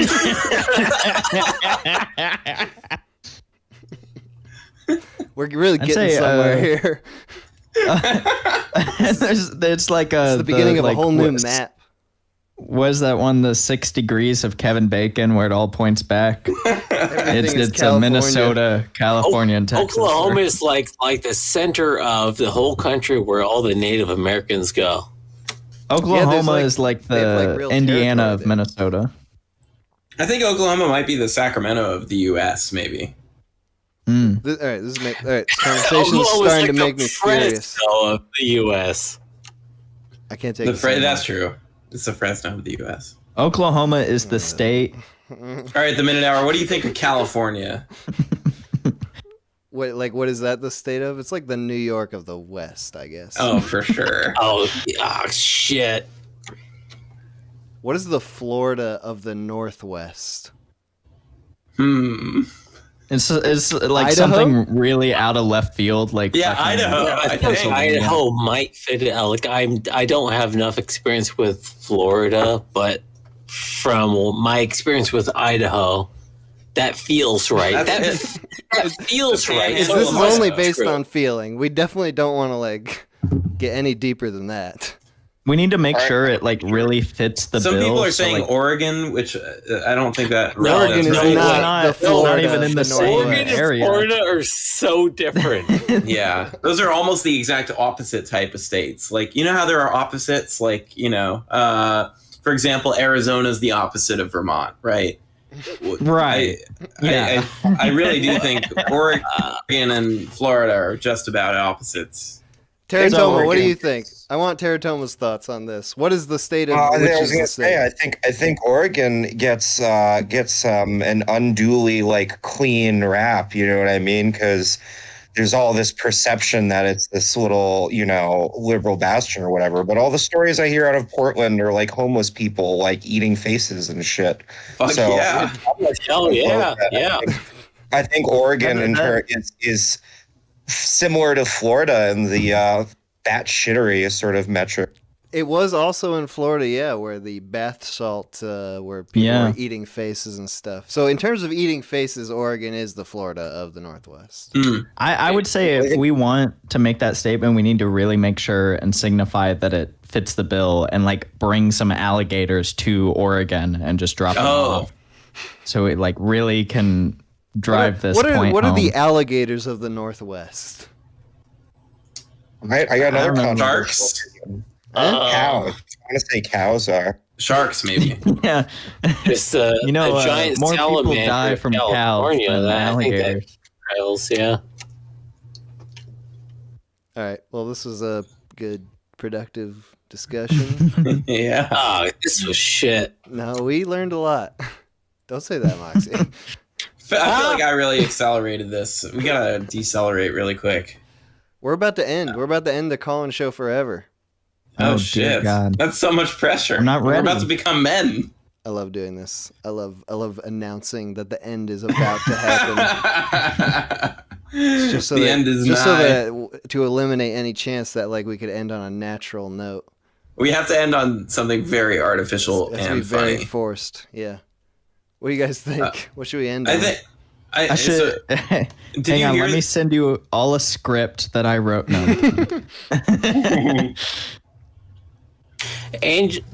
Mr. The Minute Hour. Mm-hmm. You remember when we went to a grocery store in my area and there was a frozen lasagna that cost like $22? A Stouffer's frozen lasagna, if I remember. Yes, Stouffer's Basic Bitch frozen lasagna, $22. Incredible. Like a 9x11, Yeah, Pan. family size. $22. Yeah, I feel like that's a good thing to end on. Okay. I mean, if nobody has a follow-up, then that must be. I mean, there's so much bitching around that, but like it's better to imagine it. All right, boys. We've done it. We've finished the We show. didn't. Is it over already? Like right now, or are we still live? I'm gonna click the Am I allowed button to? momentarily. Am I allowed to kill myself now? So we can die finally? Your obligation. We're allowed to go? Your obligation to be alive has finally ceased. Thank God. God. Shit, yeah, I'm gonna chug the Life is rest a of my prison, basically. basically. Right. Okay. All I'm right. so perfect. happy. All right. Well, that's as good a thing as any to end on. So let me take this off. This has been the Call-In Show, the last Call-In Show. Thanks everybody for calling in. This is basically 1 year after we started the Call-In Show. I think we're off by like a day, but we've done 1 year. This is the 24th episode, and now it's done. It was great fun. I had a great time. I hope you did too. Got to hear some interesting people, some interesting perspectives. Sometimes some crazy people, not gonna lie. But that's all part of the fun. And we're just gonna finish by playing the last song on this album. So for the last time, the HUD/overlay on the stream is from Slouch. He did a great job with it. It's a thing of beauty. Slouch is a very talented animator. His YouTube channel is linked in the description of this video. All the music from the stream is from the Electric Motherfuckers, their album Volume 1. The Bandcamp link to that is in the description. All the images that are slideshowing on the little computer screen there are all things that were submitted to the Mighty Lighthouse, which is a zine that we make. Moxie Famous is currently finishing up Volume 3, Issue 8 of the Mighty Lighthouse. You can purchase that. There's a link in the description of this video. We'll be sending those out in a couple weeks. They'll be printed and being shipped out. If you don't want to purchase our nicely printed version, you don't even have to worry about it because every single issue of the zine goes online for free at theminutehour.com/zines. You can download the PDF. You can print it out yourself if you want. And that is that. That is the show. Thank you for tuning in. And we'll see you never again. Goodbye.